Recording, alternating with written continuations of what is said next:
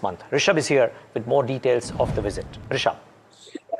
Absolutely. What you have is a very crucial set of talks that is set to kickstart today here in New Delhi. You have the Commerce Minister Piyush Goyal, and on his first visit as US Trade Representative, Jameson Greer is set to be in New Delhi for the next 2 days. A very important set of talks. Why? Because you have what is going to be the final touches that will be given to the first tranche of this India-US trade deal that has been in the works for over a year now. What we're looking forward to, something that US Ambassador to India, Sergio Gore, has also said that we're 99% there. It's just that 1% that is left.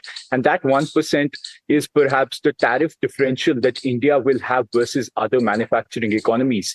You have earlier, India had negotiated its tariffs down from about 25% to 18%.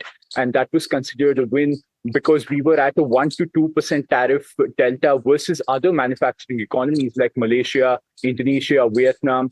And that is something similar is what India will be batting for is this tariff competitive advantage that we will get versus other manufacturing economies. What India has maintained throughout these negotiations is its red lines. And that means that agriculture and dairy are expected to continue to be outside of the framework of this deal. We'll wait and see those details, Rishabh, and you'll be on top of it. We're right out of time, but thank you so much for that update. That's all the time we have on India Market Open. From Neeraj, me and the team that put the show together, thank you so much for watching. It's going to be an exciting day, so stay tuned for a lot of action on the other side on NDTV Profit.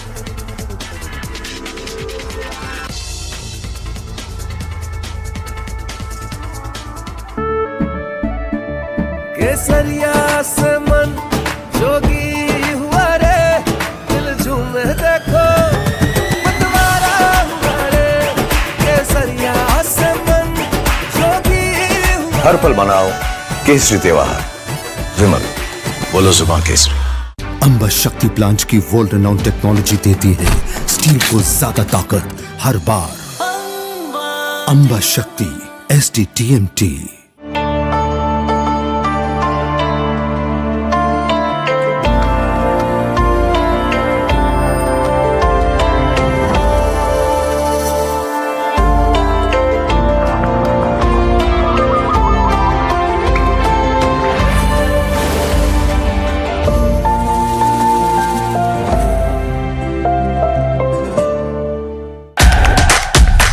India's unshakable news habit. NDTV.com is India's #1 English news website.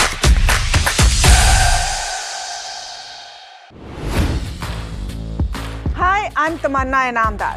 Watch me on NDTV Profit, where I break down the day's biggest business stories. What happened, why it matters, and what it means for your money. Hi, I'm Neeraj Shah. Watch me on NDTV Profit for the most incisive market intelligence and meaningful corporate conversations. And I'm Alex Matthew. Markets, mutual funds, insurance, personal finance. I help you cut through the noise and make smarter financial choices. And here's where you can watch us.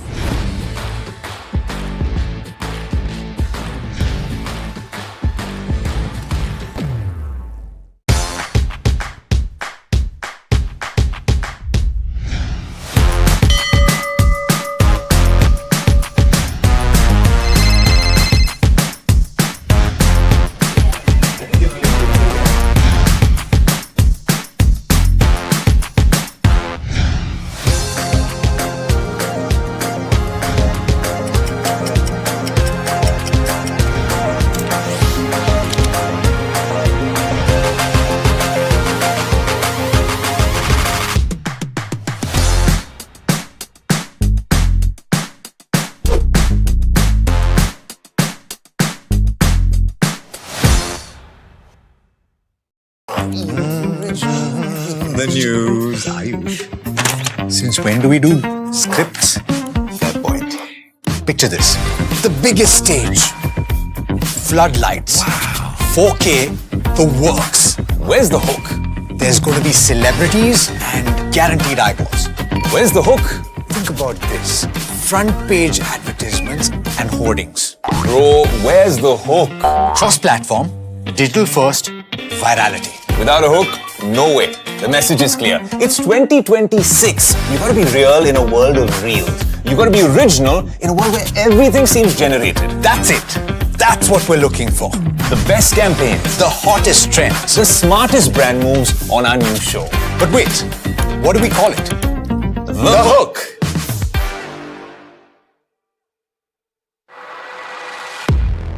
He has been tracking markets for over a decade, spots the trends before they hit the screen.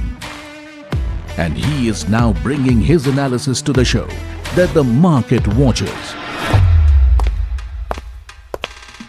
Watch Sharad Dubey on Know Your Company, a show that puts the most traded stocks under the scanner. We dissect the company so that you, the investor, don't have to.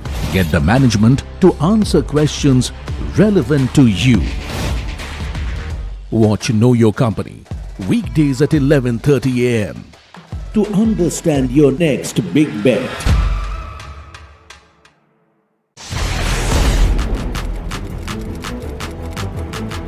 When the headlines move fast, perspective matters. On Editor's Cut, our editors come together.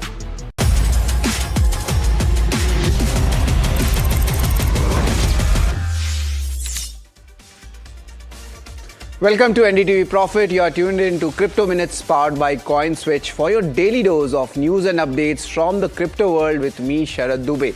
Let's take a look at the top headlines.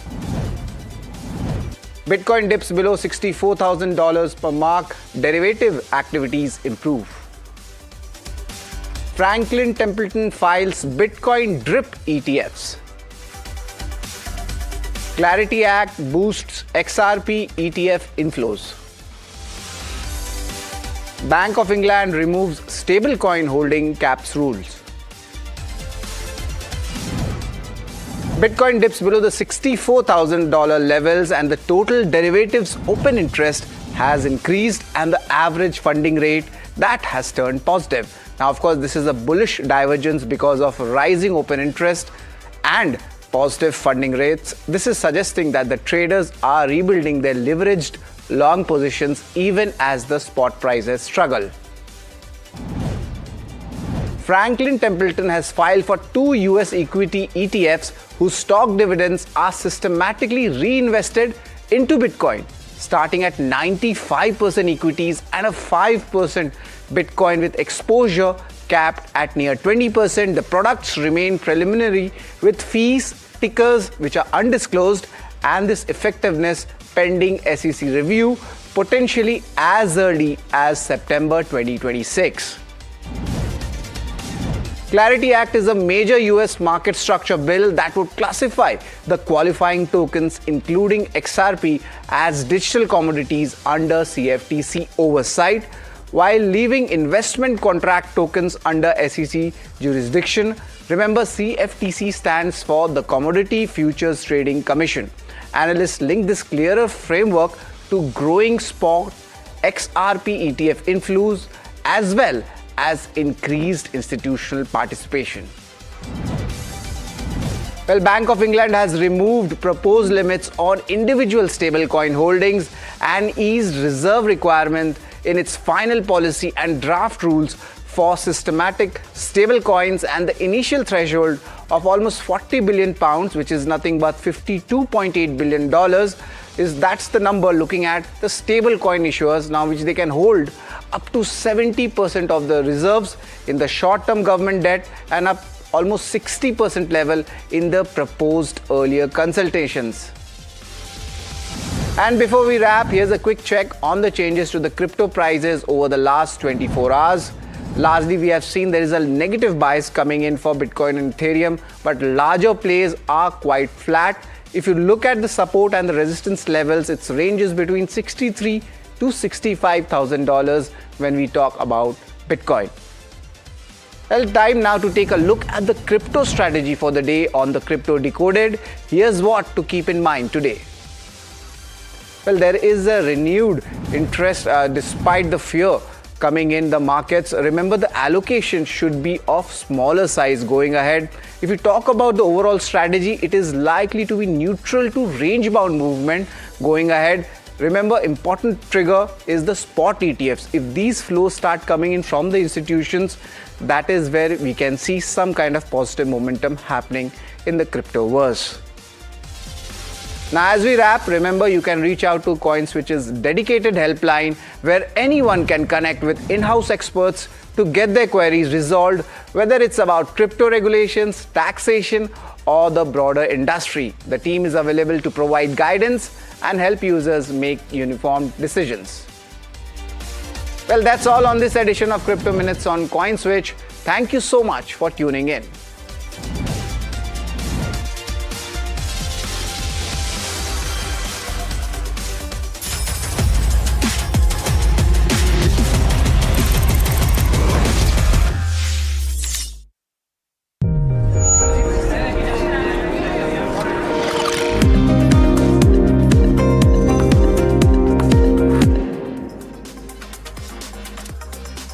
Welcome, you're watching Ask Profit here at NDTV Profit. I'm Mahima Vachajani and with me is Puneet Zaveri, and this is a show that gets all your stock related queries answered.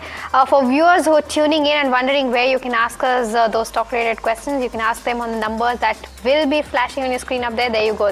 Those are the numbers where you can go ahead and call us or even send us a WhatsApp with all your stock related questions. While you do that, let's take a quick look as to how the markets are doing. The Nifty 50 absolutely flat above the 24,100 levels. At least that's a relief, but it's up by about just 0.06 odd percent. Let's try to pull up the heat map as well to see as to what are the counters that are contributing positively. You have your pharma names up again in trade today. Cipla, Dr. Reddy's, Sun Pharma, Apollo Hospitals, all in the green and topping those charts. Followed by something like a Tata Consumer, Trend, Shriram Finance doing fairly well. But on the flip side, you have Infosys yet again losing ground, down by about almost 3%. Hindalco Industries, significant profit booking is coming in for this one as well. TCS, Tech Mahindra, Wipro, HCL Tech. So all your IT names continue to be under pressure. Let's try to pull up the Bank Nifty. The Bank Nifty is also almost flat around the 57,900 levels is where it's trading at right now. A range bound trade is what we are seeing for the Bank Nifty.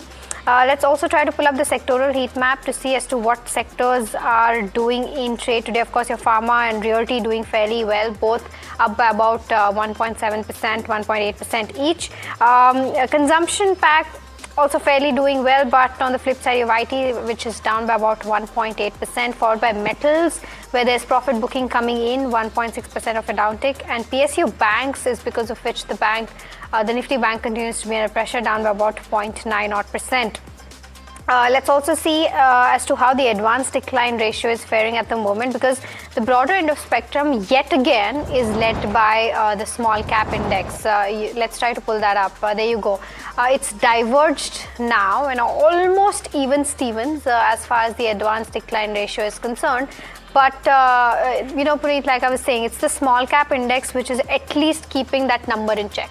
Well, most certainly, we continue to see some pressure being built on the mid-cap names over the last couple of days, and it's important to see what happens with those, because the buying largely continuing in the small cap index over the last 6 to 7 months. Also, you've seen, in the small cap index, funds give 8 to 10% of returns, but those have been much higher compared to the mid cap names. So the small cap names continue to augur well. We've been getting a lot of questions on the small cap side of things as well, but when you look at the BSE 500 also for the individual names now, there have been some which have been dominating the news flow. Today you're seeing pressure on stocks like New India, Vedanta, as well as Nalco.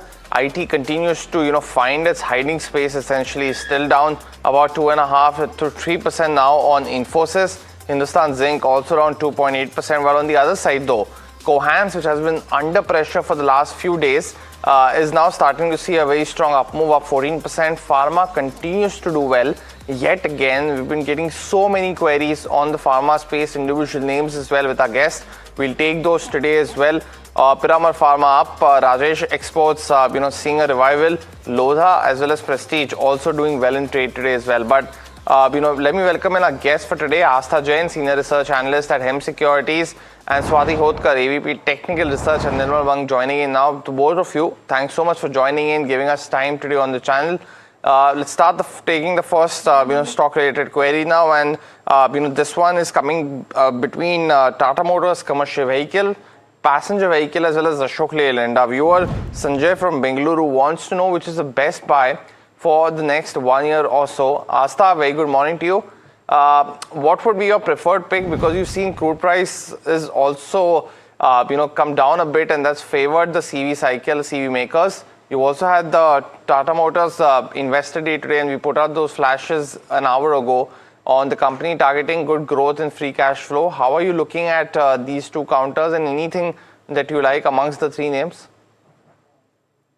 Hi, good morning to everyone. So talking about this space, I think Ashok Leyland is a better choice if I would like to go. Now here the time horizon also matters. If the time horizon is more than 3 to 5 years, then definitely Tata Motors is one of the candidate which can have a high potential over the long period of a time. But if I talk about between these two counter, I think Ashok Leyland should go ahead, because what we know that Ashok Leyland has got certain points which are very much particular. First of all, their market share is very strong. So what I like about the Ashok Leyland is that a very strong market share.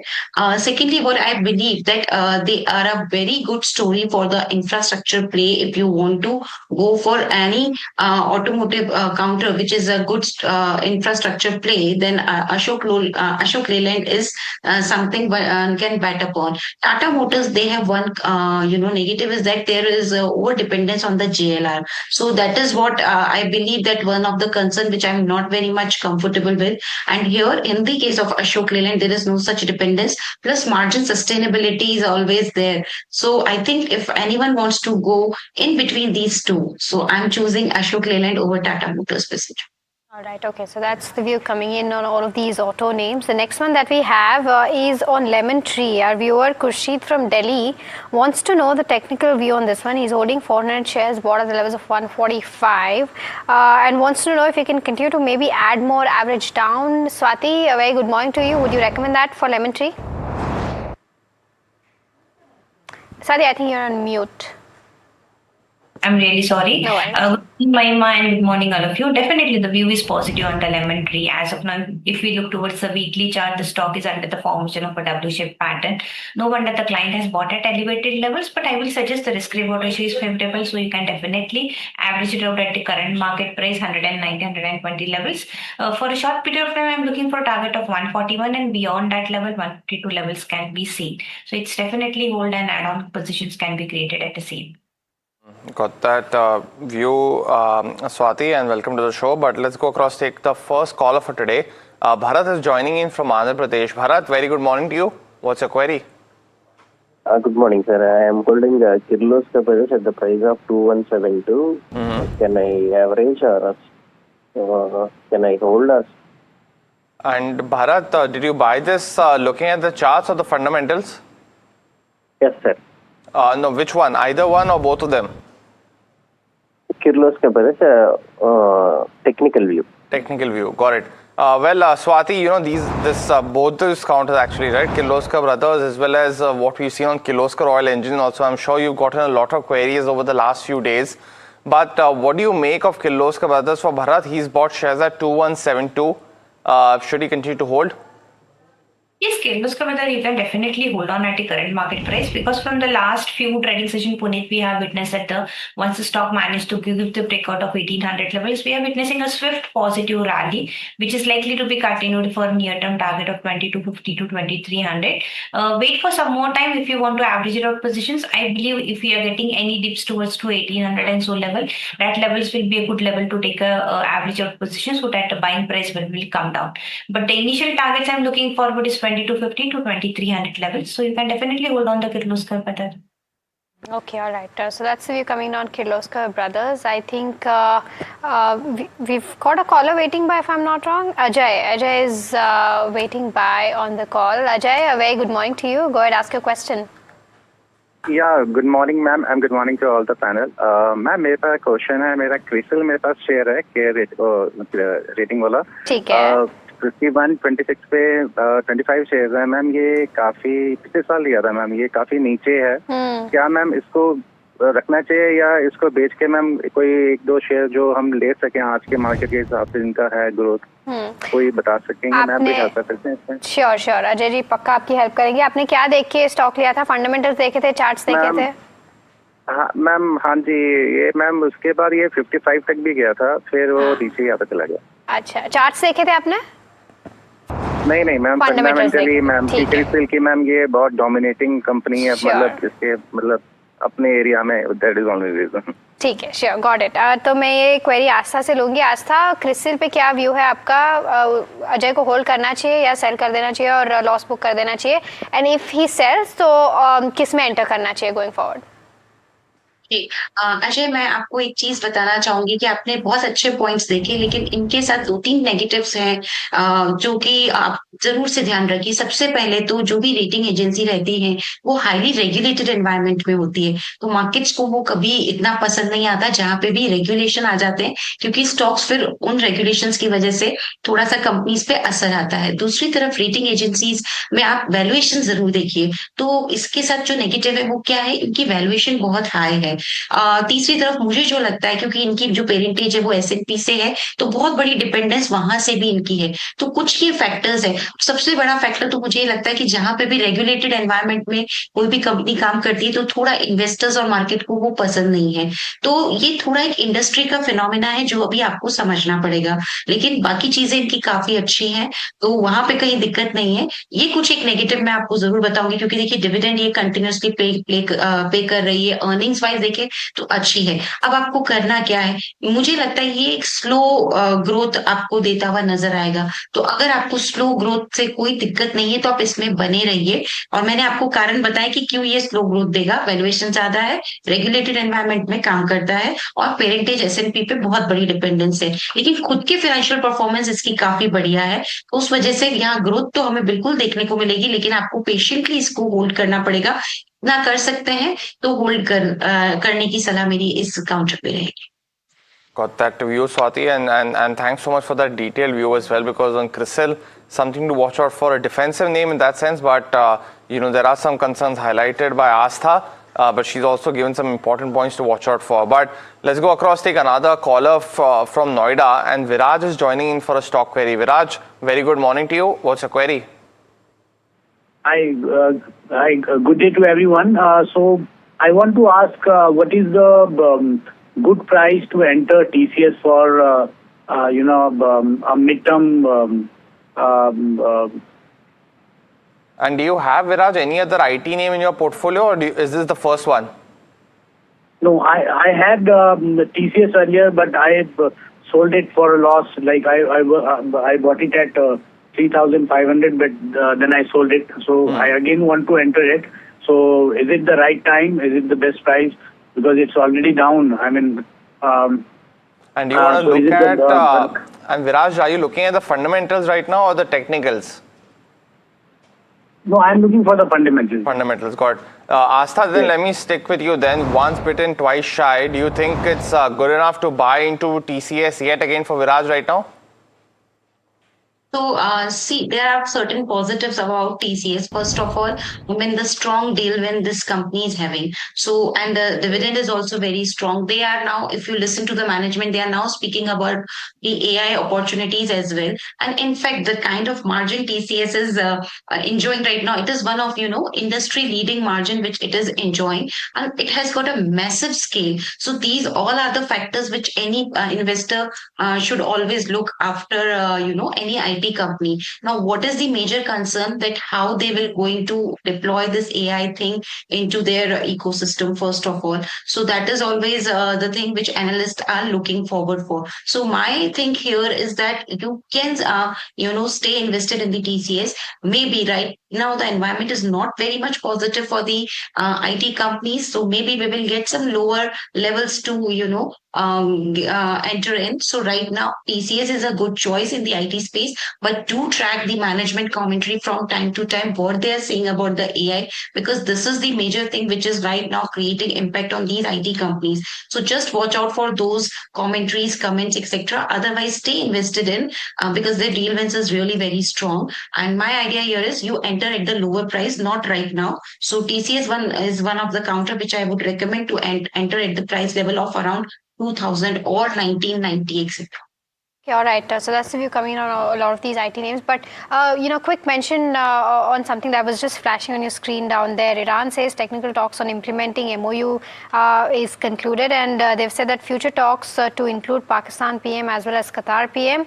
And it also says that group to be informed on sanctions of the nuclear issue. So that's the update coming in with regards to US-Iran war, something that was needed to be addressed. But let's take in your next question, which is coming in, and this is on Natco Pharma. Our viewer wants to know whether from a really long-term perspective of 3 years, Natco Pharma is a good hold, or is it better to book profits? 200 shares were bought at the levels of 700 rupees. So 41,000 of profit is where our viewer is sitting at. Astha, what would you recommend?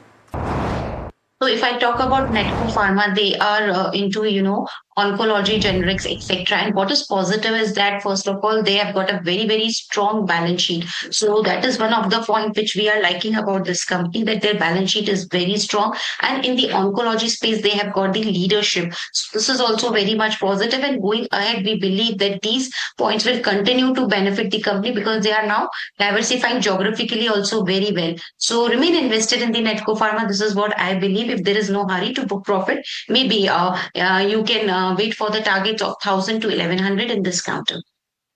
Got that view, Astha, but let's go across, take another very quick caller before the rapid fire round. This is from Chandigarh, Christopher joining in for a stock query. Christopher, good morning. What's your query?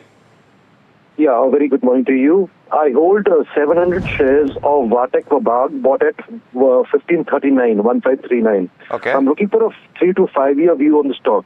Got it. It's a good play on the semiconductor sector too, I guess. Got it. Astha, VATech Vavag largely, known for its, water play as well. Would you recommend Christopher to continue holding? He's bought at 1539. Yes, sure. Now the war situation is now somewhat stabilized. So definitely India, Middle East, these are some of the, countries where the water scarcity is very high. And I think in such cases, definitely the companies like Vartech Vabag has got a very strong opportunity. So it is one of the company we all know it is into the water technology, etc. So definitely one should remain invested in this counter. Now there are various reasons for remain invested in. First of all, we always look after the order book. Order book is very strong. Secondly, we always look about the balance sheet. Balance sheet is also very, very strong. And thirdly, we always see what the profitability is like in the financial statement. So all these things are really signaling towards the strong fundamental which this company is having, along with the fact that they are got a very strong presence globally. So yes, remain invested in this counter. Maybe you can enter at the lower prices also of 2020 or so, but price target can be set at around 2200 to 2300.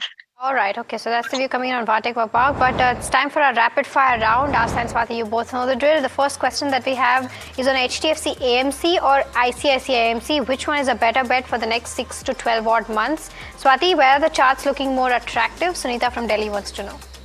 I'm more positive on the HDFC Bank, HDFC AMC, because it is under the formations of an inverse head and shoulder. Upside target, I'm looking for 2900, so you can definitely go for a long position. Okay. Also on Sumitomo Chemicals as well, Swati, our viewer Lalita has bought shares at 504, currently sitting on a loss. Should she continue to hold?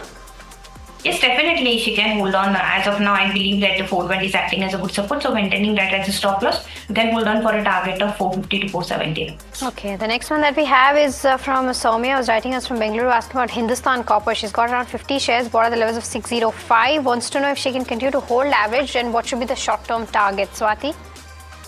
Now my view is a little bit cautious, hold on by maintaining a stop loss of 500 rupees. Any pullback rally towards to 540 should be utilized to exit the longs. Is it a good time to buy into Anant Raj as well, Swati, looking at the charts? Yes, definitely you can go for a long positions, but above it will be conditional buy call above 540 levels, maintaining a stop loss of 510 for a target of 580. Okay, Nalco is the other one. Kaushik from Gujarat has bought 40 shares at the levels of 222. Asking if metal cycle is over, it's time to book profits. Asta, any view on this? I don't think so that one should book profit at this point of a time. Remain invested in this counter. We believe it will go till the level of 390 to 400 in the medium to long term. Sunil from Vizag has been holding on to Reliance Industries at 1300 but hasn't made returns. So, Asta, question one, should he exit and he wants to buy an energy stock? What would you recommend? I would recommend him to exit from Reliance first of all because we are still positive on this counter. Maybe times are not good for it, but it will again move till the level of 1400 to 1450 in the longer term. Stay invested in. Okay, Indocount Industries is the next one. Our viewers bought 34 shares at the levels of 297. Raja from Chennai wants to know if you can continue to hold, sell. Swati, your view on this one? Today it's buzzing slightly. Motla also has initiated a coverage, but overall technical view?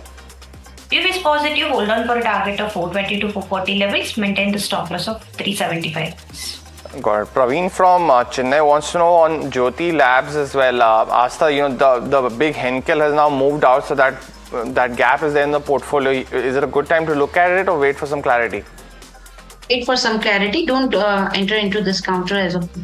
Okay, the next one is on HDFC Bank. Malika wants to know whether from she's bought it at the levels of 750 and 700 shares is what she's holding. No specific time horizon, but Asta, from a long-term perspective, continue to hold. Hold it for the price target of 850 at this point of time. Alright, okay, so that's the view coming on HDFC Bank. But with that, it's time to step into a very, very short break. But don't go anywhere. We'll be back with answering more queries on the other side, so do stay tuned.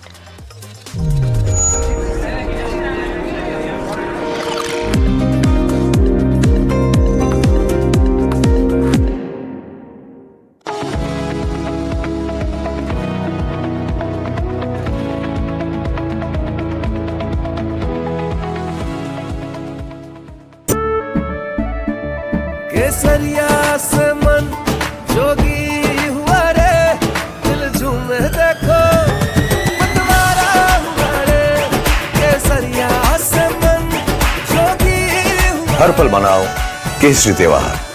विमल, बोलो जुबान केसरी। अंबा शक्ति plant की world renowned technology देती है steel को ज्यादा ताकत हर बार। अंबा शक्ति SDTMT।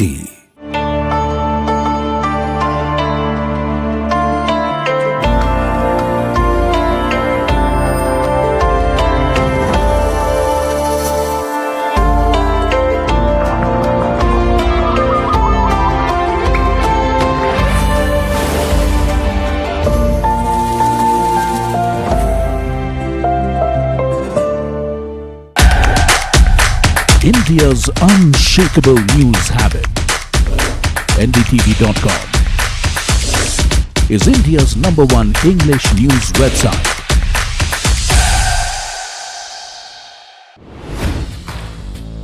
Hi, I'm Tamanna Inamdar. Watch me on NDTV Profit, where I break down the day's biggest business stories. What happened, why it matters, and what it means for your money. Hi, I'm Neeraj Shah. Watch me on NDTV Profit for the most incisive market intelligence and meaningful corporate conversations. And I'm Alex Matthew. Markets, mutual funds, insurance, personal finance. I help you cut through the noise and make smarter financial choices. And here's where you can watch us.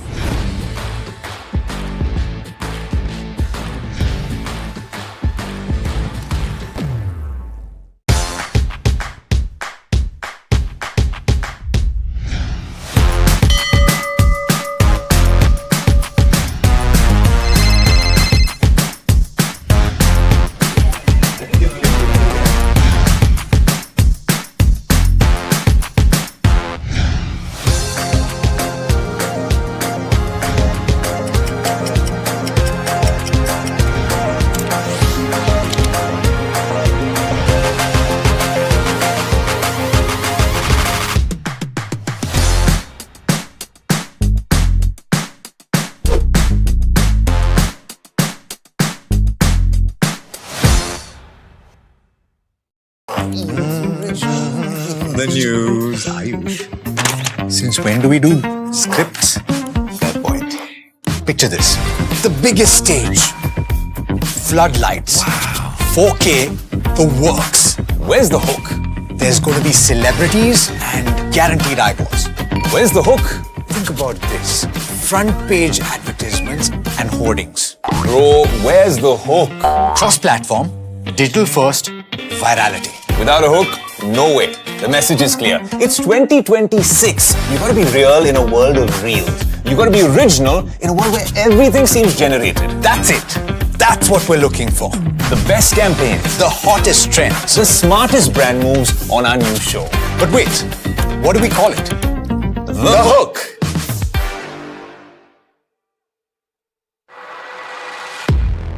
He has been tracking markets for over a decade, spots the trends before they hit the screen.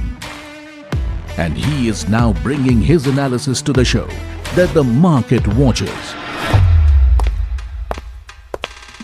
Watch Sharad Dubey on Know Your Company, a show that puts the most traded stocks under the scanner. We dissect the company so that you, the investor, don't have to get the management to answer questions relevant to you.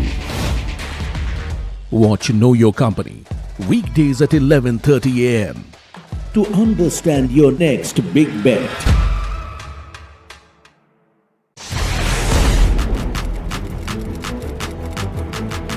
When the headlines move fast, perspective matters. On Editor's Cut, our editors come together.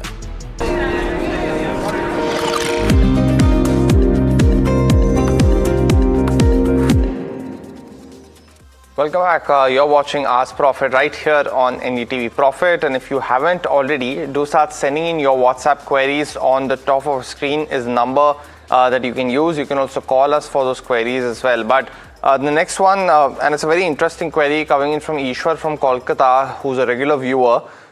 He wants to know about the long-term potential of the defense sector, and he's missed out on this rally and has been, he's written his query as well because it's a little difficult to identify. And Ishwar, we've all been there in the new space that's been consistently doing well, so he's feeling a bit of FOMO, Astha. Wants to know for the next 3 to 5 years, what are some of those couple of names that he can buy and sit tight? What would you recommend? Astha, I think you're on mute. Sorry. I'm sorry. So yes, the potential is really strong in the defense space because with the rising defense budget, we are seeing growing export opportunities as well as, Make in India initiative, a kind of geopolitical environment which we are living in. I think these all factors signal towards the strong potential of the defense counter. In that, we really like, first of all, BEL, Bharat Electronics Limited. Secondly, we like Paras Defense. We find it also very, very strong. Thirdly, data pattern is also looking good to us. So these are few counters, but that doesn't mean that list and here. There are various other stocks also. But if anyone wants to go, then these are also some of the names where one can invest their money in. So that's the view on some of these defense names. The next one that we have is on Cupid. Bindu from Hyderabad says she's holding 1270 odd shares since the levels of 86 rupees. Wants to know if she can go ahead and book profits. Swati, a good amount of profit is what she's sitting at right now. Do you think there's more upside left or should she book profits?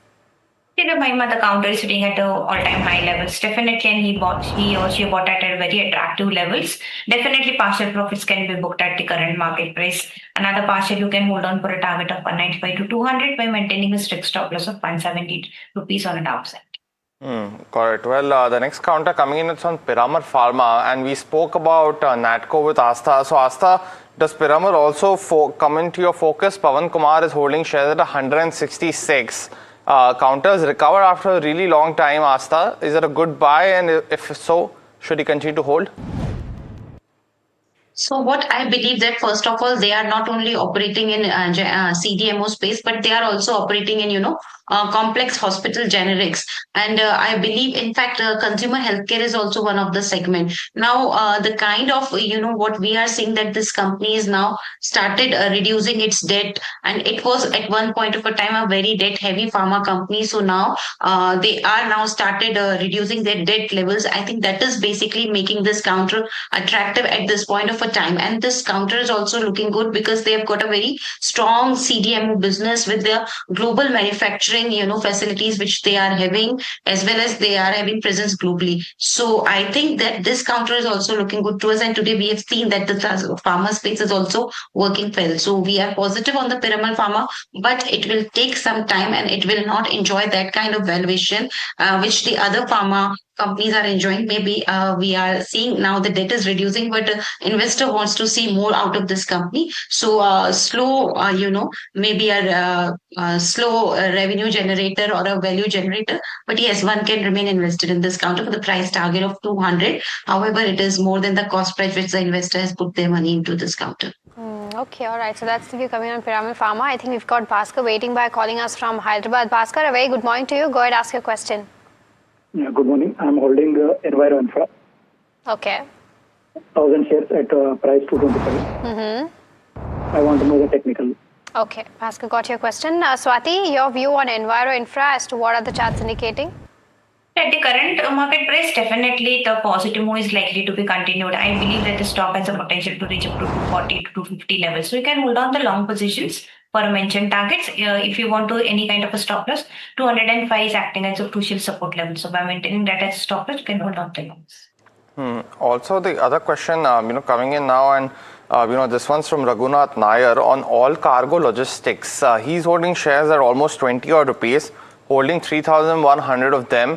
And, it's been down and out in that sense. Swati, would you recommend him to continue holding this stock or probably book out, buy something else? Punit, as of now, I will not suggest to book the losses at the current market price because the counter is already trading at the oversold zone nearby at those level, and it has a very cluster support zone by 7.5 levels. Definitely a pullback rally is witnessing in the near term future, which will take a counter towards to 10 to 11 rupees. On every rise, you can definitely exit the long positions.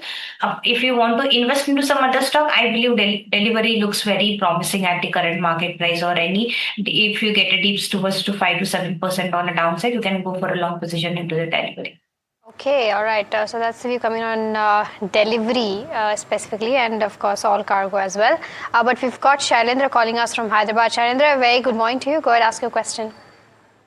Panel members, and I want to know that VBL about this Varun Beverage Limited. I have acquired 360 scripts at the rate of 457. Okay. So, I have accumulated slowly, and the average price it has come on 457. Okay. So now I have to accumulate more and more, but I have to wait for this dip, or can I go for at this rate? What is the time horizon that you're looking at, Shailendra? Maybe for 2 years, 3 years, but I don't want any book as profits because I cannot daily watch and I cannot watch on daily. Sure. Because recently, 550 it has done. Though I have not booked profit. Right. Still I have left. But my time period is 3 to 5 years or more than that. Okay. Because I am giving gift to my son. Okay, this great. Is all. Yeah. That's... Not only this, I have a portfolio around 16 shares are there, big shares. Right. BSC like BSC, CG Power, right, and banking sectors, Tata Motors, XAD. Sure. So all I'm giving to gift because I'm also working government employee. Right. And nearing to retire for next year. This is just a gift for investment purpose. Sure. To my son. Got it, Shailendra. That's a very thoughtful way of, planning your investments. So appreciate that definitely. But Asta, what is your view on Varun Beverages from a really long-term perspective? He's looking at a 3 to 5 year at least. So view is positive because what we can say about this companies, first of all, such companies have to be analyzed on the basis of their volume growth. So strong volume growth. And the most important factor about this company is that their bottling relationship with the PepsiCo. So they have got that advantage of PepsiCo, and in fact, they are now expanding in the South Africa, if I'm not wrong with my knowledge. So I mean, all these factors are really giving an edge to the company. Now there is only one concern about this company, sir, and that concern is about the valuation. If we look at the valuation of this company, it is very, very high. So I think you can get the chances that we can see some sort of a dip also in the stock prices when they don't perform according to the financial expectations which we analysts have. So at that moment we can see some sort of a dip. But here our view is long term, maybe 3 to 5 years. So definitely it is a good stock to stay invested in. But please do the volume growth from time to time. Stay invested in. Got it. Well, got the view. Asta, let's go across, take another one from Rakshit, who's from ODP. He wants to know about Apar Industries. Swati bought shares at 8,000. Is it a good time to book out, or should he continue to hold? He's doubled his money at this point of time. See, looking towards the momentum, the view is definitely positive. Stock is on the verge of giving the breakout of a flag pattern on the daily charts. So I believe it has a potential to reach up to at least 1700 to 17,400 levels. You can hold on the long positions, but if you want to keep any kind of a profit stop loss, 16,200 is acting as a good support levels. By keeping that as a stop loss, you can hold on the long positions. Okay, the next one that we have is on Coforge. Our viewer wants to know if it makes sense to make a fresh entry at the current level. Swati, would you recommend that? Maybe not at the current levels, but any dips towards 1380, 1350 levels are the attractive levels to take a long position. So wait for some more time. Any dips towards 1380 levels can be attractive levels to take a long positions. Got it. The next question coming in now, and this one's, and of course, Coforge was an interesting query. I had the chance to speak to the management as well. Do try to catch it if you haven't. It's a shameless plug. But still, the next one's coming in on Vedanta. Our viewer Gauri Shankar is holding shares at 442 since April of 2025. So might have gotten some shares demerged as well. Asking if he can add more at the current levels. What would be your opinion, Swati? At the current market price, the stock is under the selling pressure. It has given the breakdown of a head and shoulder pattern neckline, which was at around 292 levels. So we might witness some sort of a more selling pressure, which will take us counter towards to 270 to 265 levels. So wait for some more time. Any dips towards to 265 levels, you can definitely go for a long positions. And the immediate target will be at around 320 to 330 levels. All right. I think we've got Yogesh calling us from Jaipur. Yogesh, very good morning to you. Go ahead, ask your question. Good morning, Mahima. See, my question, I have a HDFC Bank, and I want to invest 5 lakhs in this stock. Okay. Today minimum I invest this, and I want to, I'm more invest in this time or not? Okay. I hope 5 lakhs is not a very concentrated amount, Yogesh, for your portfolio. No, it's actually I have the 1 CR in equity market. Great. This is a part of my 5 lakhs. Okay, perfect.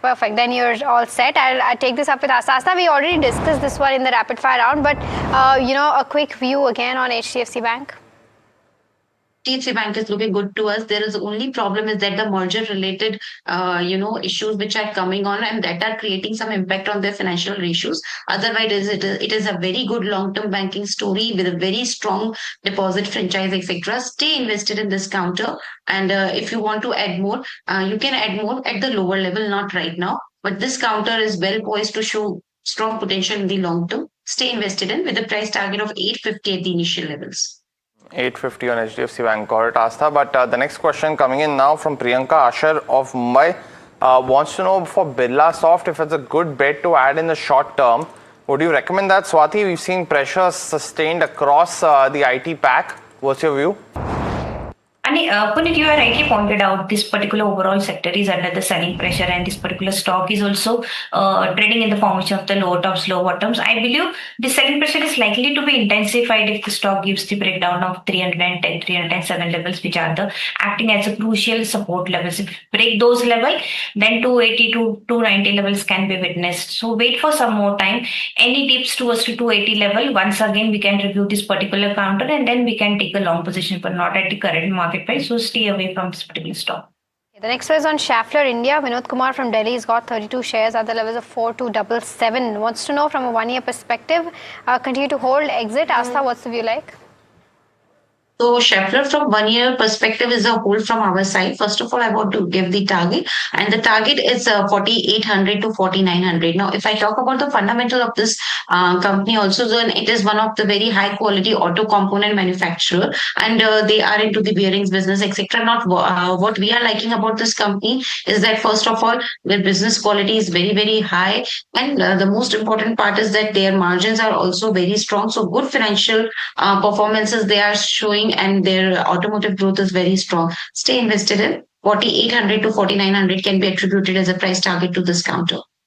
Tata Capital is the other one. Now, Shankar from Bengaluru wants to add 500 shares of this counter. Swati, we actually seen this remaining very stable at that 320 odd IPO price for the last few months, but saw that one-day uptake of almost a 10% move. Do you think that that sustains? What are the targets that you are looking at? We need to wait for some more time. We might witness a profit booking slightly higher levels from the last two trading session. Any dips towards to 340, 335 levels will be attractive levels. So any dips towards to those levels can go for a long position, and then the immediate target will be 370 to 380. Okay, the next one that we have is coming in on Azad Engineering. Our viewer wants to know if this is the right time or maybe the right entry price for this one from a 6 months perspective. Swati? No, ma'am, we need to wait for some more time because the stock has given a breakdown of the 20 days moving average. We might witness some sort of a profit booking on the selling pressure, which will drag us counter towards to 1950. So at those level, you can think about the buying. Got it. Well, the next question coming in from Rakshit from Bengaluru. He's holding shares of Laurus Labs bought at 602, so has been in very good gains. Asking if he should continue to hold this counter. Would you recommend that, Astha? The story continues. So talking about Laurus Lab is looking good to us, and yes, the story continues. So we are believing that one should remain invested in this counter because they are into API, CDMO, etc. And we are believing that this story will continue to go on. Stay invested with the price target of 1550. The next one that we have is on GlaxoSmithKline Pharma. Siddharth from Noida wants a 2 to 3 months view on this one. Swati? My view is positive. The stock is under the consolidation phase within the rising channel. I believe one should definitely hold on from here onwards. At least 2500 levels can be seen. So hold on your long position by maintaining a stop loss of 2300 rupees on a downside. Got it. The next one coming in now, and this is from Vinod from Bengaluru. He wants to know about a good buy in the hospital space, Astha, for the next 2 to 3 years. Anything that you like from that space right now? Yes, hospital stocks are looking good to us. Max Healthcare and Apollo Hospital, both these counters are looking good to us. So in the large cap space, we can go with the Max as well as Apollo Hospital. Okay, all right. The next one that we have, I think Shweta is calling us from Bengaluru. Shweta, very good morning to you. Go ahead, ask a question. Hi, very good morning, Mahima. My question is regarding National Aluminium Company, NALCO. I have 130 shares at 421 price. So I would like to know short-term view for this. Should I average it at this price or should I hold it? Or is it good to shift to RK Forgings? Okay, all right. Got your query. I'll take this up with Swati. Swati, what are you seeing on the charts for NALCO? Should she continue to hold or should she shift to RK Forgings? Yeah, as of now, you should definitely hold on this long because no wonder the stock is under the selling pressure. We might witness some sort of a more profit booking, which will take a counter to us to 330 to 340 levels. So wait for some more time. No need to book your losses, but you can average it out when the stock comes down to the 330, 340 levels. I believe it has a potential to reach back towards to 440 to 450 levels. So you can definitely hold on along. Got it. The next one, that's coming in now, and this one. Is from Saurabh Shah from Mumbai itself. He wants to know about Cohance. He was smart enough to buy these shares at 425. Asking if, today has of course been a very spectacular move on this counter. No real news flow, Astha, but we've seen of course that big management change come in. Umang Vora from Cipla is now going to be heading the company. Do you think it's a good time to add at this price point? So I believe that yes, one can add, but not at this point of a time because today we are seeing a very, very sharp run in these stock prices. So my idea here is one should add this counter at the lower price of around 450. Okay, all right. The next one that we have is coming in on Berger Paints. Sundar from Chennai wants to know whether he can continue to hold 1,000 shares that he's been holding since the past 20 years is what he's saying, and wants to know whether he should continue to hold further or exit. Asta, what would you recommend for somebody who's been a patient investor in this one, and especially paints as a space, because there's a lot of uncertainty around the entire space. What would you recommend? So it is the second largest decorative paint play in the India, and with the kind of growth story we are looking on India, demographics, etc., this demand is continue to play for the paint. So yes, I am positive about this counter, and it is a good long-term story to bet upon. One should remain invested in this counter for the price target of 650 at the initial levels. Correct. We took Vedanta's query with Swati as well, but Swati, there are a bunch of queries from a lot of viewers, like Udit amongst others. Vineet also has asked us this question as well, and so has Puneet Saxena. So I'm just combining all of them from the demerged entities.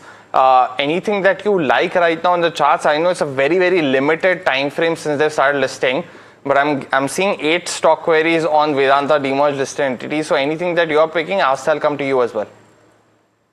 I would suggest to hold on some more time, because this particular pack is under the selling pressure. We need to take some more time, particularly Vedanta. I believe we might witness some sort of a selling pressure, because on the technical spurt, it has given the breakdown of a head and shoulder pattern. Neckline was at around 290 levels, and it has given a breakdown with the volumes. So any dips towards 260 level will be the attractive level to build up the long position, where the risk reward ratio will be a favorable.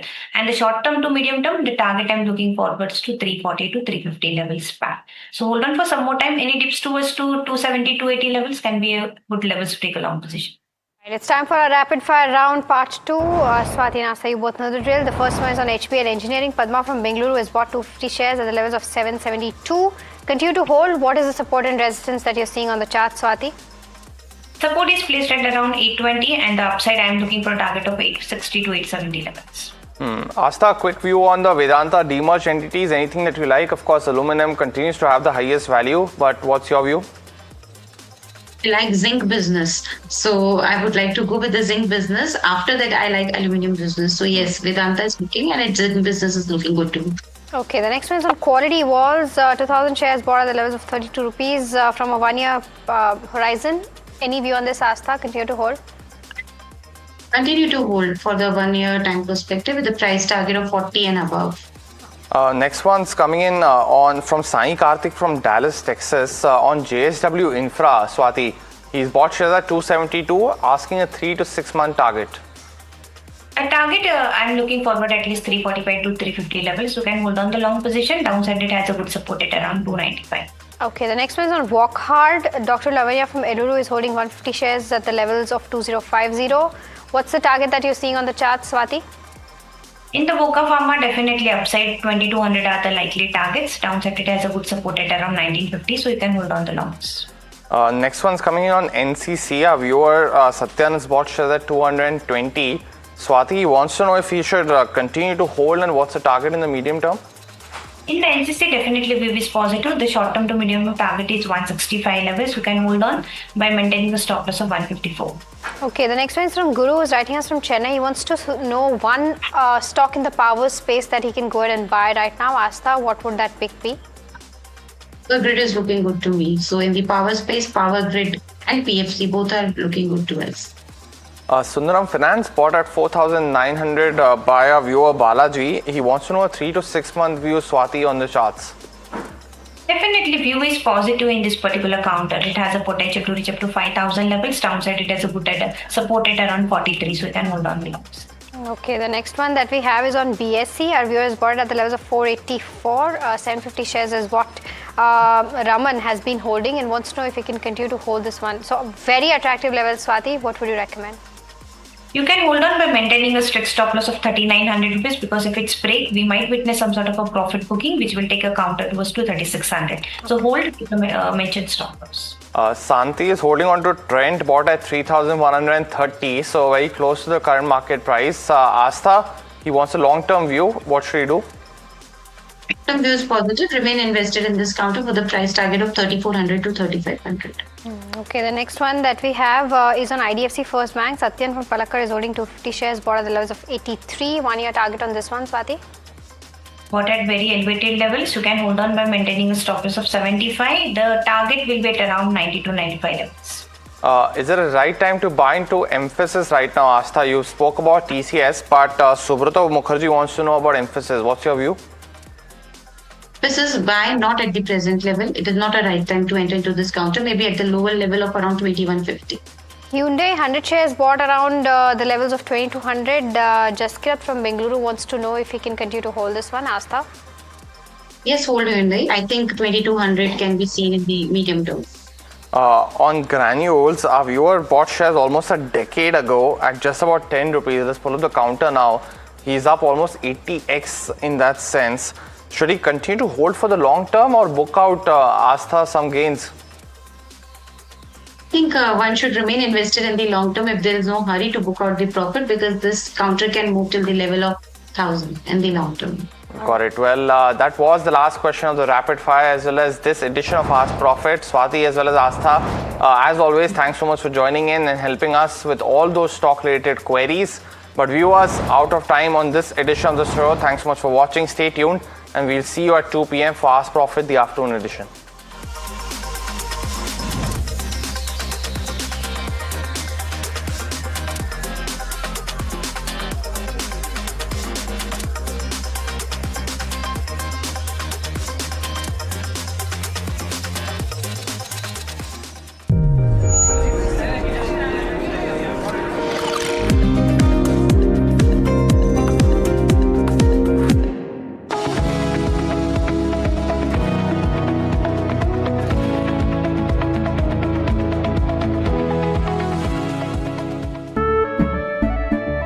केसरिया से मन जोगी हुआ रे दिल झूमे देखो मतवारा हुआ रे केसरिया से मन जोगी हुआ हर पल मनाओ केसरी त्योहार। विमल, बोलो जुबान केसरी। अंबा शक्ति प्लांट की वर्ल्ड रेनाउंड टेक्नोलॉजी देती है स्टील को ज्यादा ताकत हर बार। अंबा शक्ति SDTMT।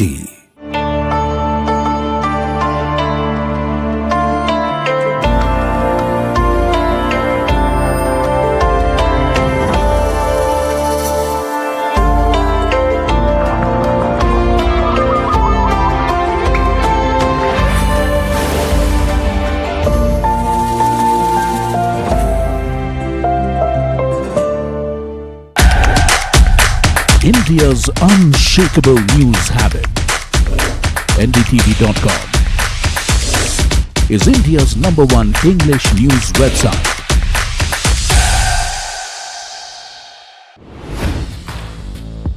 Hi, I'm Tamanna Inamdar. Watch me on NDTV Profit, where I break down the day's biggest business stories. What happened, why it matters, and what it means for your money. Hi, I'm Neeraj Shah. Watch me on NDTV Profit for the most incisive market intelligence and meaningful corporate conversations. And I'm Alex Matthew. Markets, mutual funds, insurance, personal finance. I help you cut through the noise and make smarter financial choices. And here's where you can watch us.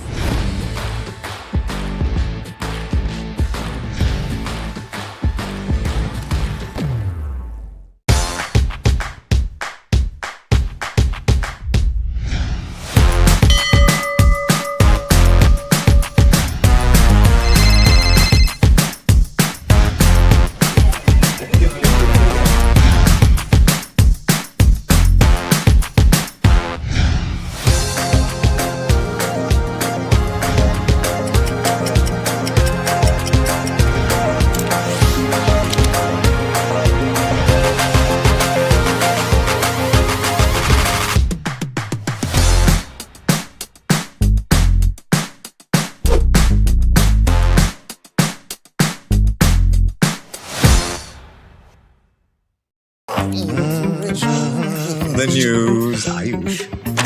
Since when do we do scripts? Fair point. Picture this. The biggest stage. Floodlights. 4K. The works. Where's the hook? There's going to be celebrities and guaranteed eyeballs. Where's the hook? Think about this. Front page advertisements and hoardings. Bro, where's the hook? Cross-platform, digital first, virality. Without a hook, no way. The message is clear. It's 2026. You gotta be real in a world of reels. You gotta be original in a world where everything seems generated. That's it. That's what we're looking for. The best campaign, the hottest trends, the smartest brand moves on our new show. But wait, what do we call it? The hook.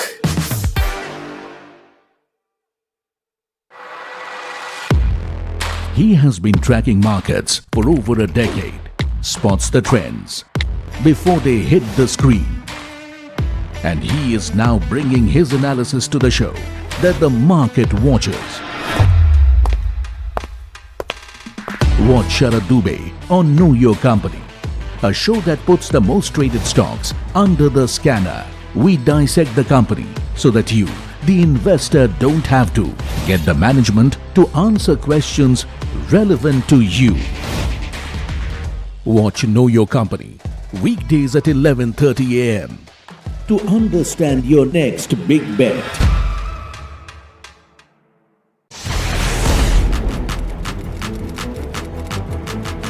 When the headlines move fast, perspective matters. On Editor's Cut, our editors come together with experts to distill the week's information blitz into clear perspective. Down the stories shaping the world, from markets and the economy to global conflicts and what lies ahead. This is where experience meets insight.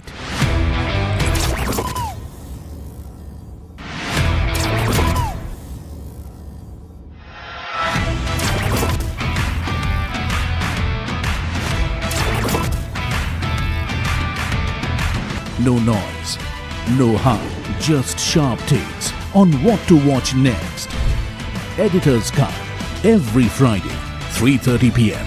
only on NDTV Profit.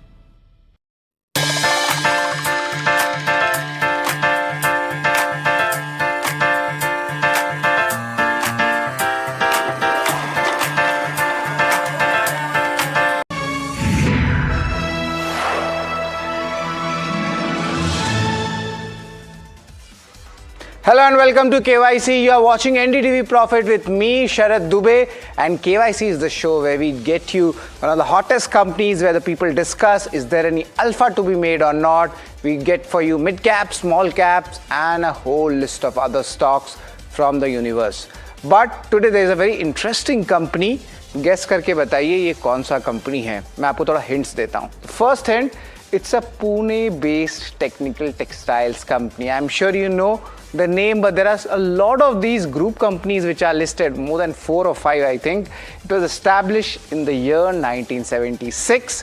One more hint for you, and that is the stock is up 31% from March lows. And the last hint, try to guess it, I'm sure you are very near to it.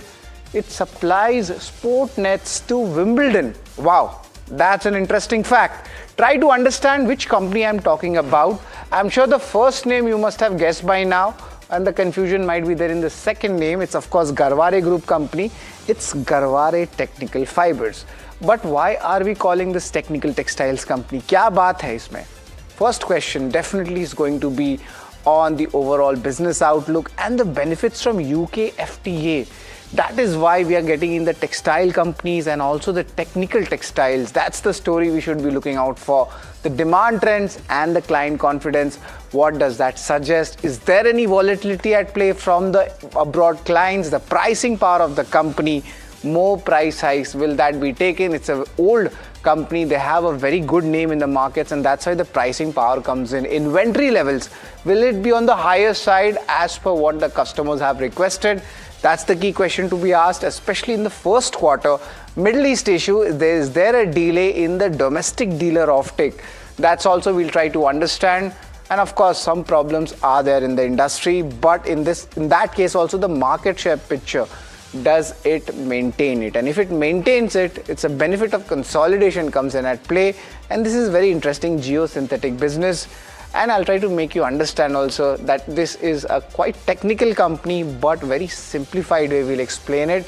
We'll have Shujal Rahman, he's the CEO at Garware Technical Fibers, to give us the entire viewpoint and the outlook for the business and the industry ahead. चलिए अब company के बारे में बात करते हैं. Let's try to understand about the company, the key details, what you should be knowing about. Of course, this is a technical textiles company from Pune, established in the year 1976. A lot of collaborations have happened. I see the history in the company's website. Now they have applied in sports, fisheries, aquaculture. They provide high tensile nets, ropes and ancillaries. It is a little bit off technical, but I'll simplify it for you. Shipping, agriculture coated fabrics and geosynthetics. Basically, geosynthetic is nothing but the slope wires which are there so that the rocks don't fall, and of course across various different types of lands.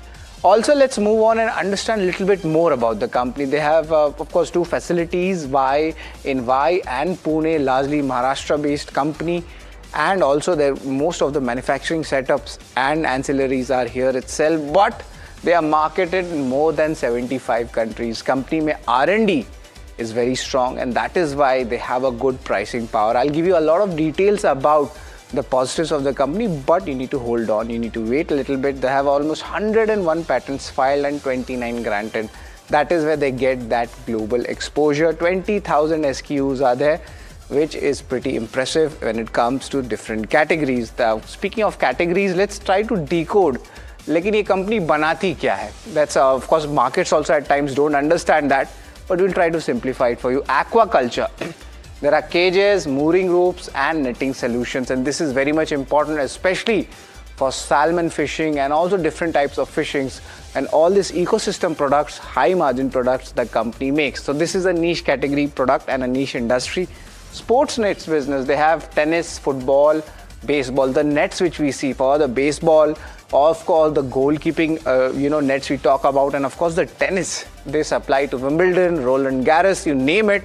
It's an Indian brand which is hidden in plain sight of the global events, especially in the sports. So that's a proud moment as well. But value added, niche bhi hai, value added products bhi hai. They have ropes, fabricated slings and high strength polyfins. Of course, the applications are across various industries. Third important product is geosynthetics. That's where the company has stated the growth is coming faster. This is nothing but the slope protection, especially in road, railways, airports and ports. This is very much, you could say a very strong kind of a product so that the rocks don't fall in case of tunnels. But enough of the products. Let's try to understand where is the revenue coming from. Of course, domestic revenues are slightly lower, it's roughly 40%, but look at that, the international exposure, that is where the street is quite bullish on. 60% of this revenue is coming from this segment. So this is the overall revenue breakup I would like to point out for the company. But the question remains is, what are the positive factors for Garware Technical Fibers? What may work for the company? The first one, it's debt free, and the company is having a strong pricing power. यानी कि raw material price अगर ज़्यादा बढ़ा है तो company जो है price hike कर सकती है. They command a good bargaining power in the industry they work in. A high return ratio industry, of course, compare that with technical textile and a normal textile. If you get them together, that's what we see, the company has a better alpha. Strong commentary has come in from the management, especially for the new product rollout. They have a good R&D setup also, and they're always looking out for niche products. So that is how you build a moat across the decades of your existence. And interestingly, I have found the valuations attractive also because of the volatility seen in the export business. Also, the government is pushing really hard for technical textiles. This is a very important point. So you should note it down if you are a budding analyst. These are something you should be looking out for. But not everything is rosy, and that is why at KYC we get in the both sides of the coin to give you a very balanced outlook. What may not work for the company? The inventory levels, they might remain higher in the first quarter. The customers have also said, hold on to your inventories. There is a lot of volatility, and because of that, adjustments, especially on the accounting, can be there. There is a very less analyst coverage. I just checked, only 2 analysts from domestic broking houses are tracking it. So definitely there needs to be more product discovery, and the markets also haven't actually factored in, the strength which the company has. So it might be having a little bit of valuations when it comes to a normal textile company. So we need to get that in KYC, that by technical textile and normal textile, polyester and cotton are different things. But the KYC ratings is not different. We always have a proper format for it. This includes income statement, balance sheet, cash flow, return ratios. We see what's happening with the business, also the shareholding, how that pattern has moved around, street cred, different timelines. We try to understand, has this company made money for you or not? Valuations, interestingly, the company doesn't have much peers, so I'm going to compare that with the only valuations front for the company itself. And of course, we have outlook also. That's one of the most important rating to track. The first one, let's get in, is of course the income statement. Income statement, it is dismal. Why? Of course, the numbers are strong, but is it growing or not? And if it doesn't grow, the street won't reward. And this is what's happening. Single digit growth aa raha hai aapka revenue, EBITDA, PAT mein. So that is where a little bit of concern comes in. And if we pull up the Q4 numbers also, largely it was a mixed set of numbers. And that is where a little bit of concern comes in, because the numbers have to follow. If the number follows, the EPS goes up, of course the market gives you a value, despite of being in a niche business or a category. And largely margins were stable, a slight dip coming from FY24, FY25, it was 20% plus, and then it's slightly going down to 19%. So no much variation. It's a very stable business model, but the street needs growth. That is why I'm going to give this a thumbs down when it comes to the income statement.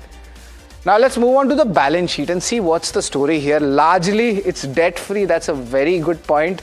At times, people call it conservative thought process, but nevertheless, if the balance sheet is maintained, it's a good sign for the future moves. Reserves are pretty decent. Cash balances have also gone up, and largely it is maintained very nicely. So I'm going to give this a strong thumbs up.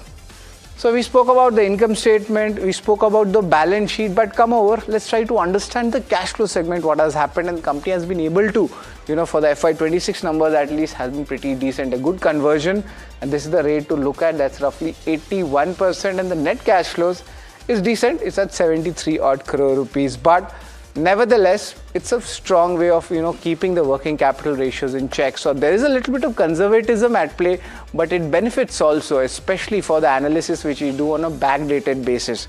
That is why I'm going to give this a strong thumbs up to the cash flow segment.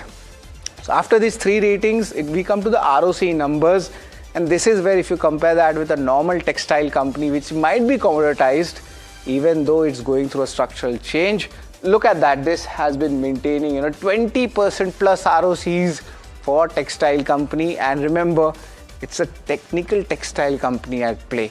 So I'm going to give this a strong thumbs up when it comes to the return ratios.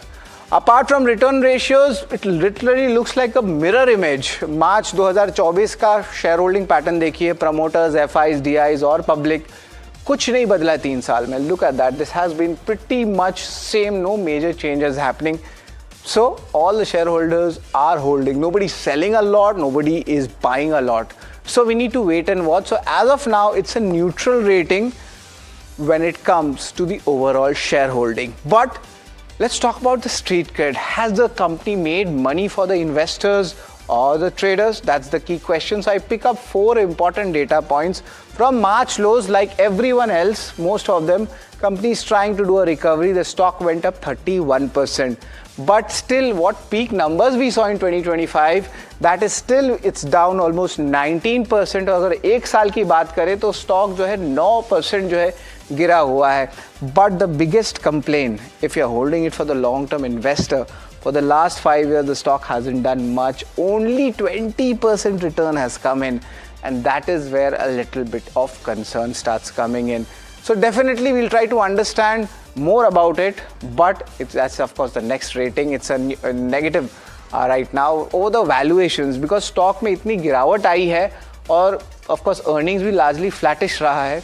The valuations have turned attractive. The current valuation, this is the 12-month forward P, comes in at 31 times, and if you have a peak valuations, that came in at 46 times, and that 5-year average, if I talk about it, that comes under almost 30 times. But if you analyze that totally, the valuations are cheap. Now, if the valuations are cheap, I'm going to give this a strong thumbs up.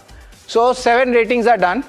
Let's talk about the 8th rating, and that's of course the outlook, what the company is going forward. This is very much important. Improved visibility is coming in the salmon aquaculture business, so that's pretty much interesting, where the nets are being, the demand for the nets are picking up. USA sports nets business, those orders are coming at high rates. The market share has been maintained. Company has stated that in the 4th quarter's presentation. The value-added ropes business, of course, there was an acquisition, and the company claims that the ROC and the EPS numbers are accretive. We need to understand by when this integration comes in. That's the key question. And also the high growth rates. This is a geosynthetic business. We call it the slope protection. That is where a bullish commentary is coming in. But in short term, there are inventory adjustments, raw material costing का जो impact था Middle East से वो भी आने वाला है. So a lot of short term volatility would be there at least for the next 1 to 2 odd quarters. But let's see how the company comes up from this bad situation. So it's a neutral rating, I would say, when it comes to the outlook. But apart from the outlook, let's try to understand कि KYC rating के report card में company को कितना मिला है. This is an important data to check. So we revise that. Concerns on the growth, revenue, PAT, EBITDA, but balance sheet cash flow management is pretty strong. And for a company in technical textile, getting a good return ratios and maintaining it for so many years is a good sign. Shareholding, nothing has changed. Street cred, however, despite having niche business, a decent ROC numbers, it hasn't made a lot of money for the investors. So last 5 years, just 20%. Valuations, that's why it becomes quite attractive. Long-term outlook is strong, but of course the short-term outlook, there will be volatility. So the total KYC rating for Garware Technical Fibers comes in at roughly 5 out of 8. It's largely neutral to slight positive when it comes to our average rates which we give, or the average ratings which we give in KYC show. But we'll try to understand the entire story, and of course we'll get in from Shujal Rahman. He's the CEO of the company, but there's some interesting tidbits about him. He has held leadership roles from Seat, Mondelez, Marico, Apollo Tyres, so he has seen a lot of corporates and different segments as well. He's the chairman of Pune zone at CII as well. That's a prestigious position. And also education coming in from Harvard Business School and Aligarh Muslim University. So pretty interesting, history coming in from Shajal. But just to get everything in perspective, let's ask the first question itself, getting him with us.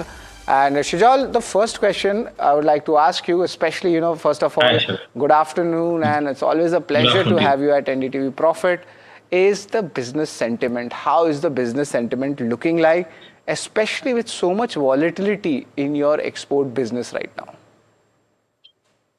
Thank you, Sharath, and thanks for having us on the show. I think the last 3-4 months we have seen the Iran war and the play out of that. For us, the impact was on raw material. It increased by about almost 70% in 12-13 days. Fortunately for us, we are a company which is in the value-added segment, and our products are innovative, and many of the products have patents. So we are able to pass through the raw material hikes to our customers. Obviously, there is a lag. As we speak, what happened was in the month of March and April, we had concerns about raw material availability. So, we were able to stock up raw material, and you would see in the March balance sheet also that there's stocking up in raw material. And that's the reason why you mentioned a while back that the inventory has increased.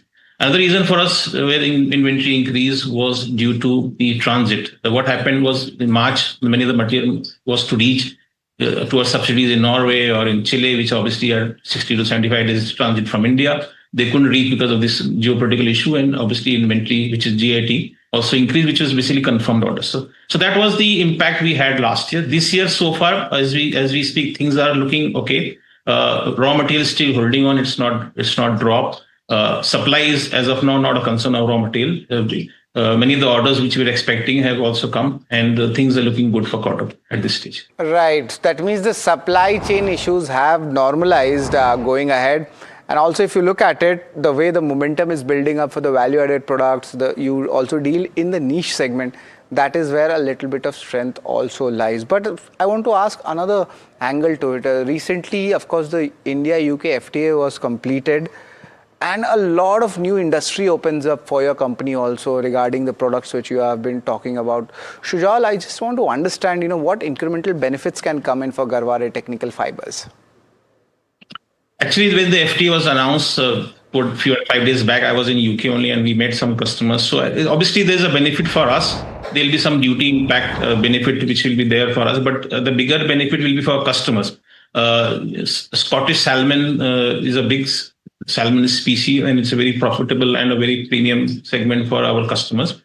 They want to sell it in India, and this opens a door for them. And in fact, they came and visited our facility and also met some customers, their customers. So it's actually win-win for both of us. From our side also, it's positive, and from our customer side also, it's positive. So I think it's a good move.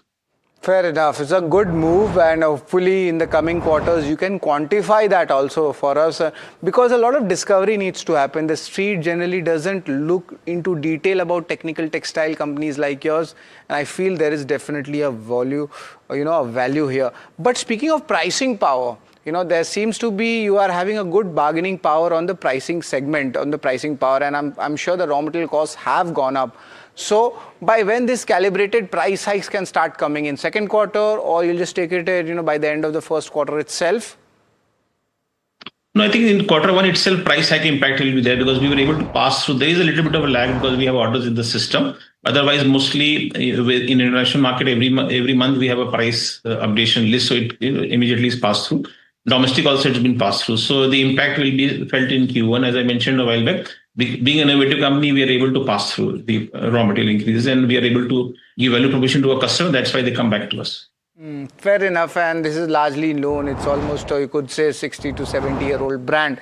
But I want to understand a little bit more about the domestic business. The Middle East disruptions, as we are speaking about, I just want to get a little bit more views on this domestic dealer offtakes. Is that delay continuing, or has that bottomed out or improved as we speak right now? In domestic, we have two parts of business. One is geosynthetic, which is the slope protection infrastructure business, which is doing actually very well. It's been growing at the rate of 40% last 3 years. So that business is still doing very well. There's no impact of West Asia crisis on that business. The pipeline is very positive. On the other side, the domestic business, which is industrial business and fishing business, that business was not doing well last few years, but it has now bounced back in a very big way. The construction business, construction safety business, and other businesses, oil and gas business, all is doing very well. Transmission business is doing very well. So these businesses are doing well. In domestic market, obviously we have a channel through which we serve the customer, which is a dealer and distributor. So when RM increases by such a level, they obviously hold on to their purchases. They don't buy. So there is some lag, but I think now things are settling down. Everybody's understood the impact of this war and the raw material impact. So I think things are going back to normal. In terms of demand side also, I don't see any major impact. One point is that at this point, there is some doubt in everybody's mind in terms of monsoon outlook. So some businesses may get impacted, but we are waiting and seeing the impact of monsoon. So at this stage, I think overall, domestic also looking very positive. So short term, there are some issues. But Shujal, let's talk a little bit long term, FY28, FY29. The margin outlook, how does it look? It comes back above that 20% mark on a consolidated basis. How does that look? What are the levers for the margins? So in terms of margin outlook, I think we will be in the 20-21% range. That's our last few years trend. So that if you see our Q4 margin was very good. So we will maintain those kind of margin profile. That's I think the intent, and that's the drive that we are pushing. As far as the outlook is concerned on some of the segments, so if you look at our business, 80% of business comes from value-added products and 20% is still commodity, on which we are working in the rope segment. These are mostly the value-added ropes in oil and gas. They could be in transmission, they could be in shipping and mooring. So that segment is where we are working on to upgrade our customer profile, our product profile, and move to a value-added segment. That may impact positively on our margin, but I think overall margin will remain range bound, so to say, and we'll maintain that 20-21% margin. And also there is a little bit of concern, especially from the long-term investors. Okay, fine, margins remain stable. What about the top line growth? Last 3 years, it's been largely single digit on the CAGR basis. So of course, the top line growth is also something which the street wants to know more about for your company. Any kind of, targets which we have set, if 3-year target or a 5-year target, which you would like to share? As a company, we focus on bottom line. Our aspiration is to double our profit every 5 years. And we are well on track, at least in F27, to be able to achieve that objective of doubling our profit in 5 years. So you can assume our bottom line growth at about mid 15% or around 15% level.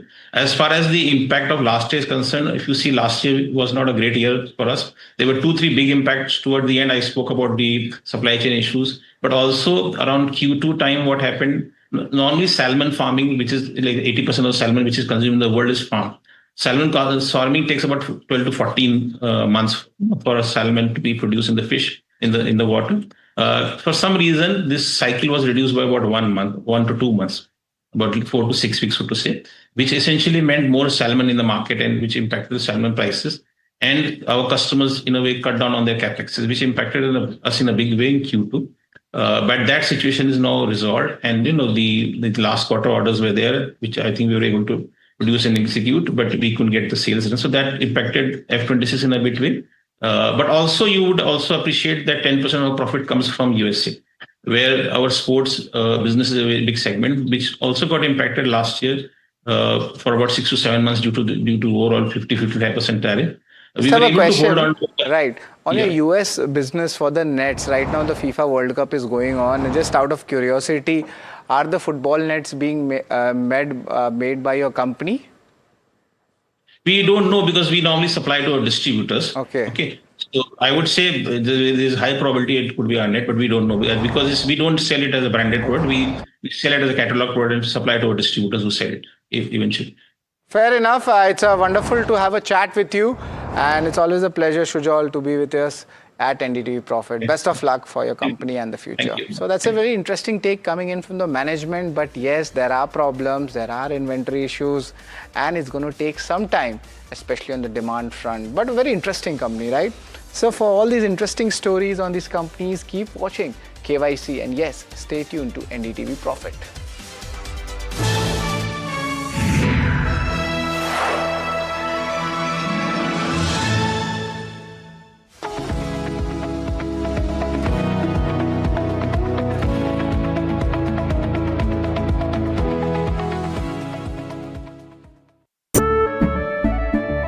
केसरिया से मन जोगी हुआ रे, दिल झूमे देखो मतवारा हुआ रे, केसरिया से मन जोगी हुआ। हर पल मनाओ केसरी त्योहार।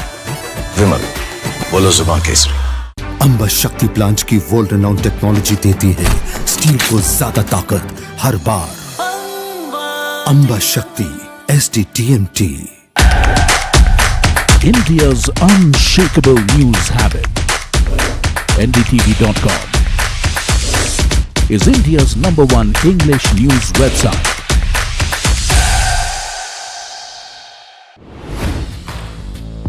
Hi, I'm Tamanna Inamdar. Watch me on NDTV Profit, where I break down the day's biggest business stories. What happened, why it matters, and what it means for your money. Hi, I'm Neeraj Shah. Watch me on NDTV Profit for the most incisive market intelligence and meaningful corporate conversations. And I'm Alex Matthew. Markets, mutual funds, insurance, personal finance. I help you cut through the noise and make smarter financial choices. And here's where you can watch us.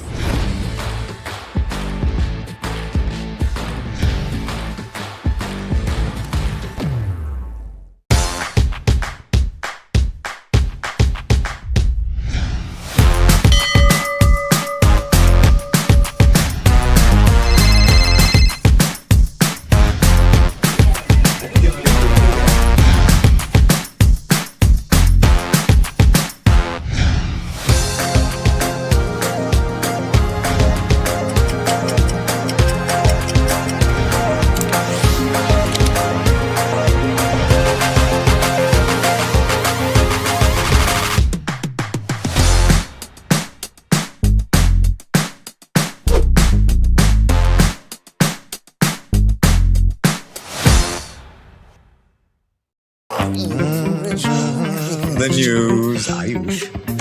Since when do we do scripts? Fair point. Picture this. The biggest stage. Floodlights. 4K, the works. Where's the hook? There's going to be celebrities and guaranteed eyeballs. Where's the hook? Think about this. Front page advertisements and hoardings. Bro, where's the hook? Cross-platform, digital first, virality. Without a hook, no way. The message is clear. It's 2026. You gotta be real in a world of reels. You gotta be original in a world where everything seems generated. That's it. That's what we're looking for. The best campaigns. The hottest trends. The smartest brand moves on our new show. But wait, what do we call it? The hook.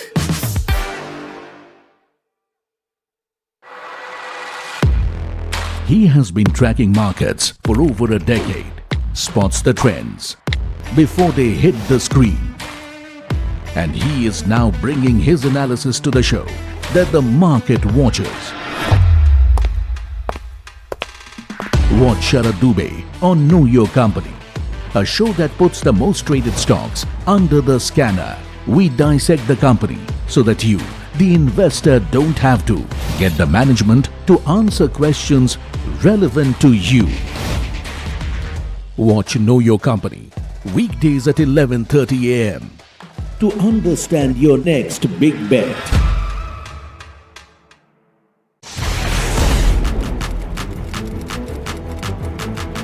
When the headlines move fast, perspective matters.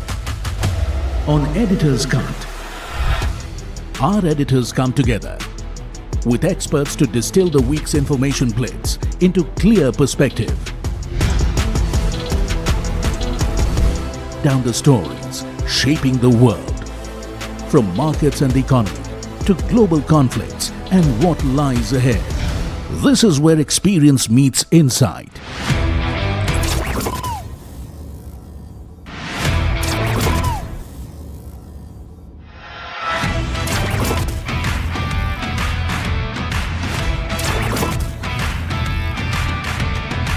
No noise, no hype, just sharp takes on what to watch next. Editor's Cut, every Friday, 3:30 p.m. only on NDTV Profit.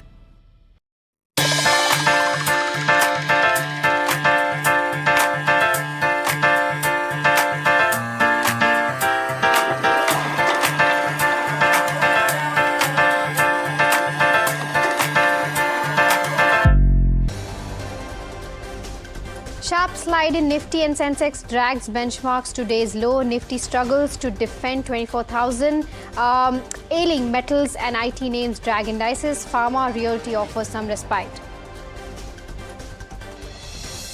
Oil prices continued to retreat as diplomatic progress between the US and Iran raised hopes of additional supply returning to the market. Brent slipped towards $77 a barrel as traders priced in sanctions relief, a possible easing of Middle East supply risks.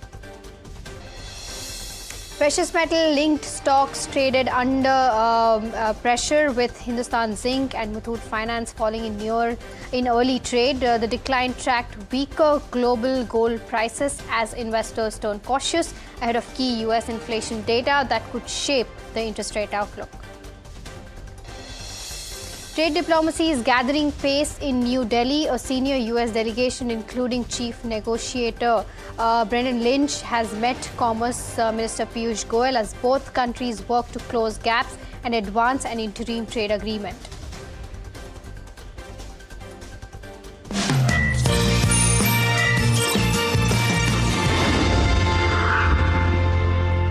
Good afternoon. You're watching Markets at 12 with me, Mahima Vachharani, and this is a show where we get you updates on the top buzzers and news updates at noon. But first, let's take a quick look as to how the markets are faring at the moment. Let's try to pull up the Nifty 50 chart and see as to where it's trading at the moment. It was a flat day of trade and has turned reverse from there at its day's low point as we speak, below the 24,000 levels. So we've broken crucial levels on the Nifty 50.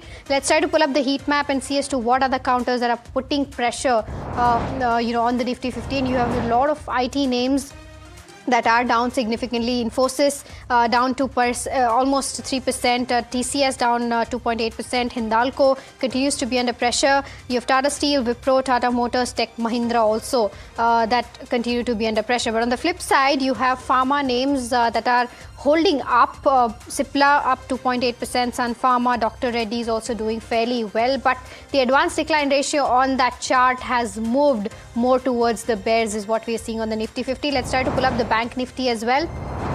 The Bank Nifty right now is hovering around the 57,500 level. So there also there's a significant slip that's come in at its day's low point. PSU banks are the ones that are putting pressure when it comes to Bank Nifty. Let's try to pull up the sectoral heat map and see as to what sectors are indicating right now in terms of where the action goes. Only the pharma and realty in the red.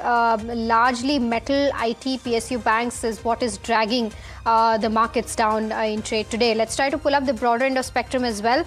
In terms of mid cap 150 and the small cap 250 as well. The mid cap 150 is down by about 0.6 odd % at its day's low point, and so is the small cap 250 at the day's low point as well, down by about 0.5 odd %. Lastly, quickly BSE 500 before I go on to our next story. There are some names that are still up in trade today. You have Cohen's Life Sciences, Piramal Pharma, BASF, Rajesh Exports, etc. But on the flip side, you have Vedanta, New India, Nalco, Sterlite, etc., which continue to be under pressure. So that's with regards to where the markets go. But metal stocks are feeling the heat as falling steel and aluminium prices, signs of returning global supplies and profit booking trigger a sharp pullback. Now, the Nifty Metal Index has corrected 6% from its May highs, and Sharad joins us with more details on this one. Sharad? We are seeing a strong sell-off in the metal stocks, be it the steel stocks or even the aluminium-related stocks, as of course the global pricing that has come down. One of the main key reasons for this is, of course, the progress which is happening between Iran and US, and because of that, the supply issues that seems to normalize. That's one of the key reasons for it. Remember that the aluminium prices that comes in at 3-month low, and the steel, the rebar prices, that has also actually corrected.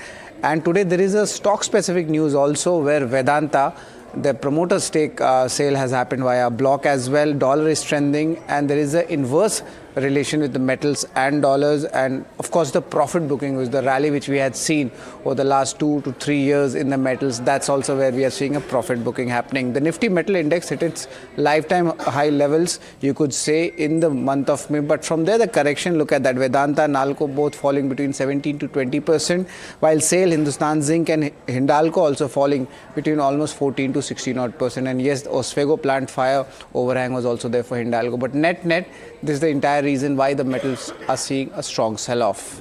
All right, Sharad, thank you so much for getting us those details. In fact, let's also welcome in Harshal Dasani, the business head at Invest at PMS, joining us now. Harshal, very good afternoon to you, and thank you so much for taking out the time. I think we were just talking about metals, so I'll start by asking about metals.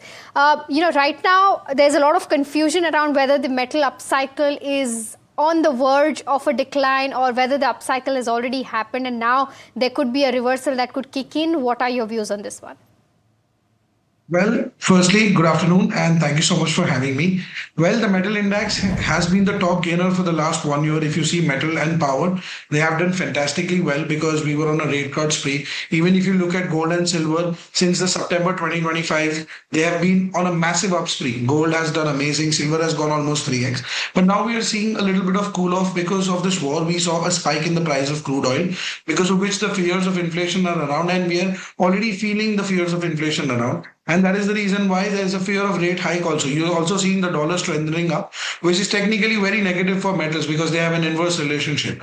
So overall, if you look at metals, they look for a short-term correction here. You look at the aluminium price, they're also cooling off because we're seeing signs of peace between Iran and US. But if you look for a longer span of time, if you specifically talk about copper and silver, with the AI run that we are having right now, with the semiconductor run that we are having right now, not only in terms of the price in the stocks, but also in terms of the demand that we have, I think copper and silver have a very long-term view from here.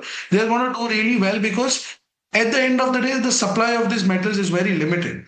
And the demand for them is going to keep rising over and over with time once we modernize more with AI and semiconductors. So I think that copper and silver, both are poised for a long-term growth. I think even gold, it's here for a temporary correction. But if you look at the long-term view, I think gold is steadily going to grow because once US is out of the war, the Russia-Ukraine war and your war that is currently happening between Iran and Israel, then once US is out of that, that is when US will realize how much stretched it is in terms of war, in terms of the money that it has printed for war, and in terms of the loan that it has. So I think at that point of time, central banks would be looking to dump dollars and move more towards gold. So I think gold, silver, and your other metals are down for maybe a temporary correction, but I think the long-term trajectory for them is up.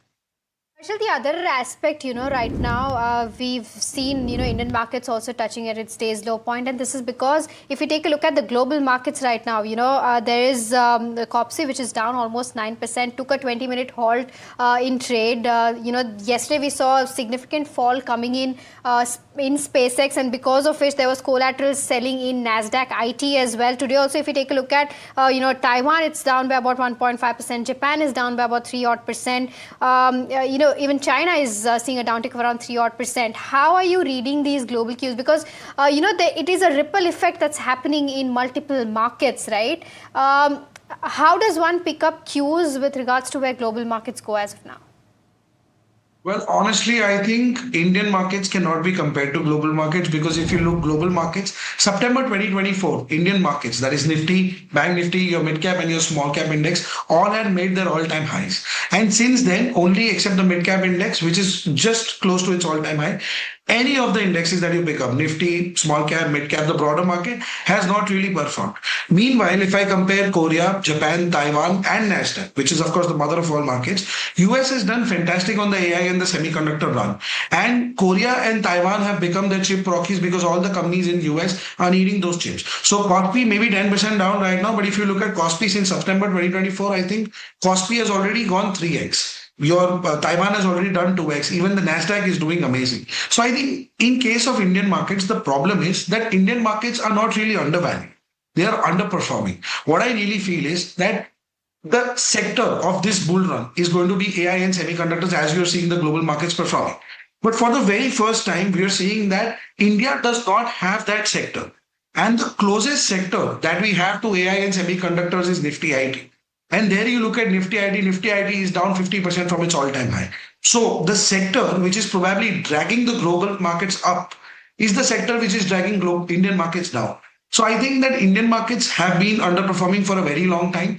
And on top of that, we had crude spiking above $100, which is again a very big problem for us. So I think now if you look at IT strategically, IT should benefit from the USD INR weakening. USD INR touched 97. At that point of time, IT should be benefiting out of it because their revenues are spiking up in the foreign translation.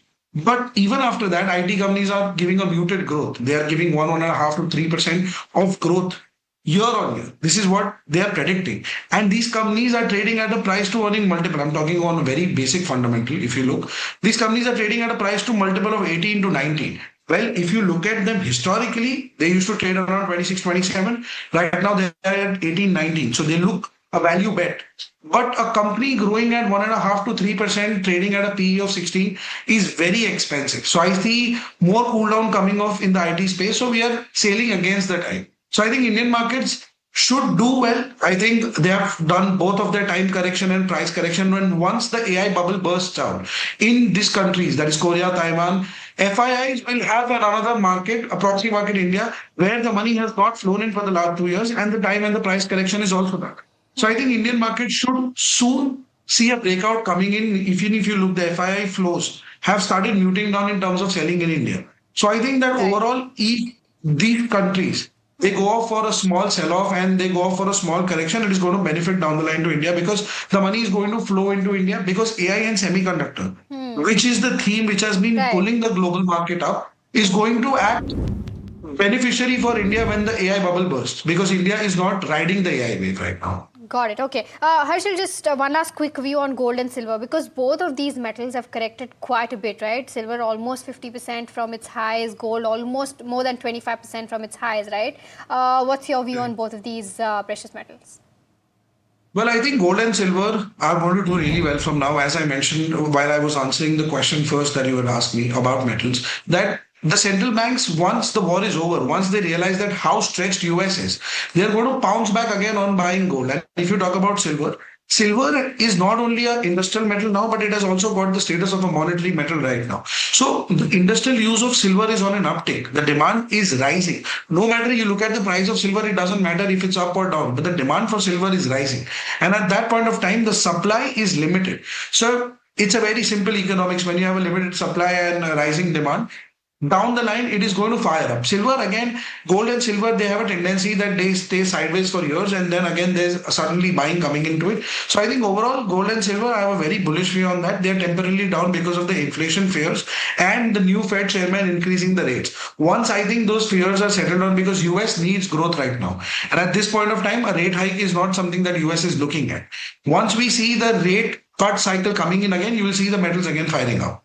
Okay, all right. Harsha, thank you so much for taking out the time and giving us all those insights with regards to, of course, where markets go, global markets, as well as precious metals. Thank you so much for taking out the time.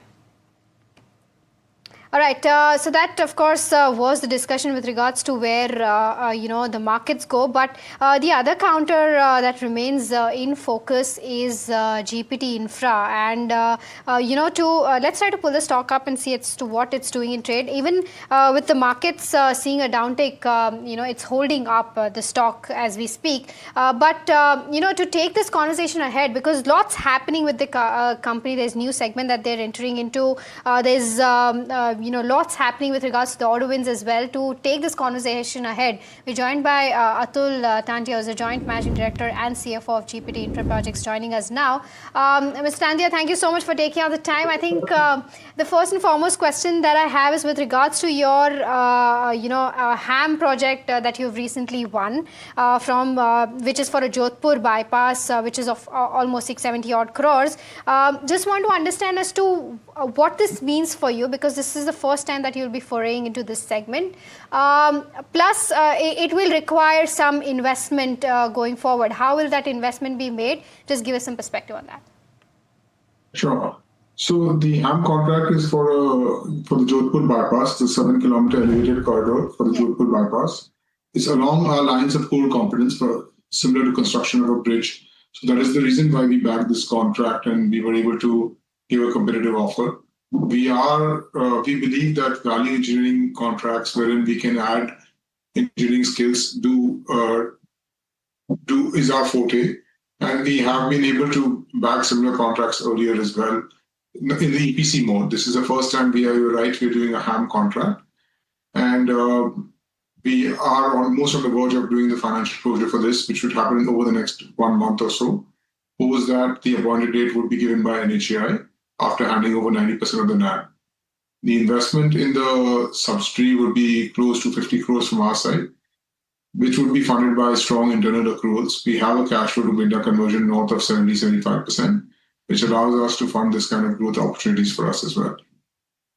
Fair. So, just want to understand with regards to where, what the future of the company looks like, right? Because you're transforming into an integrated, infra EPC player, and that includes a lot of segments going forward. So, going forward, in terms of where the order book goes, in terms of where order wins goes, where is going to be the focus most from, and how is going to be the segmental breakup looking like? I'm just talking from a perspective of 2 to 3 years down the line.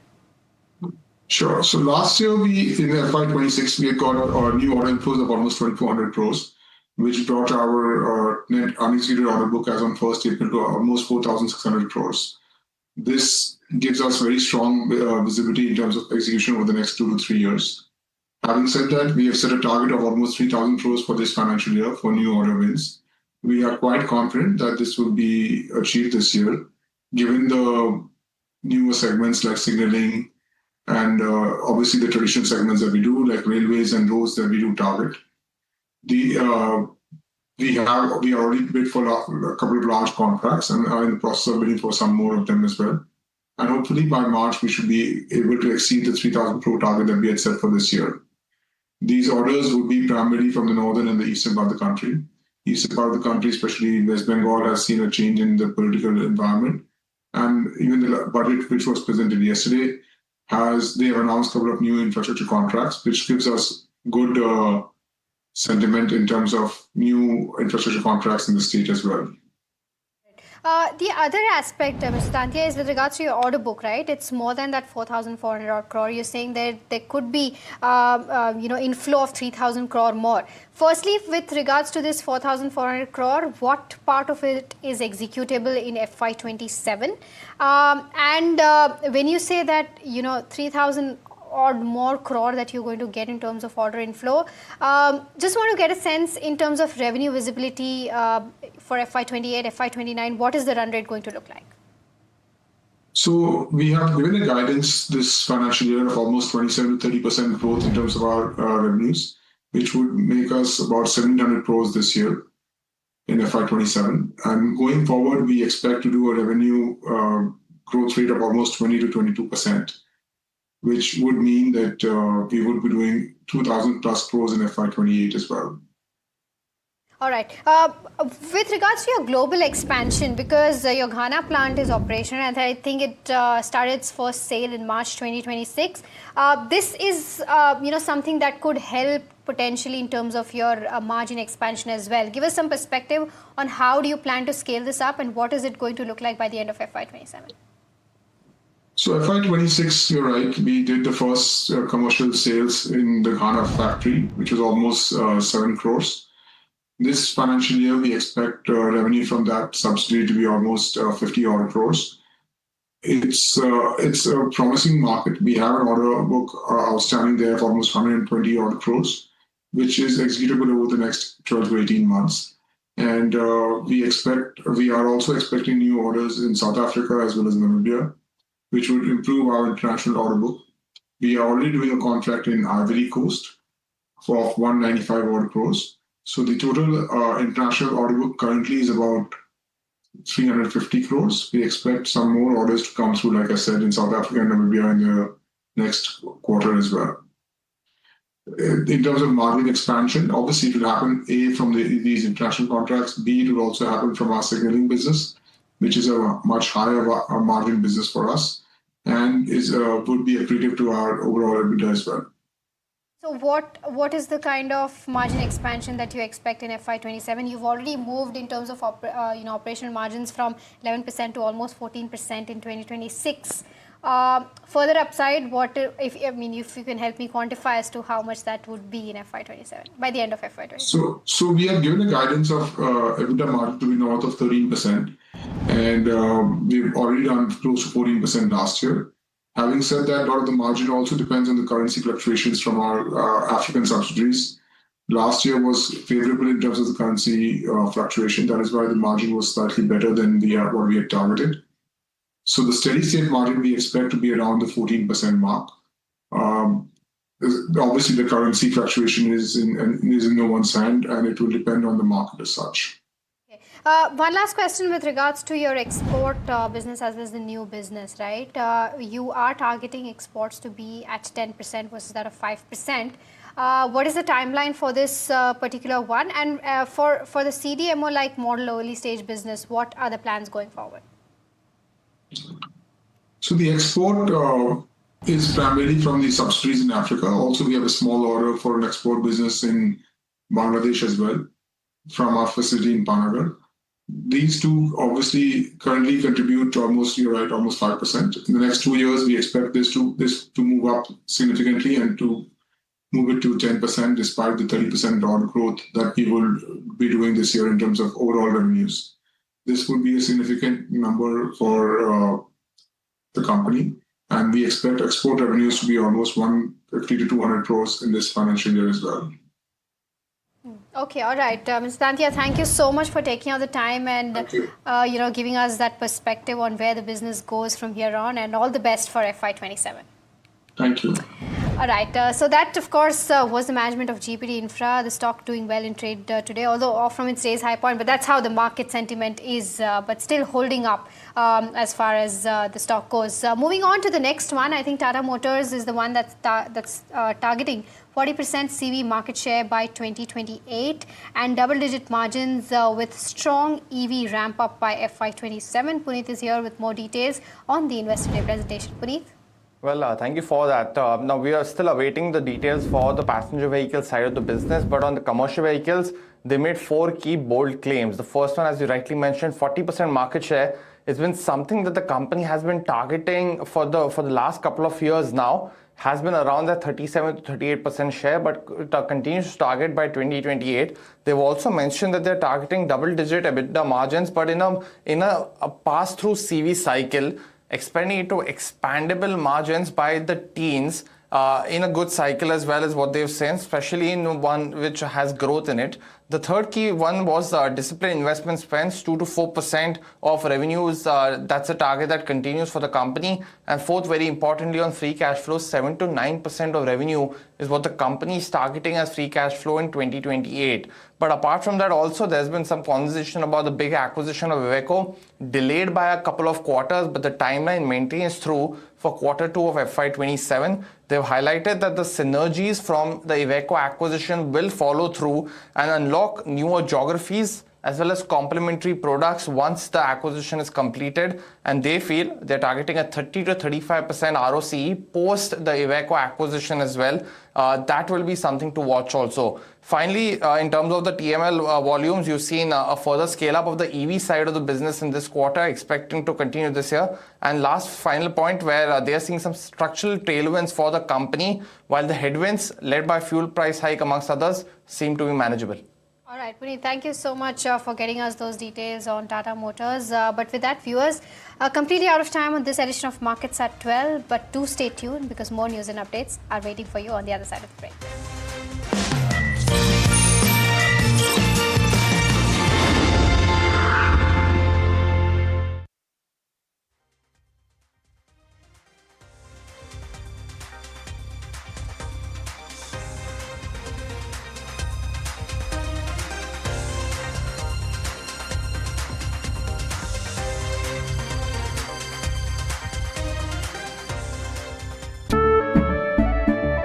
केसरिया से मन जोगी हुआ रे दिल झूमे देखो मतवारा हुआ रे केसरिया से मन जोगी हुआ हर पल मनाओ केसरी त्योहार विमल बोलो जुबान केसरी अंबा शक्ति प्लांट की वर्ल्ड रेनाउंड टेक्नोलॉजी देती है स्टील को ज्यादा ताकत हर बार अंबा शक्ति SDTMT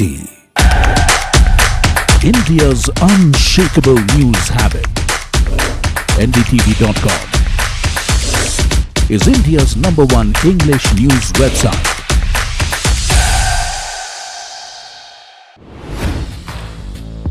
Hi, I'm Tamanna Inamdar.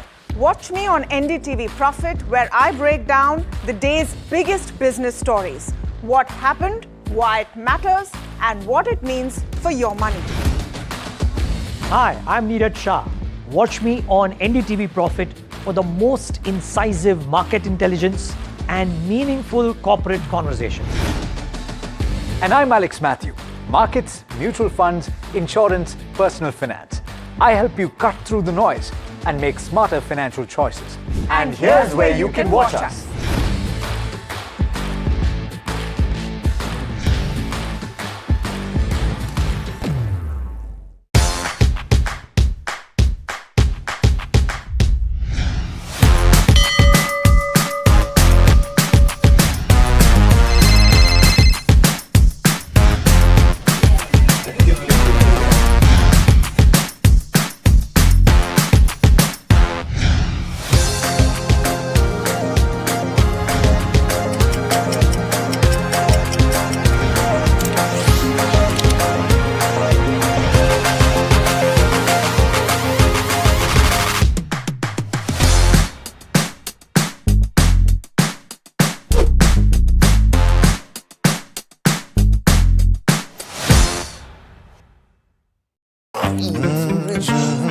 The news, Ayush. Since when do we do scripts? Fair point. Picture this.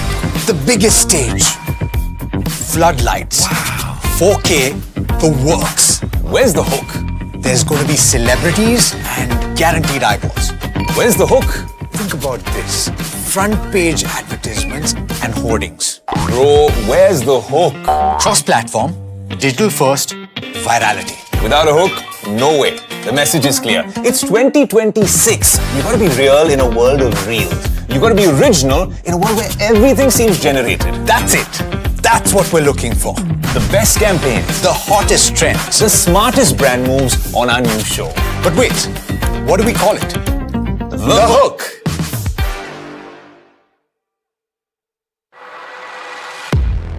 He has been tracking markets for over a decade, spots the trends before they hit the screen.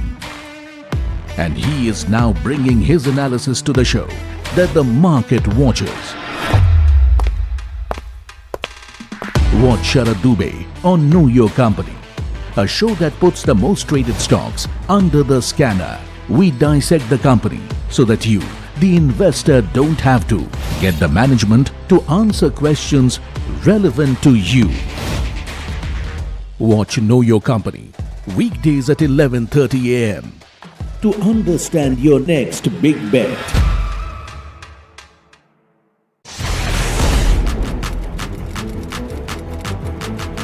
When the headlines move fast, perspective matters. On Editor's Cut, our editors come together with experts to distill the week's information blitz into clear perspective. Down the stories shaping the world, from markets and the economy to global conflicts and what lies ahead. This is where experience meets insight.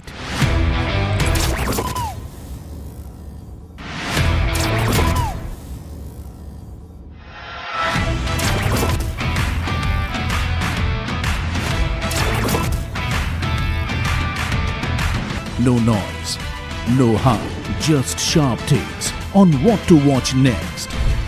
Editor's Cut, every Friday, 3:30 p.m. only on NDTV Profit.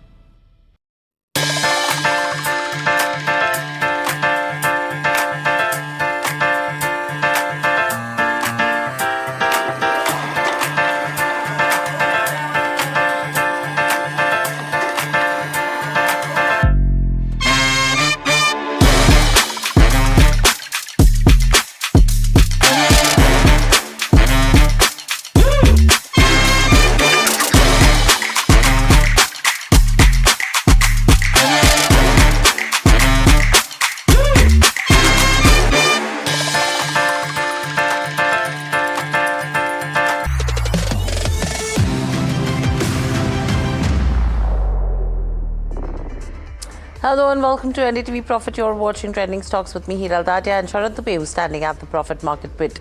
Sharad, good afternoon.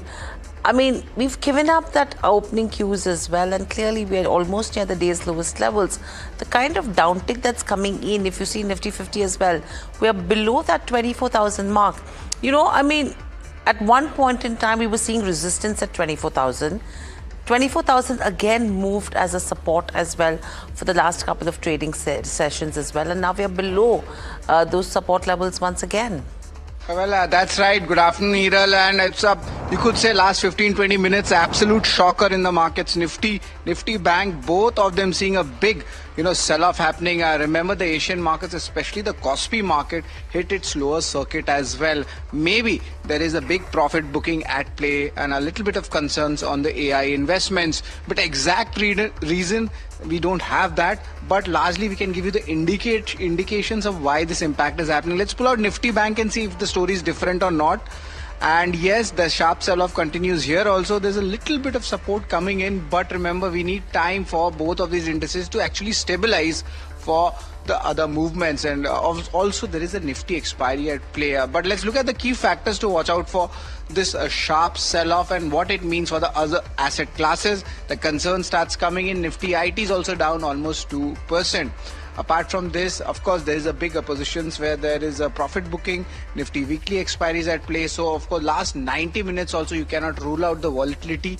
But 23,500 to 23,700. I have taken the long-term support range because they need to stabilize first. Same thing goes for Nifty Bank also. And this is the range which is there, 56,000 to 57,000. Let's stabilize for the further moves, whether it's upside or downside. Only Pharma and Realty are the green, but right now even Realty has flipped and it's in the red right now. The broader indices are suggesting bearish momentum. We had seen a good value buying in Smiths over the last 5 to 6 trading sessions, so a little bit of profit booking. Now when that happens, the dollar strengthens, dollar index more than 101 now, and the reversal impact happens on the metals and the rupee. That is why they are quite weak. Also, the European markets are likely to open like a gap down, opening coming in red as well. So of course a little bit of profit booking would definitely be there, and the concerns might be there, especially on the risk on sentiment coming down. So definitely we are seeing a sharp sell-off in the markets right now. Okay, so sharp sell-off in the markets that is coming in, and interesting sectors that Sharad has pointed at as well.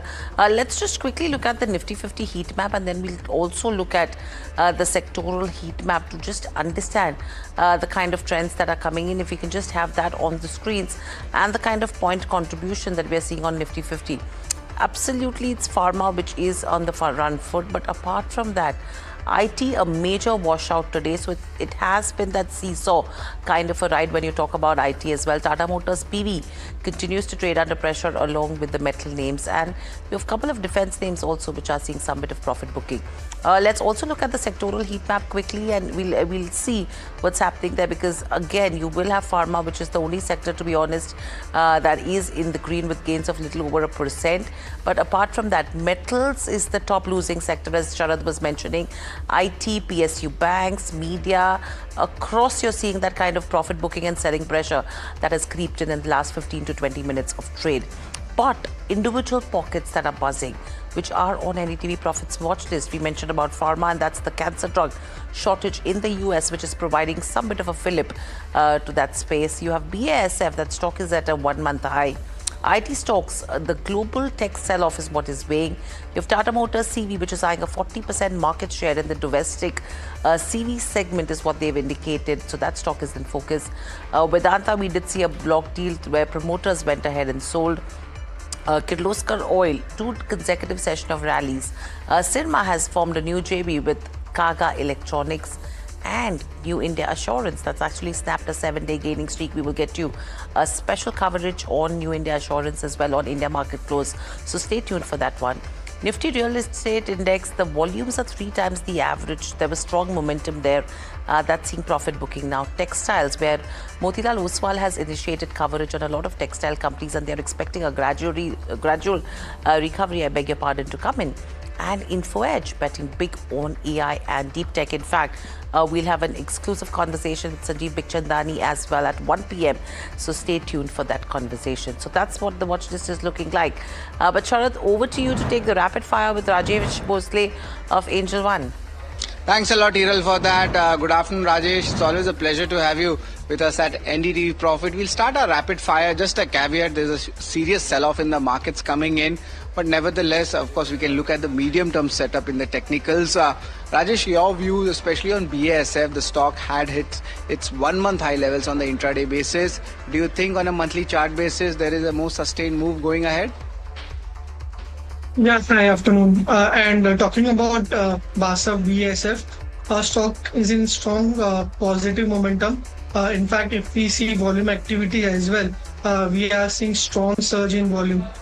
So yes, we expect uptrend to extend in the near term. Possibly the recent swing highs around 4,000 levels can be retested. And now on the downside, if we see prices are sustaining above 89 EMA after a very long time. So that 89 EMA somewhere around 3,600 is likely to act as a support. So buy on dip could be suggested. 3,600 would be the support, and in the near term we can expect more towards 4,000 levels. Rajesh, for IT stocks, Friday was a big sell-off, then Monday a little bit of recovery, and again we are seeing a sell-off happening. Of course, global tech AI as theme is coming in and weighing on the Indian IT stocks also. Any good stock to actually have some shots, kind of a strategy, do you think, especially in the large cap IT names? So we are having a wait and watch approach for the IT space, because we are seeing very choppy moves, more majorly on the downside. And if you see chart structure from the 2022 to 2023, the IT index itself is placed on a long-term support. So we are not taking any bet at current levels. But once 20 EMA is crossed for key heavyweights, that is where we'll look for good risk-reward ratio. As of now, we'll have a wait and watch of the IT space. Right. Another stock, Kirloskar Oil. Of course, yesterday was a very strong trading session, and it seems like there's a good follow-up buying happening right now also. Stock is up more than 3%. Do you think good time to do a little bit of profit booking here, or this is a sustained trend, at least on the weekly charts? So if you see higher time frame, definitely it's in a strong uptrend. But when it comes from a shorter term perspective, I would suggest to book some profit because if we see from morning highs, prices have definitely corrected. And on the daily chart, if we see some kind of shooting star price pattern is visible. So profit booking could be suggested. And once it dips back towards 20 EMA, somewhere around 2250 to 2200, there is where we can re-enter. But as of now, book some profit.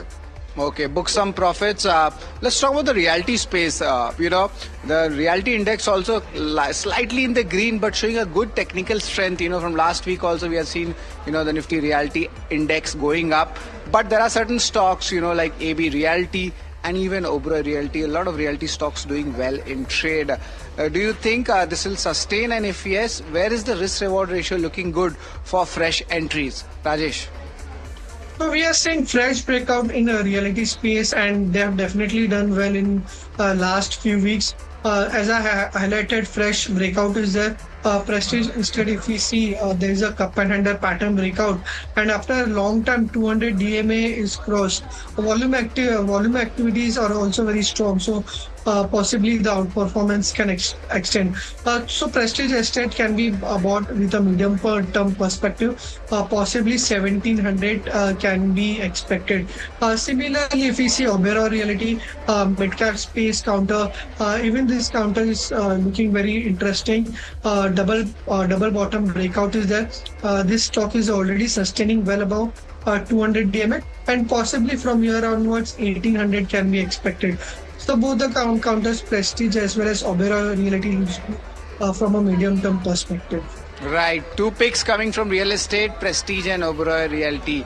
Also, that's the end of the rapid fire round. Over to you, Hiral. What are the Google trending stocks suggesting? Thank you for that, Sharad. In terms of trends, I'm sure there's something happening with regards to Indian IT and real estate as well as pharma. But let's see what the names are indicating. Vedanta has been making it to the list as well. Jio Financial Services has been trending over the last 2 to 3 days. Tata Capital is a new addition that we are seeing, and I think it's a Tech Mahindra that we are looking at. So interesting names there. Rajesh, anything with regards to Jio Financial Services or a Tata Capital or a Tech Mahindra that you like on the charts? So both these three counters are under pressure in today's session. So we expect weakness to persist. Jio Finance, especially if we see it's showing bounce back from lower levels, but it's not holding above its 89 EMA. So until levels of around 250 is not crossed, Jio Finance would be avoid. If we talk about VDL, there is a strong bearish gap down opening today, and the stock is also slipping below 89 EMA. A fresh lower top, lower bottom structure is there, and possibly from here onwards, levels somewhere around 270 to 265 can be expected. If we talk about Tata Capitals, yes, there is some profit booking since last 2 sessions, but overall the chart structure looks positive. Rounding bottom structure is already there. So any kind of further dip toward 350 to 348 would be opportunity. So Vedanta and Jio Finance would be on the bearish list, whereas Tata Capital, we would suggest any dip towards 350 can be bought. The other suggestions coming in from Rajesh, but the only sector which is doing well in trade was actually surviving, you could say, in the green despite the brutal sell-off in the markets is the Pharma index. Yesterday also some positive news flows came in. There were some broking reports also, but today also it's almost the sector of the day. But why is it there? Why are these stocks rallying? To decode that, we are joined in by Varsha. Hi Varsha, pharma is the sector of the day literally. What are the key reasons for this up move? One is, of course, this being a defensive sector, so people are, investing in pharma, considering this as a defensive sector. But there are a couple of news, when it comes to this sector. One is, of course, US FDA has reached out Indian companies because of there's a shortage of a cancer drug, which is isofamidide injection, which treats, various types of cancer. Now, why India will benefit by this and why pharma stocks are buzzing? Because India is considered to be a global hub of oncology, generics, injectables, and there's a large US FDA approved manufacturing base. We have cost advantage and hence India will be benefited. But Indian companies which are in focus and which make this drug, one is of course Zydus Life Sciences, which will be a direct beneficiary. But Aarti Pharma Labs, if you see, that stock has been buzzing because that company makes API of this generic cancer drug which is in shortage, and hence you're seeing both of these stocks buzzing in trade. Apart from this, you have Dr. Reddy's, Sun Pharmas, and whole pack of pharma companies are buzzing because every pharma company is into oncology segment and they are increasing the revenue contribution from oncology, and hence you're seeing that sentimental move when it comes to the other pharma companies. The other news is of course on the biosimilars, wherein Canada has removed phase 3 trial requirement for biosimilars, and this is a big regulatory shift to speed up the drug approvals, and the focus is now on analytics data and not on the trials, and hence this will speed up biosimilar launches globally, will improve affordability of biologic drugs, and Biocon being one of the pioneer in biologics is of course one of the major beneficiaries. Also you have Dr. Reddy's, Lupin, which are increasing their focus on biologics. So hence these are the news flows which is there, and by which due to which the pharma sector is buzzing. Thanks a lot, Varsha, for that detailed analysis, and of course Varsha tracks this sector very diligently. Pretty interesting. Thanks a lot, Varsha. So now let's move on, and we have with us independent market expert Shahina Mukaddam with us. Good afternoon, ma'am. It's always a pleasure to have you with us at NDTV Profit. Varsha was discussing about the pharma industry. A lot of positive triggers coming in, and of course it's a defensive play also in terms of volatility. How do you think this sector is doing, and which would be the good fundamental stock pick from this segment? I think the opportunity for the pharma sector going forward is pretty strong. If you see FY26, most of the businesses most of the stocks were consolidating. In fact, the businesses were consolidating. We had some pressure on generic products in the US, and also some bit of softness in the US market for overall sales. Some of the products had become very competitive, and the generic prices have come off. But I think going forward, if you look at FY27, things are improving. On a YOY basis, a lot of these companies will do much better. Like the analyst was just discussing Biocon, I believe it's going to do pretty well in FY27. One is, of course, that 26 was a year of consolidation for them.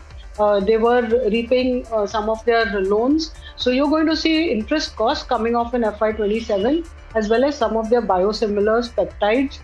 That will start doing much better in FY27, FY28. In terms of valuation also, I think it is quite reasonable. That could be an interesting pick. Another one I would say is Aurobindo. There, we've seen a good amount of consolidation that took already place. And going forward, I think the valuations are pretty attractive. New products should drive growth, both in Europe as well as US. So I think some of these products, as well as others like Cipla, very interesting new product launches in the US during the current year, as well as FY27, so 27-28. So I think it's going to be a pretty interesting time, and I think pharma should do well as an overall sector in the medium term to the longer term. Okay, so that's with regards to pharma as a space. Thank you, Shaina, for that. Stay with us. You have Mundra Airport, the newly built terminal that has been officially inaugurated today, marking a major milestone for aviation connectivity in Kutch. Jeet Adani, director of Adani Airports Holdings, says that the airport is connected with Mumbai, Delhi and Surat too, and the key approvals for Mundra Airport are already in place. Let's listen in. We see that this will open up a significant amount of connectivity and interface from Mundra, our Karma Bhumi, to the rest of India. And I know a lot of people who live here and work with us are extremely excited. And we look forward to further growth and further increasing connectivity across from Mundra to the rest of India. As of now, we are starting with not a very heavy schedule.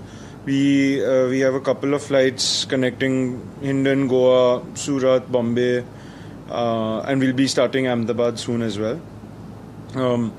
We see there's three kinds of connectivity that is required. One is our own internal connectivity, where our stakeholders, our own employees, our partners, they would be forming a significant part of this.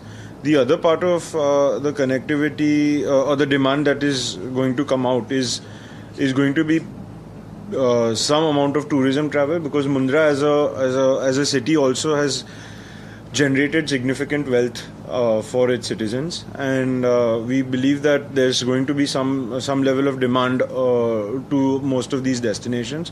Just keep in mind that today for someone from Mundra to even go to Mumbai was like a 2-stop journey, and having a direct flight now is going to be extremely easy for them, or they have to drive up to Bhuj and then take a flight. The third part is going to be some level of tourism travel, because there's a lot of cultural sites around. There's Manvi Beach, so we see that some amount of tourism will also come, will get activated from here. So that's Sri Tatani talking about all the updates when it comes to the Mundra airport as well. But moving on, New India Assurance, an interesting one to look out for, because 7 consecutive session of gains is what we've seen on this counter, and today it's absolutely snapped that rally. 6% downtick coming in on this one. Let's just pull up a 1-month chart or even a 5-day chart to understand the kind of moves that have come in on this counter. Now, what has happened? Overall, if you talk about the counter, 45% gains in 7 sessions. The stock already trading at a 52-week high, 80% in FY27 so far. In fact, the biggest trigger over here has been the value creation and unlocking opportunity on the back of the NSE IPO that was announced, the DRHP that was filed. And if you talk about in New India Assurance as well, I think the stake that it has is always almost valued at 2,100 odd crores. Now, in addition to that, the record premium scale and the market leadership that they hold is another trigger that everyone is watching out for. Their FY26 profits surged, and this was despite the large one-off costs. They absorbed nearly 3,500 odd crore worth of wage and pension provisions as well. And the profit growth actually outpaced the premium growth for the company. The investment income has become a key earnings driver as well when you talk about New India Assurance. Now, the investment book that is driving the story, that portfolio has almost reached almost 1 lakh crores, and the investment income is now nearly 1/4 of the gross written premium of the company.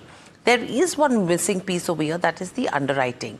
Now, if you talk about the underwriting performance, that has been deteriorating during FY26. So your motor and aviation losses, that has what has weighed on the profitability.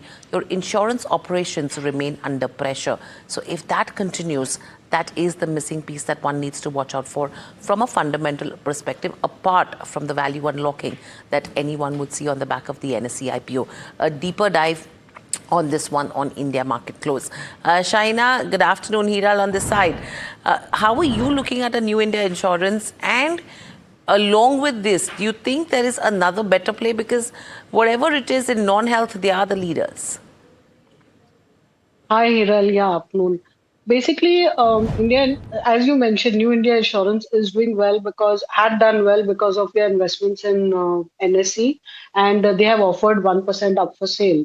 Now, that will, of course, bolster their FY27 earnings.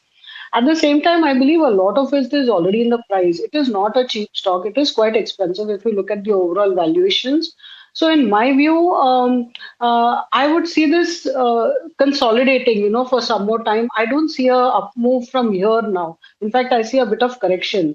I think there are better opportunities available in the overall space.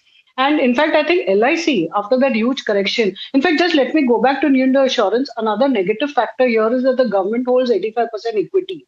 So you're going to have that overhang of liquidity in the stock. Coming back to my best preferred pick would be LIC. The valuations, look at the valuations. They're very attractive. And they also hold NSE, but they're not offloading any stake in it.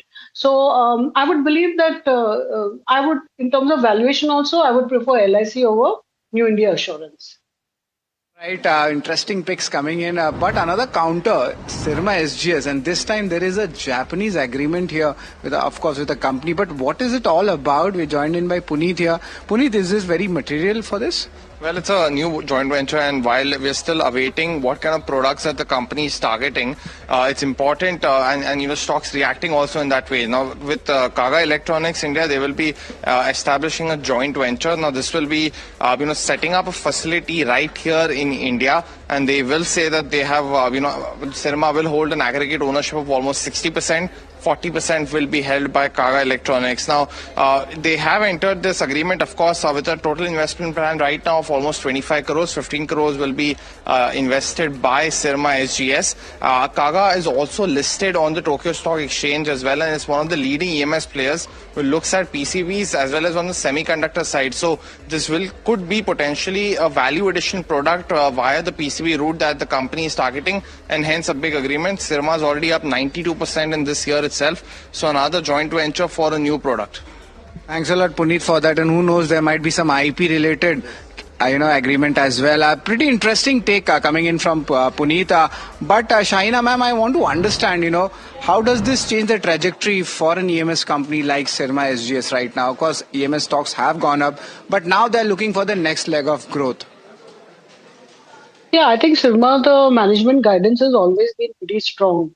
They was already guiding for something like a 30-35% growth in terms of revenue for FY27. So I think this positive sentiment should help bolster the stock and keep it up. Otherwise, I would say valuations are slightly a bit expensive, but with all these positive developments, I would definitely say that if one is an investor, one can continue holding in Sirma for the medium to longer term. To longer term, that's the view coming in. Thanks a lot, Shaina ma'am, for taking out the time at NDTV Profit. But folks, we are at the end of the show now. From me, Hiral, and the entire team who have put together this wonderful show, it's a bye, but stay tuned to NDTV Profit.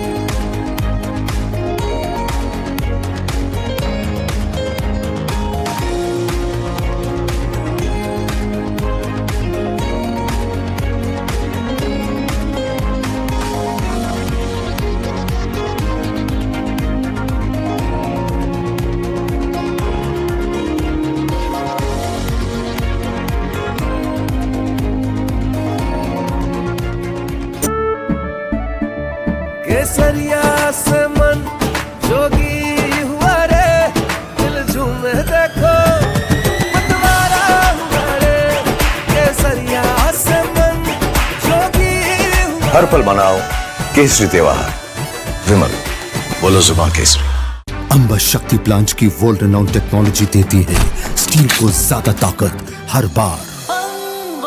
Amba शक्ति SDTMT,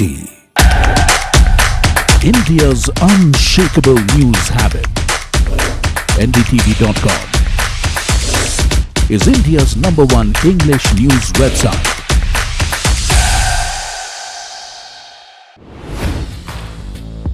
Hi, I'm Tamanna Inamdar. Watch me on NDTV Profit, where I break down the day's biggest business stories. What happened, why it matters, and what it means for your money. Hi, I'm Neeraj Shah. Watch me on NDTV Profit for the most incisive market intelligence and meaningful corporate conversations. And I'm Alex Matthew. Markets, mutual funds, insurance, personal finance. I help you cut through the noise and make smarter financial choices. And here's where you can watch us.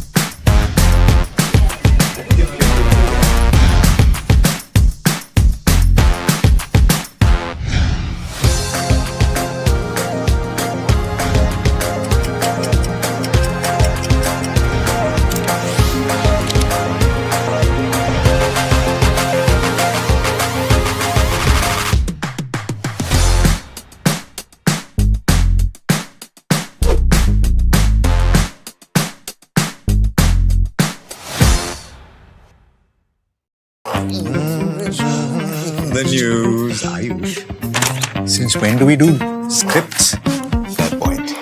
Picture this. The biggest stage. Floodlights. 4K. The works. Where's the hook? There's going to be celebrities and guaranteed eyeballs. Where's the hook? Think about this. Front page advertisements and hoardings. Bro, where's the hook? Cross-platform, digital first, virality. Without a hook, no way. The message is clear. It's 2026. You gotta be real in a world of reels. You gotta be original in a world where everything seems generated. That's it. That's what we're looking for. The best campaigns. The hottest trends. The smartest brand moves on our new show. But wait, what do we call it? The hook.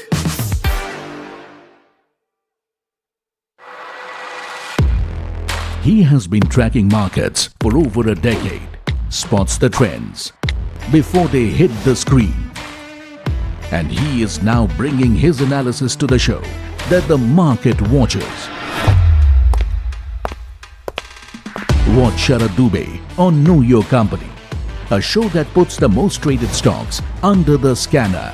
We dissect the company so that you, the investor, don't have to get the management to answer questions relevant to you. Watch Know Your Company weekdays at 11:30 a.m. to understand your next big bet.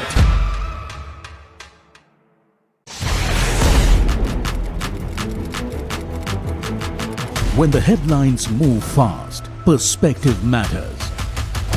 On Editor's Cut, our editors come together with experts to distill the week's information blitz into clear perspective.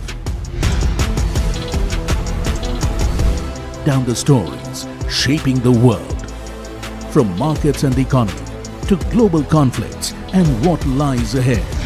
This is where experience meets insight.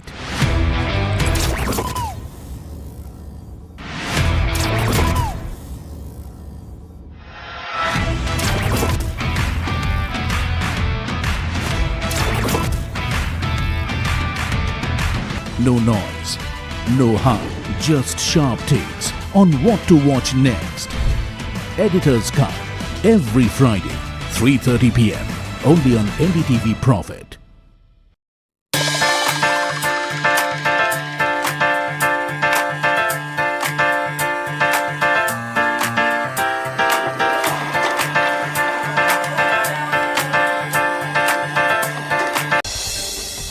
Sharp slide in Nifty and Sensex drags benchmarks to day's lows. Nifty struggles to defend 24,000, nailing metals and IT names drag indices. Pharma offers some respite. And oil prices continue to retreat as diplomatic progress between the US and Iran raises hopes of additional supply returning to the market. Brent slips towards $77 a barrel as traders price in sanctions relief and a possible easing of Middle East supply risks. Meanwhile, precious metal-linked stocks traded under pressure in tandem. So you do have Hindustan Zinc, Muthoot Finance trading in tandem with metals as well. The decline tracked weaker global gold prices as investors turn cautious ahead of key US inflation data that could shape the interest rate outlook. Meanwhile, trade diplomacy is gathering pace in the national capital. A senior US delegation, including chief negotiator, has met Commerce Minister Piyush Goyal as both countries work to close gaps and advance an interim trade agreement.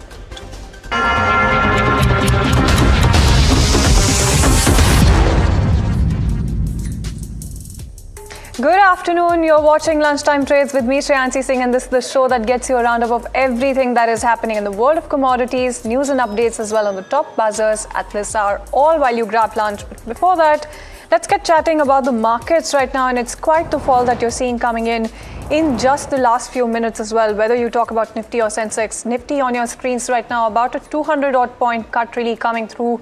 And when you talk about Sensex as well, that is actually a gash with that 150 point, in fact, downtick really coming in. So it's a tale of two triggers when you talk about markets. On one hand, you do have the Nifty expiry that is at play, global tech sell-off that is seeming to be dragging here.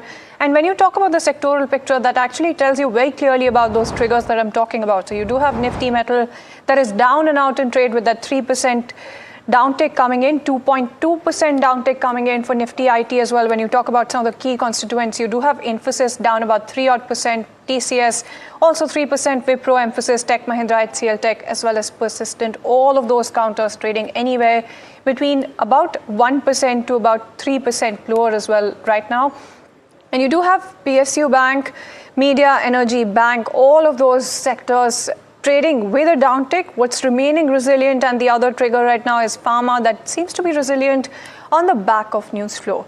That said and done, let's talk about some of the stocks also that are in focus. So there's a Vedanta that's down about 8% Nalco, Hindustan Zinc, all of those counters are under pressure. But speaking of India, that is cementing its place as an AI hub with a razor-sharp focus when it comes to data centers and the latest trends. Let's get you the word coming in from an industry veteran who's been at the heart of India's AI story. Let's cut across to my colleague Hiral Daria, who's in conversation right now with none other than Sanjeev Bikhchandani, co-founder and vice chairman at Info. From what you're saying as well, what was your strategy back then? Well, we didn't overthink it. We just, met founders who were good, pursuing stuff that was interesting, even though it may be slightly far out right now, but it's interesting. And then we see what could come of it. So even back when we went into Zomato, which was then called Foodie Bay in 2010, it was a small website, not even an app, with just listed restaurants with their menu cards. But it was getting traffic, it was getting traction, it was useful. We were using it, we liked it. And we said, शायद इसमें कुछ है. Okay, so Sanjeev, founder में शायद कुछ था कि business में शायद कुछ था? Idea में कुछ था, founder में था. Founder and idea. Business was 1 lakh rupees a month when we went into Zomato. Okay, so basically you're betting big on the founder, you're betting big on the idea, business will come later. Will that the strategy be right now? So we like to go in early. We'd like to back good founders pursuing interesting ideas. Okay, so if you have to talk about the InfoEdge investment as well, 1,000 odd crores over 54 AI and deep tech startups from the overall 4,900 crores. And if I have to look at the portfolio, already more than doubled.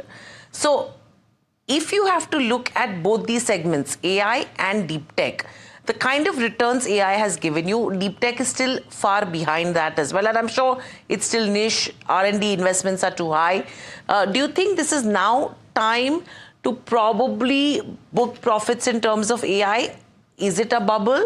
Or do you think there is much more to it? Let's talk about AI first. No, I think our portfolio, the companies we back, both in AI and deep tech, are still very early. And therefore, I think it's very, very premature to be thinking of exits right now.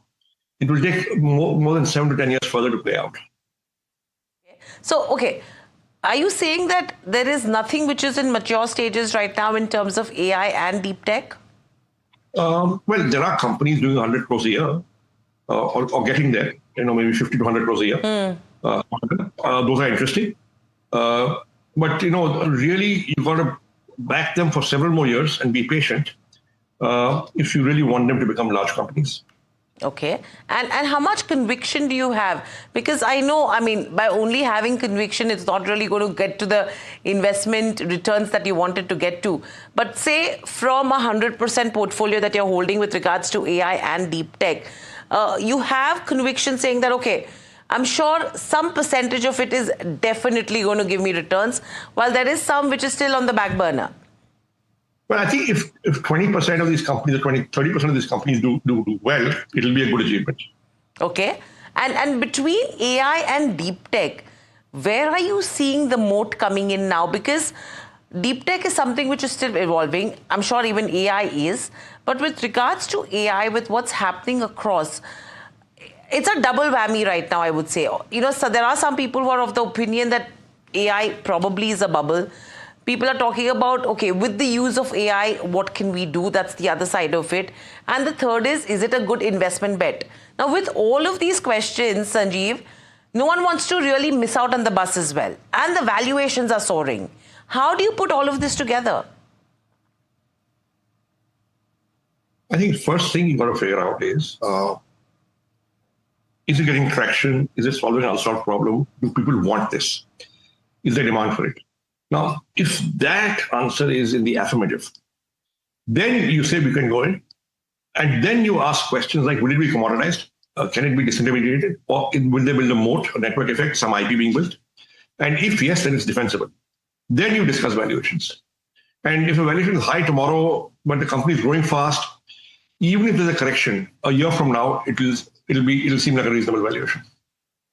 Okay. And to add to this now, do you think at this point in time, it's still good enough in terms of valuations where you can start looking at AI bets? Because from an Indian market perspective, if you have to look at AI, you do not have absolute AI plays. Either you're talking about Indian IT companies who are either acquiring AI plays or probably partnering with AI plays. How do you anticipate playing the Indian AI theme from here on?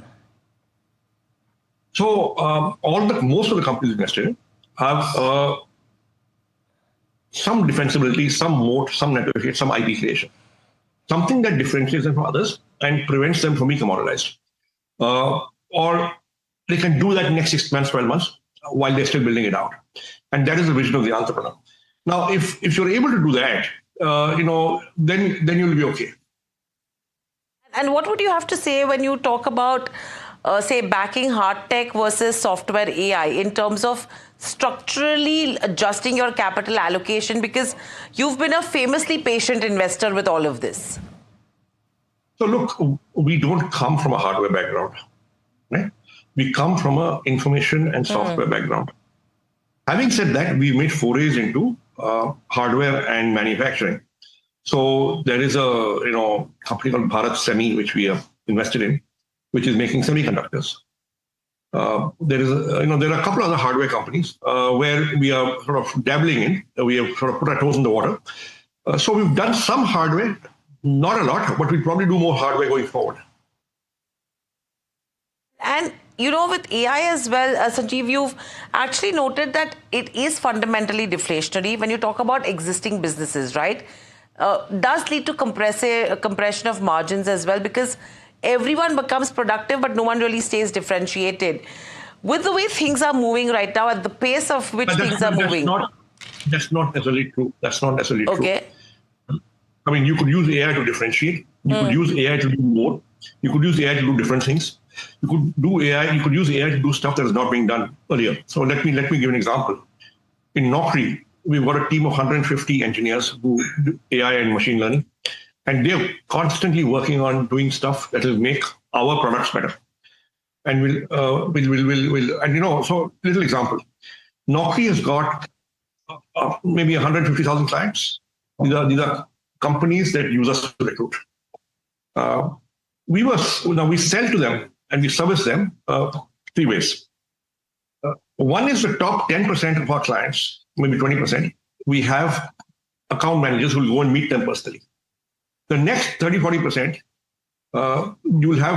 you'll service them over the telephone. The bottom 40% you don't even talk to at all. They come, they do self-service, they go away. They're not giving us enough business to justify a human being interfacing with them. That cost. Now with AI and voice bots, we are calling up the bottom 40% and servicing them. Now nobody lost his job. You're doing your job better. It's incremental revenue, and your clients are being serviced and are happier. But that's a win-win-win. That is not AI being deflationary. That is AI being growth-oriented. Agreed. That is AI being growth-oriented, Sanjeev. But how many of the businesses would be able to use AI from a growth perspective always? I'm sure there would be a place where it could become deflationary as well. Yes, of course. So there will be some jobs that might be under pressure. Look, let me put it this way. Whenever a new technology happens, there's disruption and there's opportunity. I mean, up until the 90s, there was something called a telex. I don't know, I don't know how old you are, but I don't know if you've ever seen a telex machine. Yes, every office had a telex. I mean, some had 2 telexes. And there was somebody called a telex operator. Now, when telexes went out and faxes became ubiquitous, the telex operator lost his job. But maybe he reskilled and became the fax operator. Maybe he reskilled and became a data entry operator. He found a job. And there wasn't this mass layoff of telex operators around the country causing problems. So people adapt, people get new skills, and they figure it out. But, to add to this, Sanjeev, I mean, you've been hearing of so many job losses right now. I was just reading the other day wherein you had Oracle in FY26. 12,000 job losses is what we've seen. 12,000 employees that have been fired in FY26. Examples like this, what do they really tell you with what's happening in IT, which is then tied to AI? So listen, if you compare it to the total base of employees in Oracle, I don't have the number offhand, but I would imagine it will be a small fraction, number one. Number two is, I don't know how many of these job losses were actually because of AI or were they being attributed to AI. Number three, we have seen this movie before. We saw it in 2007-8 in the global financial crisis. People were firing, but they were also hiring. They were firing one skill set, they were hiring a different skill set. And overall, eventually after 5-10 years, there was growth when you look back on it. So let's wait and see what happens. But will some people lose jobs? It's possible. Okay. But All right, and there you go. So that's the word coming in terms of the disruption when it comes to AI, and that's across industries. But let's also talk about another disruptor, and let's talk about what's happening in terms of disruption with oil prices as well. So now when you talk about oil prices, you're seeing quite the fall come through right now, and that's on the back of some of those easing supply tensions, as you can see on your screens as well. About 1.5% downtick really coming in for Brent and WTI as well. Similar moves that you're seeing coming in when you talk about silver prices as well. Quite the slide that you're seeing there. Let's also get you some of those insights as well and put all of these things in perspective. In fact, Vandana Bharti, AVP Commodity Research, SMC Global Securities, joining us on the show right now. Vandana, thank you so much. Pleasure always speaking to you. Firstly, wanted to try and understand what you think about the disruption in the oil markets right now. There's a lot that the market is looking at right now, and the number one disruptor right now seems to be the entire announcement coming in when it comes to the US oil waiver. Yeah, hi Shianshi, and thanks for having me in this show. And the announcement is getting longer time, but yes, the relief is that the Iran oil, it is from the sea to shore side, and it is a relief for the market. And because of that, we have seen a decline in the prices. And next we are expecting $67 kind of level in crude oil after hitting it $70. So yes, the entire world is tracking the transportations and volume, which is crossing the Hormuz, and on basis of that, prices are moving that. But yes, $67, $65 kind of level is a very strong support for this commodity, because ultimately some disruptions will take some months to year to get back. So yes, $67, $65 we are looking for, and in Indian market, I'm expecting that the prices should move up towards the level of 6,500, 6,600 kind of level. No, absolutely, Vandana, and you're not alone when you say that you believe that the disruption might last from between months to years, because Qatar, in fact, has also come out with that verdict as well. There's a bunch of commentary that we've been getting throughout the course of the war as well, in terms of how the infrastructure issues could really be a problem going forward, which brings me to my next question in terms of higher for longer oil prices, right? This is something that we've been talking about given the entire situation when it comes to the war. Is it something that you're still penciling in? And where do you also see the bottom of the barrel, given that, all of the supply concerns, about 80 million barrels, could really be kicking back in? And there's a lot that you're looking at there. Yeah, if we calculate the entire episode, there was a demand destruction of around 1.5 barrel dollar because of the higher crude oil prices, and that is going to be normal.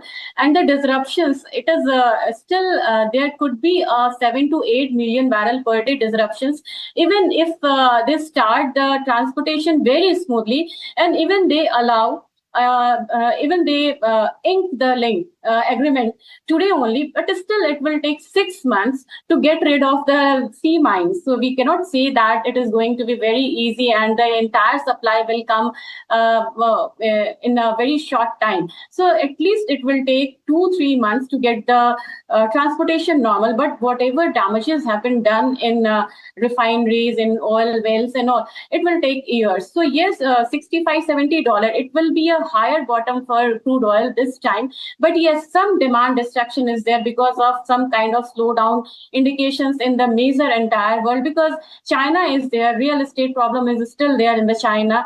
And yes, even in case of silver, earlier it was base metal, now it is in the case of silver. Now they have become the net exporter. So it is showing a kind of slowdown in China. So absolutely, and Vandana, this is something that I really wanted to double down on right now, right? In terms of silver as well, you've seen quite the decline come through right now. You do have very interesting trends that are really playing out in the market. Do you think that the demand seems to have taken a hit, or do you think that this is a little bit of a knee-jerk reaction coming in on the back of higher interest rates that the market is tracking? It's a combination of all. There is a some position shift from July to September contract that is creating a panic in the silver prices. And yes, China, they aggressively import the silver and now they are exporting it. So they became exporter here. Some demand destruction was there because of the crude oil higher prices, and the world is waiting for more positive data. So these four kind of triggers, it made silver bearish for the time being. And yes, the dollar index, it played the major crucial role in case of bullion. So $61 is a very crucial support. Once it hit the mark of $67, it will open the door for $58 or $57. So from 118 kind of level, we are moving towards the level of $55 kind of level. But still, it will create a demand from ETF as well as physical buying for silver. And what it is happening in gold. The China, they have aggressively started buying gold. Similarly, they will go for the entire world. They will go for silver in case of possible and ETF. No, absolutely, which exactly is what I wanted to discuss with you in terms of gold as well, right? It's almost like you have the key to all of the questions that I want to ask you this afternoon, Vandana, because gold is essentially the next thing that, you should be tracking at this hour right now, given that you seem to have some of that extension of the decline really coming in. And what do you think is going to be happening from here on? Do you think that the fundamentals are going to take charge of the markets and the bulls could really win this battle right now? Exactly, because May, June, July, these 3 months are considered to be a very dull season for gold prices. And in these 3 months, we have seen decline every year. So now the decline came and the intensity was higher because of the dollar and all sort of other triggers. But yes, in between, what is very positive for this gold counter is that China, they have bought around 163 tons of gold. So from lower level, central banks, they are very active in buying, and ETF and retailers, they are moving out from this counter. So once the ETF buyers and the retailers, they will enter into this counter, the rally will start, and I'm expecting that in July or August low, the upside rally in gold counter, it will start and it will continue till the month of October, November, if we consider the seasonality, and the trend is moving accordingly. Even the fall from $5,600 to $4,100 or $4,000, it will create a physical demand for gold, whether it is gold, jewelry, whether it is coin or bars. Absolutely, Vandana, and thank you so much for helping us out with that entire outlook also coming through when you talk about prices as well. Quite interesting to see the way that the market is really playing things right now, and thank you so much for joining us with all of those insights. Speaking of the market and metal stocks right now, let's talk about the heat that they're feeling right now on the back of falling steel and aluminium prices, signs of returning global supplies as well that we've discussed in profit booking trigger in terms of a sharp pullback. In fact, Sharad is joining in with some of those key details. Yes, we are seeing a strong sell-off in the metal stocks, be it the steel stocks or even the aluminium-related stocks, as of course the global pricing that has come down. One of the main key reasons for this is, of course, the progress which is happening between Iran and US, and because of that, the supply issues that seems to normalize. That's one of the key reasons for it. Remember that the aluminium prices that comes in at 3-month low, and the steel, the rebar prices, that has also actually corrected. And today there is a stock specific news also where Vedanta, the promoter stake sale has happened via block as well. Dollar is trending and there is an inverse relation with the metals and dollars, and of course the profit booking was the rally which we had seen over the last 2 to 3 years in the metals. That's also where we are seeing a profit booking happening. The Nifty Metal Index hit its lifetime high levels, you could say, in the month of May, but from there the correction, look at that, Vedanta, Nalco both falling between 17 to 20%, while SAIL, Hindustan Zinc and Hindalco also falling between almost 14 to 16%. And yes, the Oswego plant fire overhang was also there for Hindalco, but net this is the entire reason why the metals are seeing a strong sell-off. No, absolutely, and thank you so much, Sharad, for joining us with that update. Also coming in terms of some of those metal stocks that you should be looking at, in terms of news that you should be tracking at this hour. Mundra Airport's newly built terminal was officially inaugurated today, marking a major milestone for aviation connectivity in Kutch as well. You do have Jeet Adani, director of Adani Airport Holdings, saying that the airport is connected with Mumbai, Delhi and Surat as well, and key approvals for Mundra Airport are already very well in place. Let's go across and listen into that bit of commentary. We see that this will open up a significant amount of connectivity and interface from Mundra, our Karma Bhumi, to the rest of India. And I know a lot of people who live here and work with us are extremely excited. And we look forward to further growth and further increasing connectivity across from Mundra to the rest of India. As of now, we are starting with not a very heavy schedule. We have a couple of flights connecting Hindon, Goa, Surat, Bombay, and we'll be starting Ahmedabad soon as well. We see there's 3 kinds of connectivity that is required. One is our own internal connectivity, where our stakeholders, our own employees, our partners, they would be forming a significant part of this. The other part of the connectivity or the demand that is going to come out is going to be some amount of tourism travel, because Mundra as a city also has generated significant wealth for its citizens, and we believe that there's going to be some level of demand to most of these destinations. Just keep in mind that today for someone from Mundra to even go to Mumbai was like a 2-stop journey, and having a direct flight now is going to be extremely easy for them, or they have to drive up to Bhuj and then take a flight. The third part is going to be some level of tourism travel, because there's a lot of cultural sites around. There's Manvi Beach, so we see that some amount of tourism will also will get activated from here. All right, and that's all that we have on the show for now. Thank you so much for tuning in. More news and updates on the other side.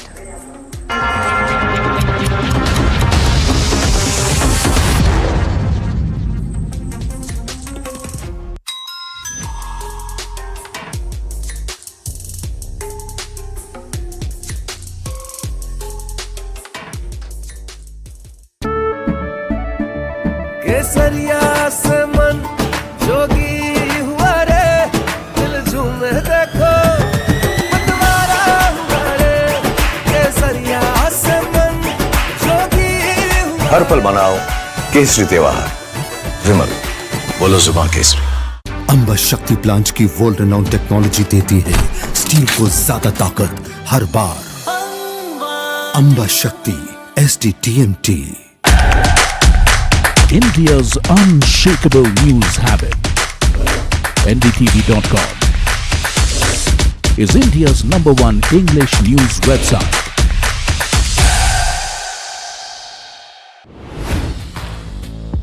Hi, I'm Tamanna Inamdar. Watch me on NDTV Profit, where I break down the day's biggest business stories. What happened, why it matters, and what it means for your money. Hi, I'm Neeraj Shah. Watch me on NDTV Profit for the most incisive market intelligence and meaningful corporate conversations. And I'm Alex Matthew. Markets, mutual funds, insurance, personal finance. I help you cut through the noise and make smarter financial choices. And here's where you can watch us.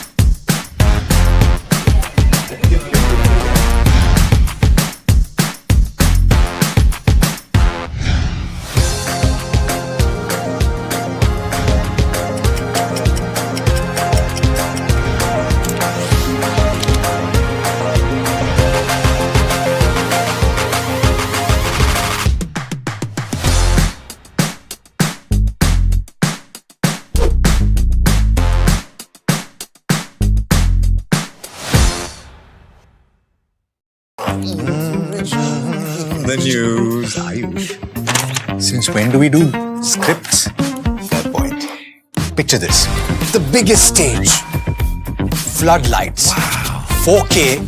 The works. Where's the hook? There's going to be celebrities and guaranteed eyeballs. Where's the hook? Think about this. Front page advertisements and hoardings. Bro, where's the hook?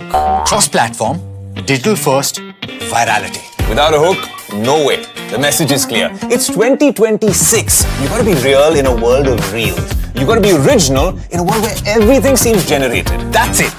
That's what we're looking for. The best campaigns. The hottest trends. The smartest brand moves on our new show. But wait, what do we call it? The hook.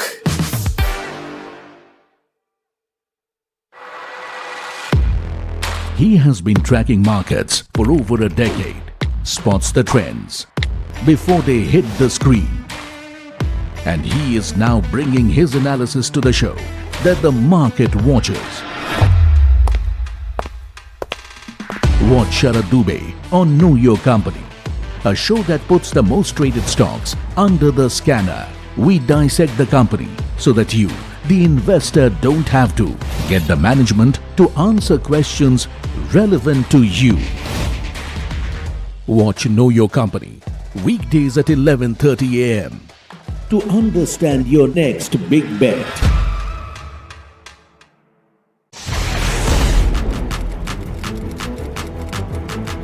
When the headlines move fast, perspective matters. On Editor's Cut, our editors come together with experts to distill the week's information plates into clear perspective. Down the stories shaping the world, from markets and the economy to global conflicts and what lies ahead. This is where experience meets insight.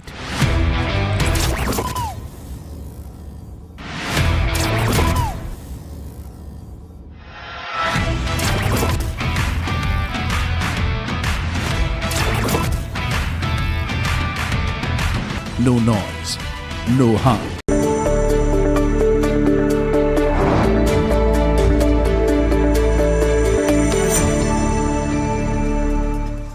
Good afternoon, you're watching Small Cap Bazaars on NDTV Profit with me Somit Sarkar and my co-anchor Varsha. In the next half an hour, we'll take you through the most important small cap stocks that have been buzzing either on the back of price or volume. So let's see what's on the show today. Firstly, we'll be speaking with the management of India Insecticides. Now, if you look at the share prices, they're down nearly 21% in the last 1 year. So the two key questions to ask the management would be the benefits of Strait of Hormuz opening up and also how the demand has been picking up with monsoon coming in. The second counter is an SME stock, that is Yash High Voltage. Now this stock is important because they have raised nearly 151 crore rupees from various investors. To name a few, Madhu Kelar, Ravi Dharamshi's own fund, Motilal Oswal, while White Oak have also invested in this fundraise. So what's the way forward is something that we'll try to decode with this company on the show today. Apart from that, we'll be also speaking about stocks like Aarti Pharma. The stock was up as much as 10% in trade because of a shortage of lung cancer drug in the US market. Now do remember, Aarti Pharma Labs is the only Indian company manufacturing the API for this lung cancer, and hence the stock has been gaining in trade. Apart from that, we'll be also talking about Polyplex Corp. Now, the stock was up for the fourth trading session. If you look at the volumes, they're quite strong in the market. They were nearly 30 times its 20-day average. And another interesting fact about the stock is that its Thailand-listed subsidiary share price of that company was also up nearly 40% in trade. So what could be the potential reason behind this move is something that we'll try to decode with our fundamental guest on the show today. Now, if you look at the market, it has been a weak day. The Asian markets have been weak. We are down nearly 250 points from the day's highest point. Somewhere around 23,900 is something we're trying to hold on to. Currently, we are just 20 points down below that crucial mark of 23,900, but we have been holding around that level for the better part of the day. If you look at the sectoral indices, apart from Pharma, all the sectoral indices have been trading in red. As you can see, the Nifty Pharma and Nifty Healthcare, those are the only two sectoral indices that are up anywhere between 0.7 to 1%. Apart from that, all indices are down in trade. Metal index, the worst loser, down around 3.4%, largely in the back of weakness that we have seen in aluminium and steel prices. But Varsha, when it comes to the small cap names, what have been buzzing there? Well, let me pull up a chart when it comes to Garuda Construction, because that stock is up on the back of huge volumes. A good day for this company. The volumes are trading at 28 times of its 30-day average. Let's see what that stock is doing. Is up almost 10% in trade. You have Roto Pump also, 35 times volumes is up again almost 10%. You have EMS company also buzzing in trade. You have Black Rose also, quite gaining when it comes to small cap segment. Black Rose is also up, if I'm not wrong, almost 9 to 10% in trade. On the loser side though, you have Rosel Tech, EPAC Durable, which are sulking on the trade. You also have NACL Industries and SEPC, which are down. Rosel Tech is down almost 12% in trade. Even EPAC Durable is also seeing some kind of pressure. SEPC is down almost 5%. You have NACL Industries also. EPAC is down almost 7%. So as Somit was saying, not a very good day for the market, but yeah, few of the stocks are actually buzzing in trade on the back of volumes. But one stock which is in focus is Insecticides India. Now, we are seeing Strait of Hormuz opening up, even companies going into premium products. June was expected to be better as per their latest con call. Let's see what management has to say. We are here joined by Mr. Rajesh Agrawal, who's Managing Director at Insecticides India and Vice Chairman of Crop Care Federation of India. Mr. Agrawal, welcome at NDTV Profit. Always pleasure to have you. With the Strait of Hormuz now opening up, how are you seeing overall situation considering the demand and supply, and what's the on-ground situation that you're seeing? Okay. The Strait of Hormuz will definitely ease down the petroleum prices, and we have seen the crude coming down. And as it impacts the crude, so it's not only the availability of the solvents, emulsifiers, which are the integral part of agrochemicals, but yes, it will also ease down the possibility of fertilizers, which the farmer is suffering. And if we talk about the current ground level situation, then there is a delay in the monsoons of about 2 weeks, which has impacted the sowing pattern, particularly in the southern part of the country, in the central part of the country, and to an extent to the northern areas also, because they are also impacted a little by this delay in the monsoons. And as the monsoons has started hitting it has started from south and reached up to Maharashtra. So as the things go better, this situation is going to change in totality. But at the moment, the sentiment was bad till last week, and it has started showing the signs of improvement in this week. Sir, you were actually expecting demand improvement in June as per your last con call. Have you seen, today is 23rd June. Have we seen some kind of improvement, and how is Q1 looking like? Would there be any kind of pressure considering the delayed monsoon? Yes, the improvement which was expected has not come in the month of June. But we are expecting now in this week, because the rains were delayed, and due to too much delay, the sowing itself got delayed in the central part of the country and the southern part of the country. And so far, in many parts, it has not started. So there is an overall delay in the business opportunity. It has impacted, but I believe that we'll be able to come at par, or we'll be able to show a small improvement in our performance in Q1. And the actual is to come in Q2. Q1 will be a little small growth or negligible growth actually. Okay. Now speaking about longer terms, sir, here, or longer trends here. Now over the last 3 years, if you look at your margins, it has expanded from 6.8 to 10.6%. Is there further scope of margin expansion going forward?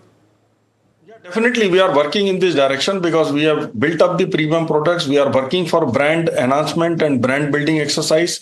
We are launching new things. We are backward integrating. We are investing in R&D. We are launching new products. So all these exercises, they are meant to keep the farmer on your side, to give him the newer, better solutions, to give him the premium products. So I believe that this double-digit margin which we have achieved in the last year, it has to become a new normal. And slowly we will expand our margins from here with the top line growth also, which is expected in years to come along with this fiscal itself.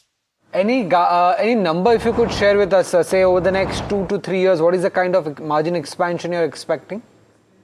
Like if we talk about 3 years, definitely we are expecting 2 to 3% margin growth from here, what we have achieved already. So we must be crossing 12% in next 3 years, definitely, with a good top line growth. And the top line growth also expected is in the range of double digit.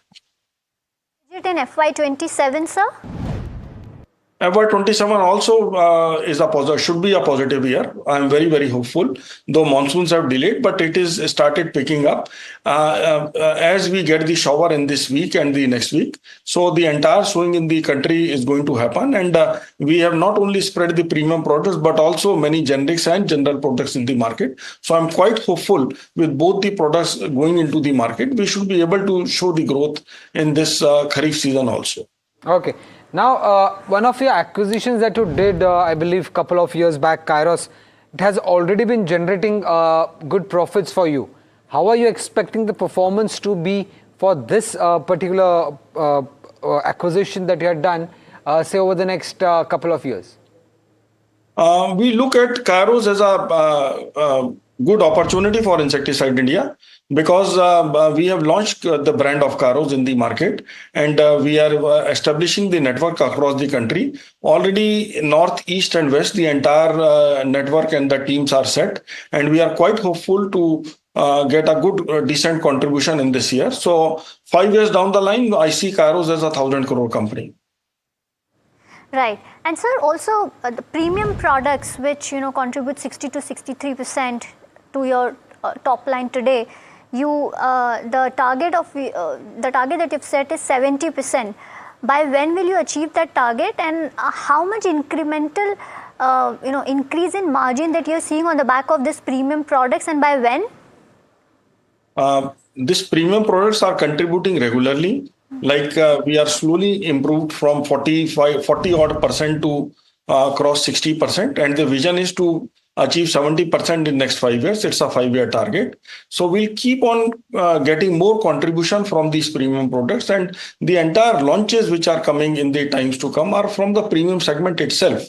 So not only the products which are launched in the past, but the new products also will keep on contributing to this growth, and definitely we'll achieve this. So, and the profitability also will be visible. As I told you that the 3-year target is to improve 2% at least in the absolute margins. So that is the vision which we are keeping for the company.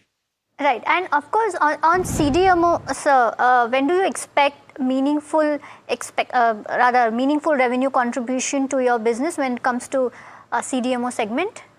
This year we should see a small start, and as it goes better, so the future will see more opportunities coming into the company.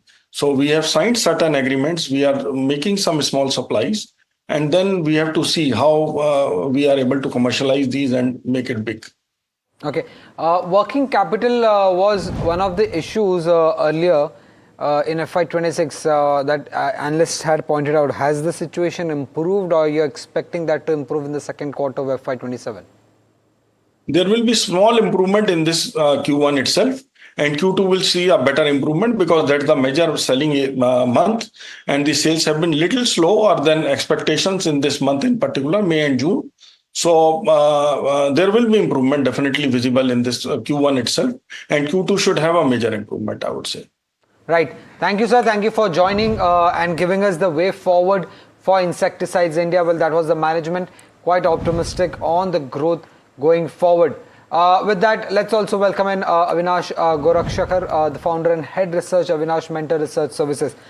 Sir, you heard the management. They're quite optimistic on the growth given the fact that now geopolitical issues have resolved, which will also lead to lower raw material cost, and also monsoon is picking up now in the country.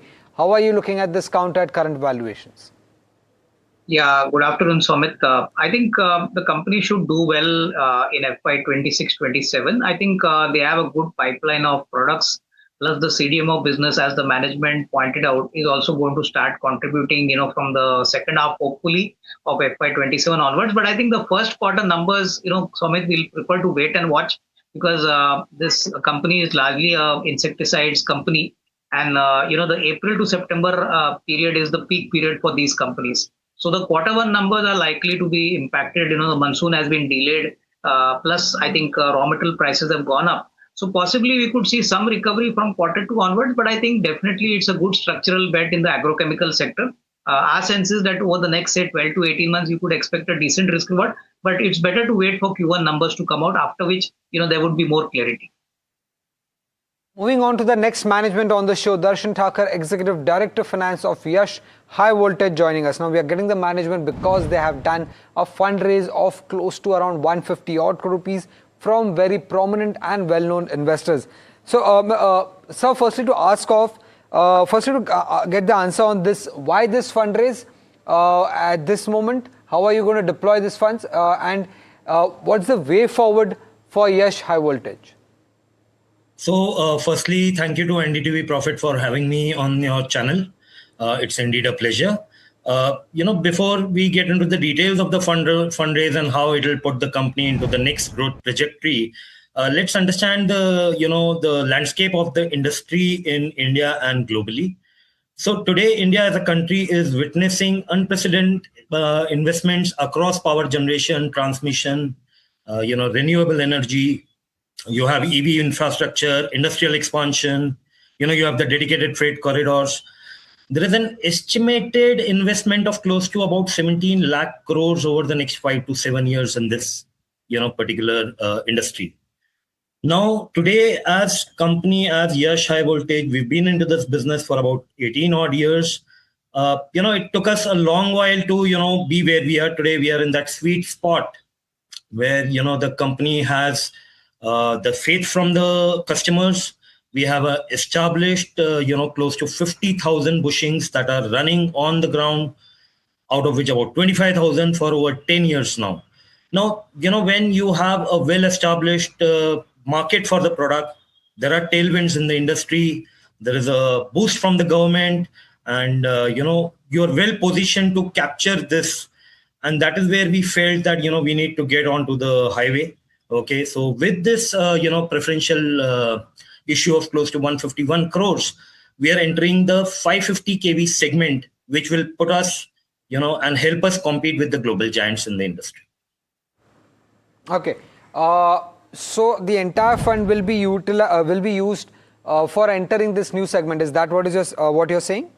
Yes, so it is basically a small amount of about 26 crores into the OIP segment. So broadly, the industry is into two parts: the RIP, which is relatively new technology, RIP, RIS, we call them dry bushings, and the OIP. So 26 odd crores is into the existing brownfield project for OIP expansion, and the balance is towards, the RIP project. Okay. Also, if you could just tell me, given the fact that most of your raw material is imported, I believe, right? So, because of the current war, did you face any issues in terms of higher cost, delayed procurement? So, not delayed procurement, but yes, there were cost escalations. Fortunately for us, we've been able to navigate through this crisis quite successfully. Some of it we've been able to pass on to our customers. Some of it we've been able to optimize through cost efficiency and optimization. And that is precisely what is reflected in our EBITDA margins, which actually went up by about 260 basis points over the previous year. Okay. Coming back to the new segment that you just mentioned that you will be entering, how much time will it take for you to actually see this revenues realizing into the P&L account, and what is the kind of incremental revenue that you're envisaging here?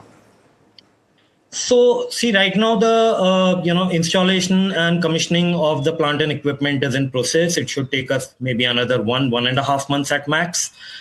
Then there is a type testing process that is involved. Where you when you're developing a new product, there are type tests involved, which will be parallelly, but it will take another 2 or 3 months.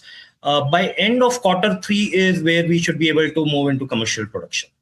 Right. Hi, Mr. Thakkar. Varsha this side. Pleasure to have you. So you're scaling from 245 kV to 550 kV. Now, how much this expand your addressable market, number one, and what percentage of revenue, can this high voltage segment contribute maybe, in next 2 to 3 years?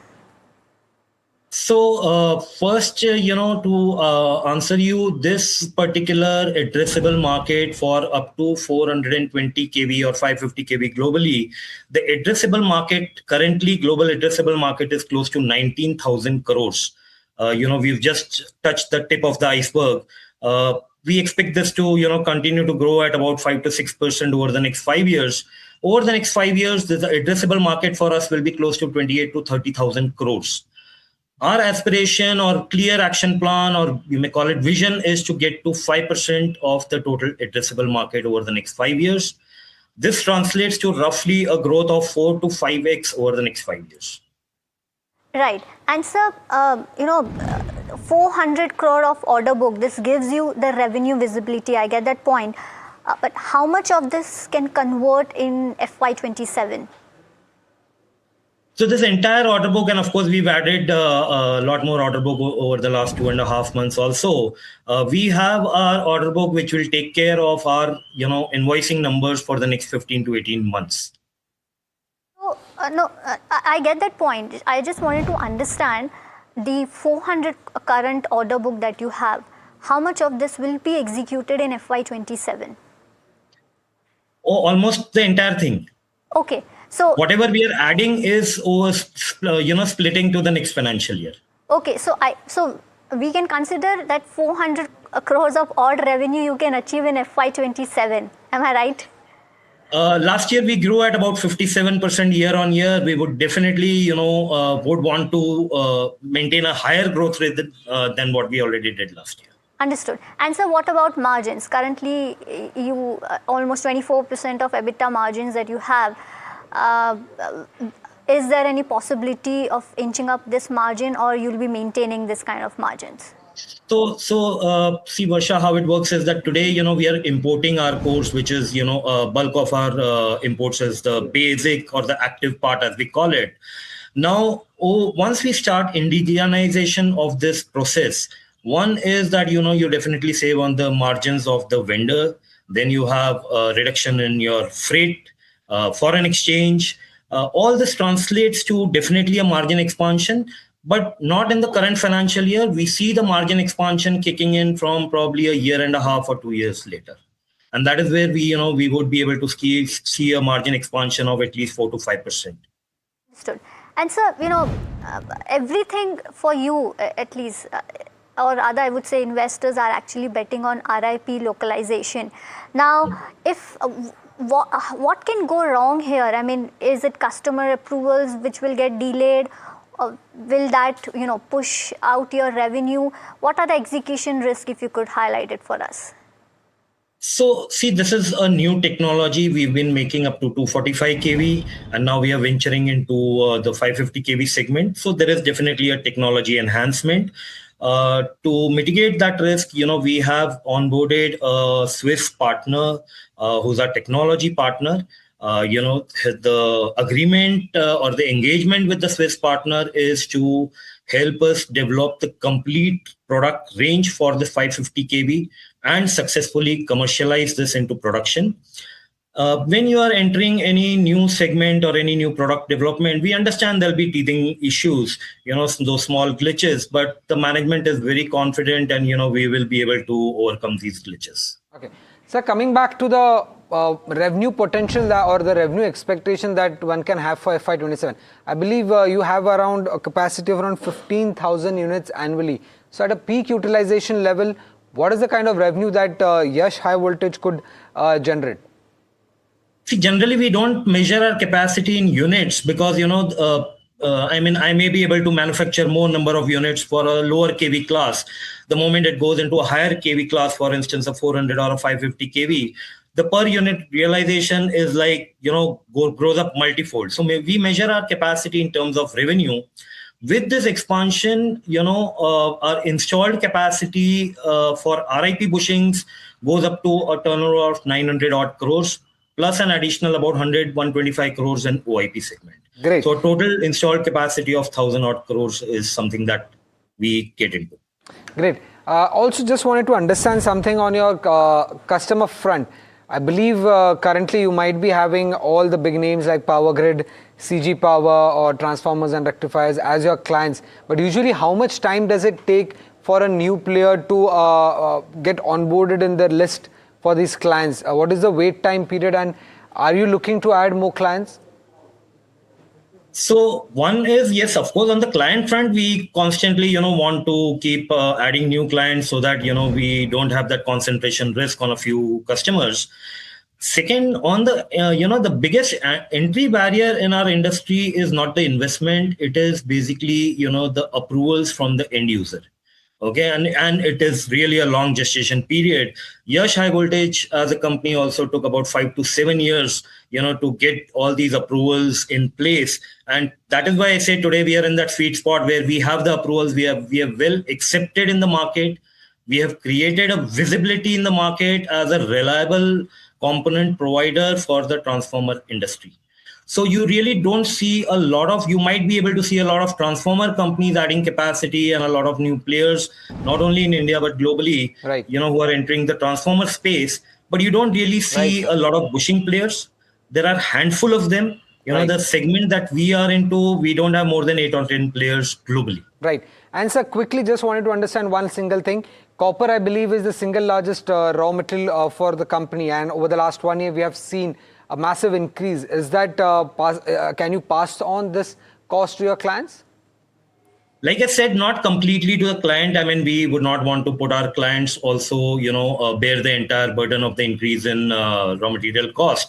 Some of it we've been able to pass on. Some of it we've been able to, optimize through cost efficiency measures. And that impact is quite visible in our EBITDA margins for the year. Well, thank you, sir. Thank you for joining us and giving us the way forward for Yash High Voltage. Avinash, quickly your view on the stock.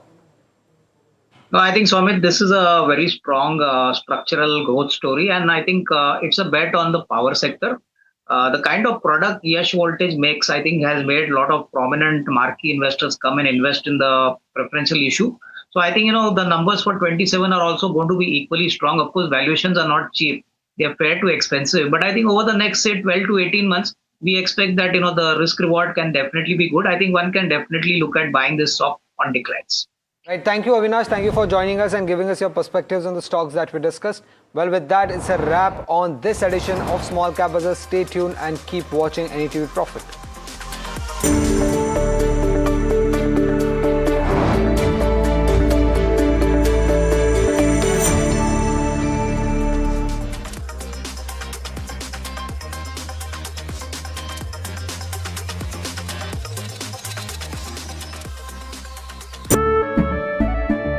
केसरिया से मन जोगी हुआ रे दिल झूमे देखो मतवारा हुआ रे केसरिया से मन जोगी हुआ हर पल मनाओ केसरी त्योहार विमल बोलो जुबान केसरी। अंबा शक्ति प्लांट की वर्ल्ड रेनाउंड टेक्नोलॉजी देती है स्टील को ज्यादा ताकत हर बार। अंबा शक्ति SDTMT, India's unshakable news habit. NDTV.com. is India's #1 English news website.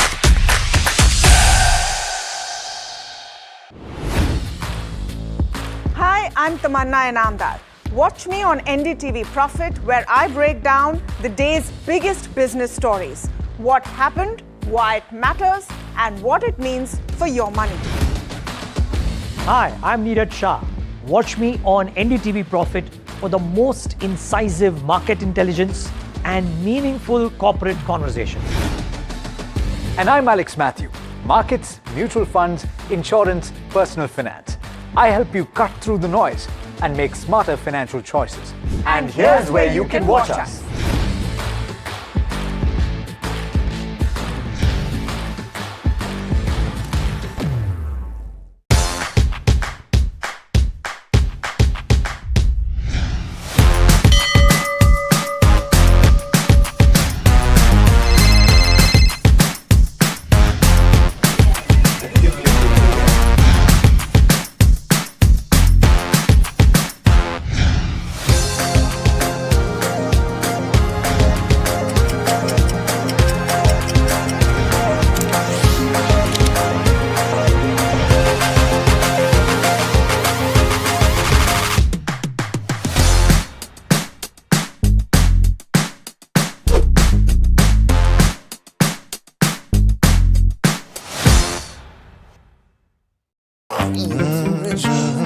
The news, Ayush. Since when do we do scripts?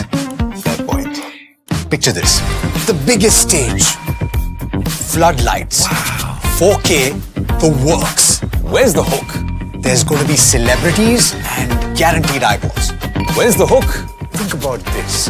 Front page advertisements and hoardings. Bro, where's the hook?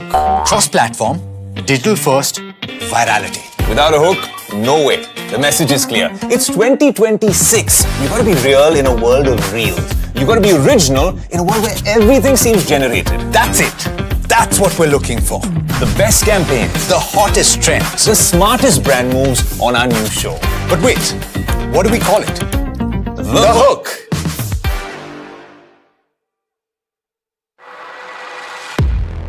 He has been tracking markets for over a decade, spots the trends before they hit the screen. And he is now bringing his analysis to the show that the market watches.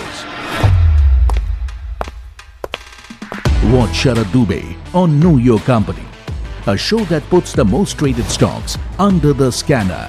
We dissect the company so that you, the investor, don't have to. Get the management to answer questions relevant to you. Watch Know Your Company weekdays at 11:30 a.m. to understand your next big bet.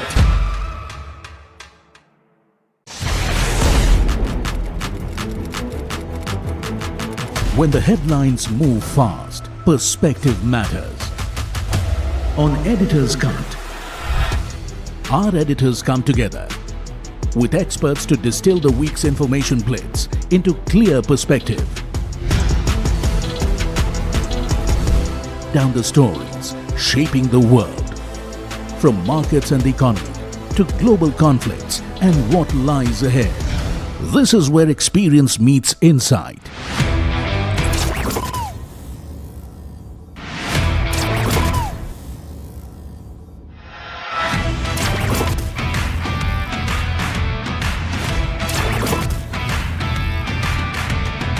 No noise, no hype, just sharp takes on what to watch next. Editor's Cut, every Friday, 3:30 p.m. only on NDTV Profit.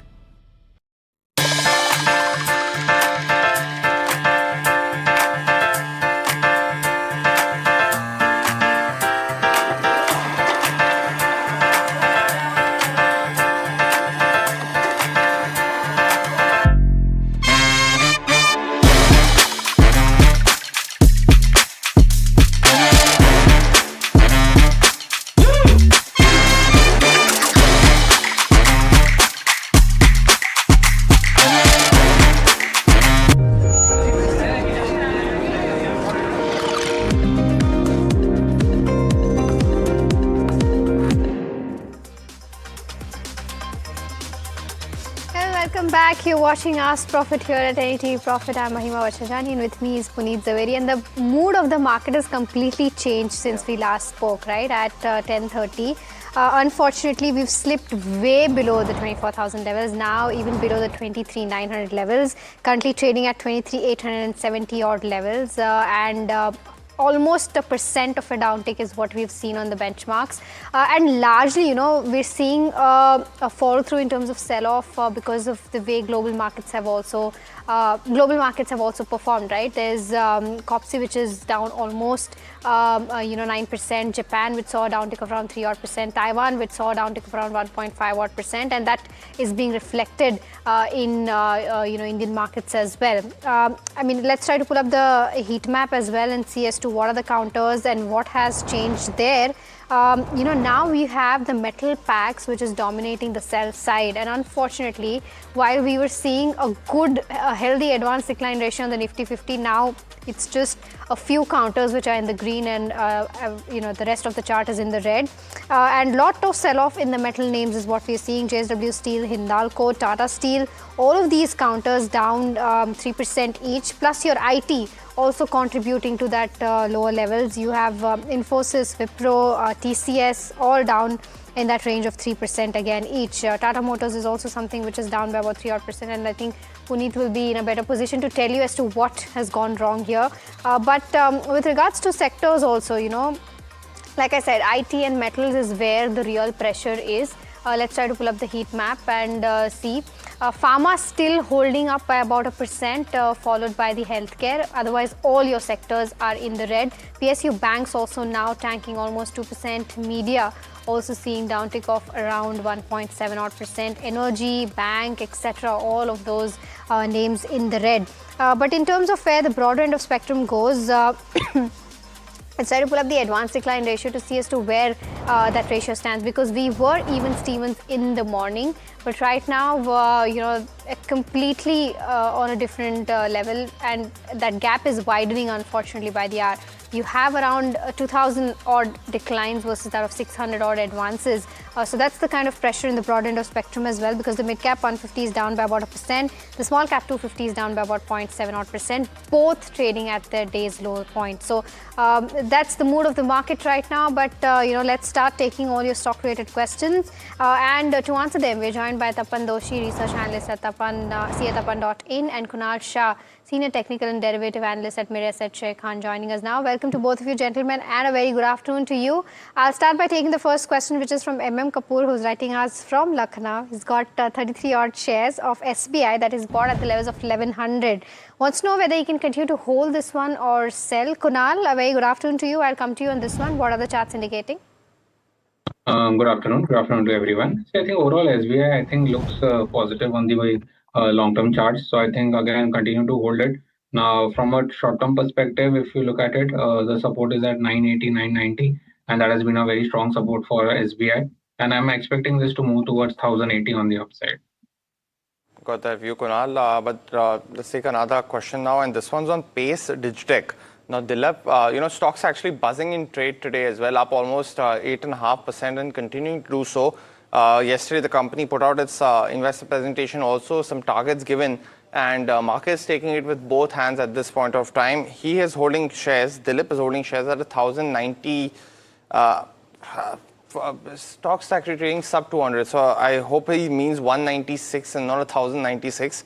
But he wants to know if it's a good time to add more at this point of time. Tapan, that big update coming in for the company yesterday, probably boosting the shares. Very good afternoon to you. What's your view on the stock now? Yeah, good afternoon, Puneet. Yes, no, quite an aggressive guidance. And if you see order book, execution is the key now. They have more than 8,000 crore of order, and already, best manufacturing ramp up they are going to do. The only thing is the working capital stress will be there. Their energy business is also scaling quite good. Now, we have to see how the debt they are going to handle and the interest cost and all that. But somehow I feel that it is a fast growing infrastructure player. So one can hold to this stock. Yes, if he wants to buy around 190, he can start entering again. All right, the next one that we have is on GE Shipping. Sarthak Pathak from Mumbai has bought it at the levels of 1641. He says that it's seen a lot of correction in the past week. Continue to hold or sell? Kunal, your view on the charts? This is GE Shipping that I'm talking about. I think continue to hold the stock on the weekly charts. The 20 DMA has been defended, so one can continue to hold with a stop loss of 1352 on the downside. Okay, all right. The next one that we have is coming in on Bot India. Our viewer DJ Rao from Hyderabad is holding 50 odd shares at the levels of 26,125. Wants to know if he can continue to hold or book a loss. He says he's got no time constraint. Tapan, any view on this one? He's sitting on a loss of around 26,000 rupees. Wait for one more quarter. No, they are good in chronic therapies, and that is only driving the growth. Premium healthcare demand is rising. That is where company will benefited, and no new launches are also coming. The thing is, no, there is a limited export diversification, but they have high ROC and cash-rich balance sheet. So yeah, please hold for one more quarter. Okay, all right. The next one that we have is coming in, and this is on Aventil. Ravi from Hyderabad has purchased Aventil at the levels of 174. Currently, let's try to pull up the stock and see where it's trading at 171, and he wants to know as to what should be the view in the near future. Kunal, any view on the charts for Aventil? I think for Aventil, even if you look at a daily chart, it has been trading in a heart of high bottom formation. With the markets correcting, it could come to a dip towards 160. If it gets a close below 160, then exit your long. Okay, all right. The next one that we have is coming in on Heritage Foods, and this is from Sri Krishna, who's writing us from Bengaluru. He's holding this at the levels of 415 shares is what he's holding. He wants to know if he can accumulate more. Tapan, any view on this or the entire space that it operates in, the dairy space? Because, you know, in the last couple of months, we've seen that value-added products is what it's leading the growth in all of these names. Yeah, totally agree with you. Value-added products is growing actually, and the web share also increasing steadily. The distribution for this company is going good now. The only thing is a lot of competition is then milk price volatility risk is also there. Again, it's a margin sensitive sector. So I wait for some time, but still I think maybe 10-15% upside in this year is there. Currently hold on to this stock. Okay, all right. The next one that we have, by the way, for viewers who are just tuning in, you can also give us a call on the number that will be flashing on your screen up there. Call us, ask your query live. The next question that we have is from Utkarsh, who's asking about Lotus Developers. He's bought it at the levels of 176, and he wants to know whether he can continue to hold this one from a slightly long-term perspective. This is 3 Lotus Developers that he's talking about, and his buying quantity is very high, 6,500 Tapan is what he's holding. But any view on this one and of course the entire space of realty? I'm quite little positive on this sector overall. And again, luxury real estate is cyclical in nature, so one has to keep that in mind. But I think in 27 revenue growth, maybe around, that is what company is saying, that more than 50%. Even pre-sales momentum is quite good. It is a asset-light redevelopment model. So I hold on to this stock. I think you can add it more once it goes down, but yes, hold on. Okay, all right. The next one that we have is on NCC. Satyan has been holding this since a year at the levels of 220. He wants to know whether he can continue to hold this from a long-term perspective, short-term perspective, and whether he can average at the current levels. Kunal, what are the views on the charts, and do you think it makes sense to average at the current levels? I think not to average at the current levels, but he can continue to hold the stock here. 140 is now has become the immediate bottom for the stock. Till the time that is not breached on the downside, the view remains positive. And on the weekly chart, if it surpasses 170 on the upside, then one can start averaging for the stock, looking for higher targets of at least 230 to 40 on the upside. Okay, all right. The next one is on Sharda Cropchem. Preeti from Raipur is sitting on a loss of 11% is what she's saying. She's not given us the quantity or the buying price, but she wants to know if she can continue to remain invested or shift to something else. Kunal, what would you recommend? I would recommend continue to hold. Now 850, 860 is a very strong demand zone. If that is breached, then the fall would be steeper. Currently trading at 888. And even if you get a bounce towards 1050, 1100, that could be an exit opportunity. All right. Okay. The next one that we have is on Urban Company. Achint Nagel is asking this question, and he's holding Urban Company since the price of 143. Wants a view on this one from a slightly short-term perspective, but Kunal, enough data on the charts to give a perspective on Urban Company?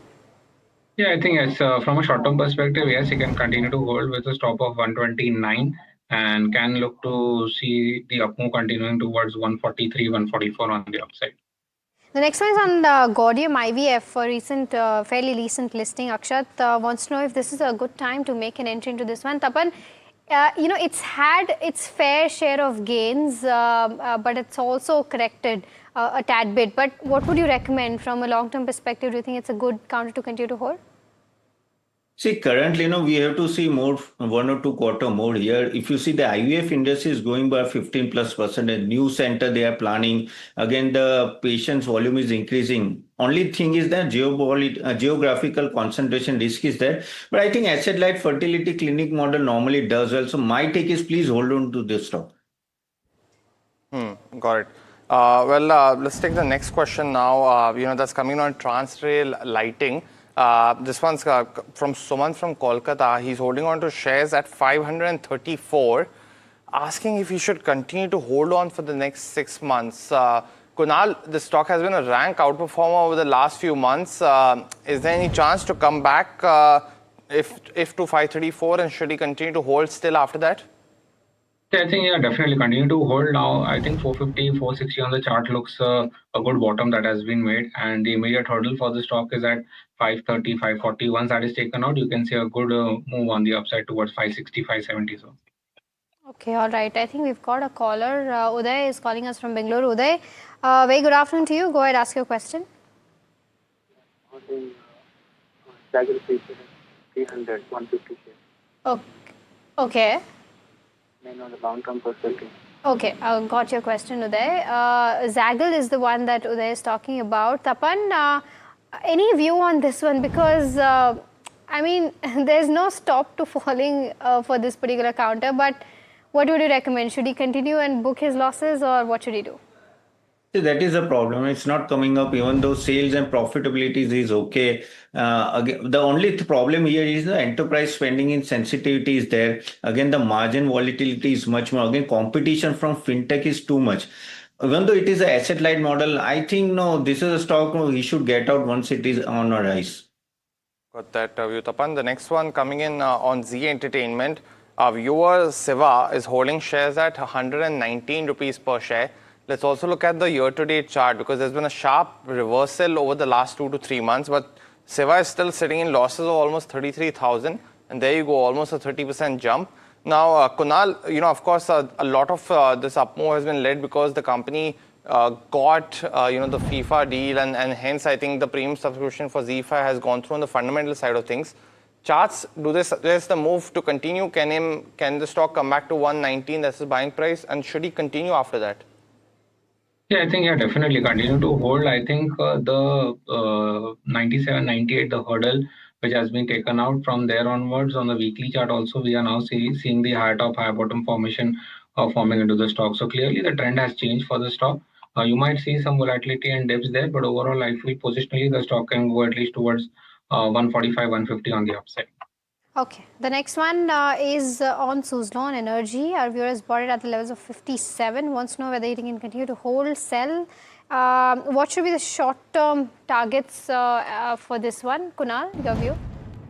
I think for short term, the bottom has been made at around 54, 55. So that should not be breached on the downside. And once the move continues on the upside, the stock can at least go towards the mark of 65, 70 in the very short term. Got that view, Kunal. But Interarc Building Solutions, let's pull up that counter as well. Got some order wins, I think today morning itself, and has been buzzing post that. Has sold off from the highs, but, Harvinder Bhatia is holding these shares at 2,263. So he's got it at some elevated levels. But Tapan, stocks I think run up from that 1,000 to 2,200 and then seen some correction. Should he still continue to hold this counter because he's holding 1,100 shares, so sitting in massive losses right now? What's your view? No, currently hold it, because if you see the industrial capex cycle is supportive, order inflow is also healthy, capacity expansion is already going on, and again the warehousing demand is also accelerating. The only problem with this company is the project execution delay is possible, but as the manufacturing growth is that this company will benefit. Valuation is little bit on a higher side, but still I will wait for 1 or 2 quarter more. Don't try to book losses now. Okay, all right. So that's the view on Interact. But time for our rapid fire round. Kunal and Tapan, you both know the drill. We've got our first question from Pramesh, who's writing us from Hyderabad, asking about HDFC Bank. He's bought it at the levels of 868. 170 is the quantity. Kunal, what should he do? Continue to hold? Hold with a stop loss of 740. The next one, Tapan, this one's between Paras Defense and Data Patterns. Ishwar wants to enter the defense space. Is there a good entry price, or are they slightly more expensive? What's your top pick? No, both are quite expensive. Wait for a dip, at least 10-15% down from here. Okay, BLS International, is it a good buy at the current rate? Vishwanatha Reddy from Andhra Pradesh wants to know this. Your view on this, Kunal? No, only buy about 280. Got it. The next question, coming in now, and this one's on Loris Labs, bought at 365. This is very attractive levels. Tapan, up almost 4 times now. Should he still, of course, continue to hold? Yeah, congratulations to him. Yeah, please hold it. I think CDMO business will do well. Please hold it. Okay, the next one is on SW Solar. Shankar from Bengaluru wants to purchase around 500 shares for the next 2 odd months. And what should be the target price? Kunal, any view? Sorry, for Sterling Winston, I think continue to hold at the current levels. 230, 235 has been a strong base for the stock and extend towards 280. Okay. The next one coming in now, it's on M&M. Sashant is holding shares at 3134. I think he seems to have bought it for the short term. So Kunal, what's the view on the stock now? See, I think M&M has been consolidating. In fact, the entire auto space is consolidating. So one can continue to hold with a stop loss of 2985. Okay, the next one that we have is a fairly short, small name, Kunal. It's Vidya Wires. Our viewer Mahadev from Hyderabad has bought 1,000 shares at the levels of 108. From a 3 months perspective, any view on the charts? See, I think overall the data is less since it's recently listed, but I think overall the support for the stock is at 95. Till the time it is holding this level, continue. And Paisalo Digital, also smaller name, Kunal, bought at 59 rupees by a viewer. His name is Utkarsh and he wants to know what should he do with his 6,000 odd shares that he's holding. Stock's trading at a similar level. Any view on the charts though? I think yes, looking positive. Continue to hold with a stop loss of 51. Okay. The next one is from Puneet Saxena, who's writing us from Ghaziabad, asking about Vedanta. He wants a 3 to 4 months view on this particular counter. Kunal, what would you recommend? Not at the current levels. I think metals could see some further correction, so not at the current levels to enter the stock. Raja from Chennai, who's a regular viewer, has bought shares into, I think he's holding Dish TV for a while now and holding shares at 18. Now, Tapan, I think the company is just, blown off the radar essentially. So should he just exit at the next opportunity? What's your view? 100% exit. Okay, the next one that we have is on JK Tires. Our viewer wants an input on this one. He's a long-term investor and wants to know if this is the right time to make an entry. Tapan? Yeah, so in SIP manner. In SIP manner, okay, got it. The next one, Jubilant Foodworks. Our viewer is holding 50 shares of the company but has been in the loss over the last couple of years. Tapan, he's not mentioned his buying price, but stock's at a lower level now compared to the historical evidence. Is it still worth holding on to? Currently hold. Okay, the next one is on MRPL. Naga from Hyderabad has bought at the level of 176 shares is what he has. 6 months view on this one, Kunal? See, I think overall exit, the stock has been trading in a downtrend, and if 150 is breach on the downside, then can see some further selling pressure. Next one's on NHPC, bought at 82 by Prashant from Lucknow, and he wants to know, Kunal, if he should continue to hold this counter. He's sitting on a loss and holding 2,200 shares. Hold with a stop loss of 72. Got it. Well, that was the last question of the rapid fire in this edition of Ask Profit. Tapan as well as Kunal, thanks so much for helping us solve all these stock-related queries over the last half an hour or so. We solved 32 of them, taking the grand total to 88 queries in the morning and the afternoon edition. So thanks so much to our guests. Thanks so much to you viewers writing in to us as well. But stay tuned. India Market Close comes up next.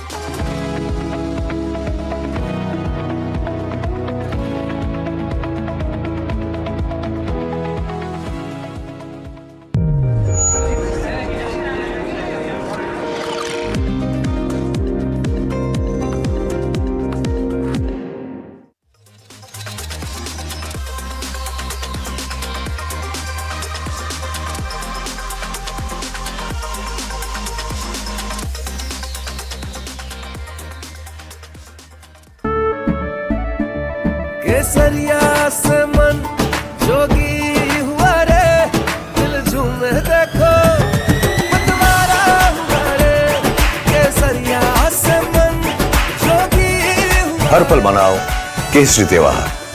विमल, बोलो जुबान केसरी। अंबा शक्ति plant की world renowned technology देती है steel को ज्यादा ताकत हर बार। अंबा शक्ति SDTMT। India's unshakable news habit. NDTV.com is India's #1 English news website.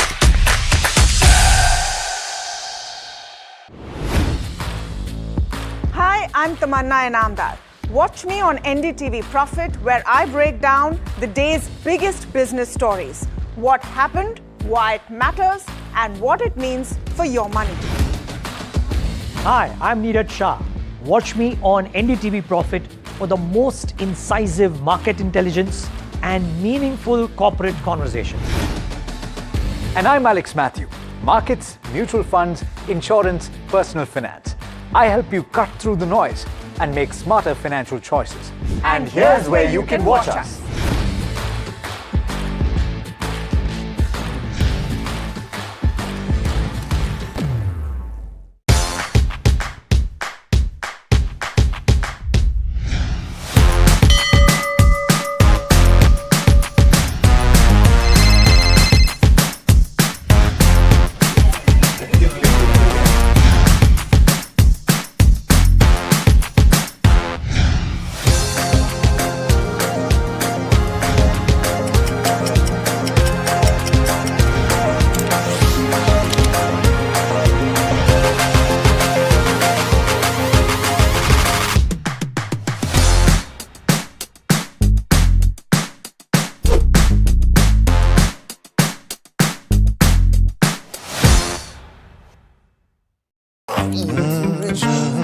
The news, Ayush. Since when do we do scripts? Fair point. Picture this. The biggest stage. Floodlights. 4K. The works. Where's the hook? There's going to be celebrities and guaranteed eyeballs. Where's the hook? Think about this. Front page advertisements and hoardings. Bro, where's the hook? Cross-platform. Digital first. Virality. Without a hook, no way. The message is clear. It's 2026. You gotta be real in a world of reels. You gotta be original in a world where everything seems generated. That's it. That's what we're looking for. The best campaigns, the hottest trends, the smartest brand moves on our new show. But wait, what do we call it? The hook.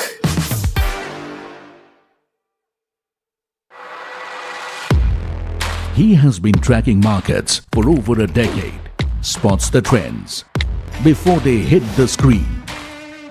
And he is now bringing his analysis to the show that the market watches. Watch Sharad Dubey on Know Your Company, a show that puts the most traded stocks under the scanner. We dissect the company so that you, the investor, don't have to. Get the management to answer questions relevant to you. Watch Know Your Company, weekdays at 11:30 a.m. to understand your next big bet.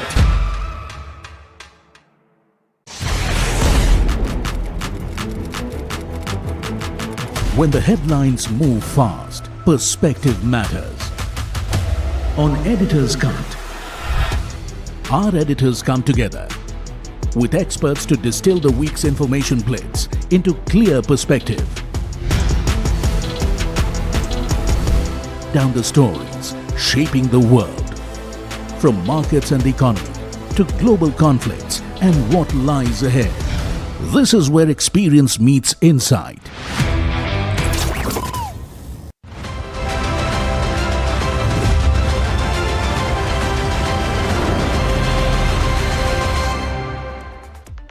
Hi, thanks so much for joining in. You're watching NDTV Profit and this is India Market Close.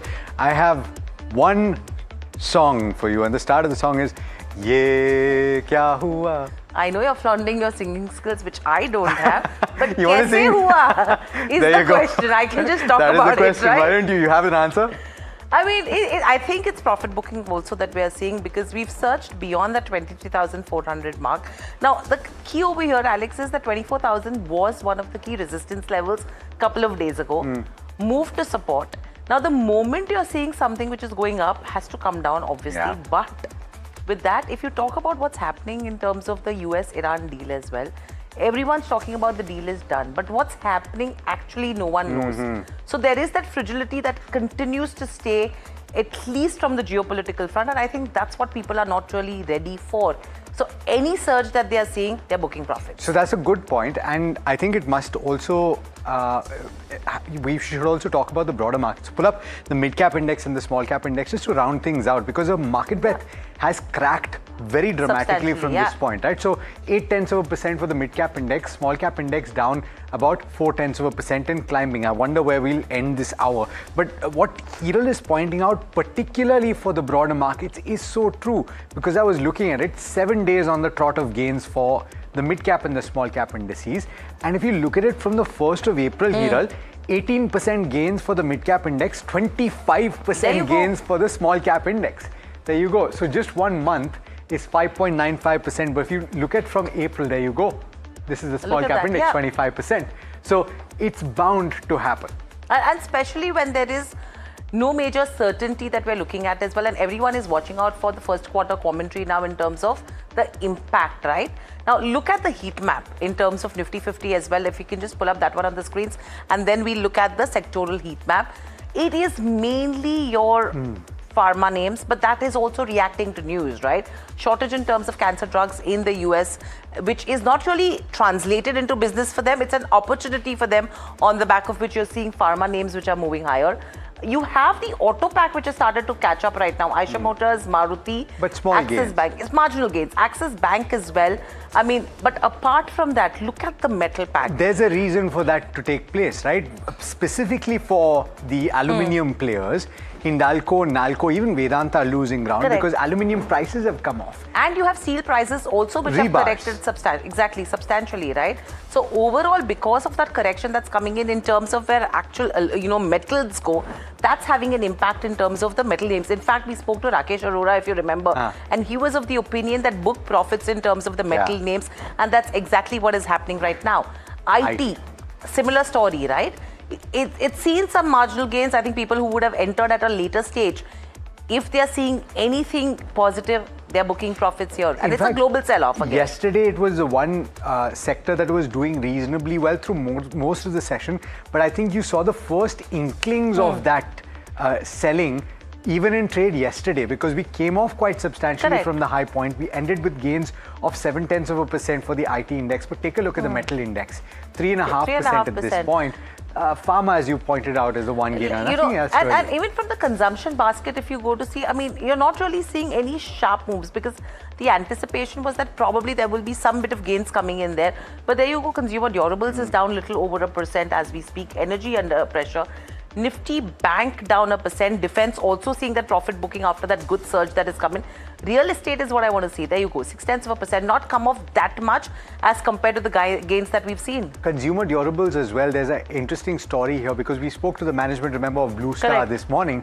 And what they were saying, Mr. Tyagarajan, and he's always very forthright about everything with regard to the outlook as well, right? So he was talking about the fact, Hiral, that your sales have been decent, but they've not been able to pass on prices completely. He said that 8% was required to be passed on, only 5% was managed, so 3% is still pending.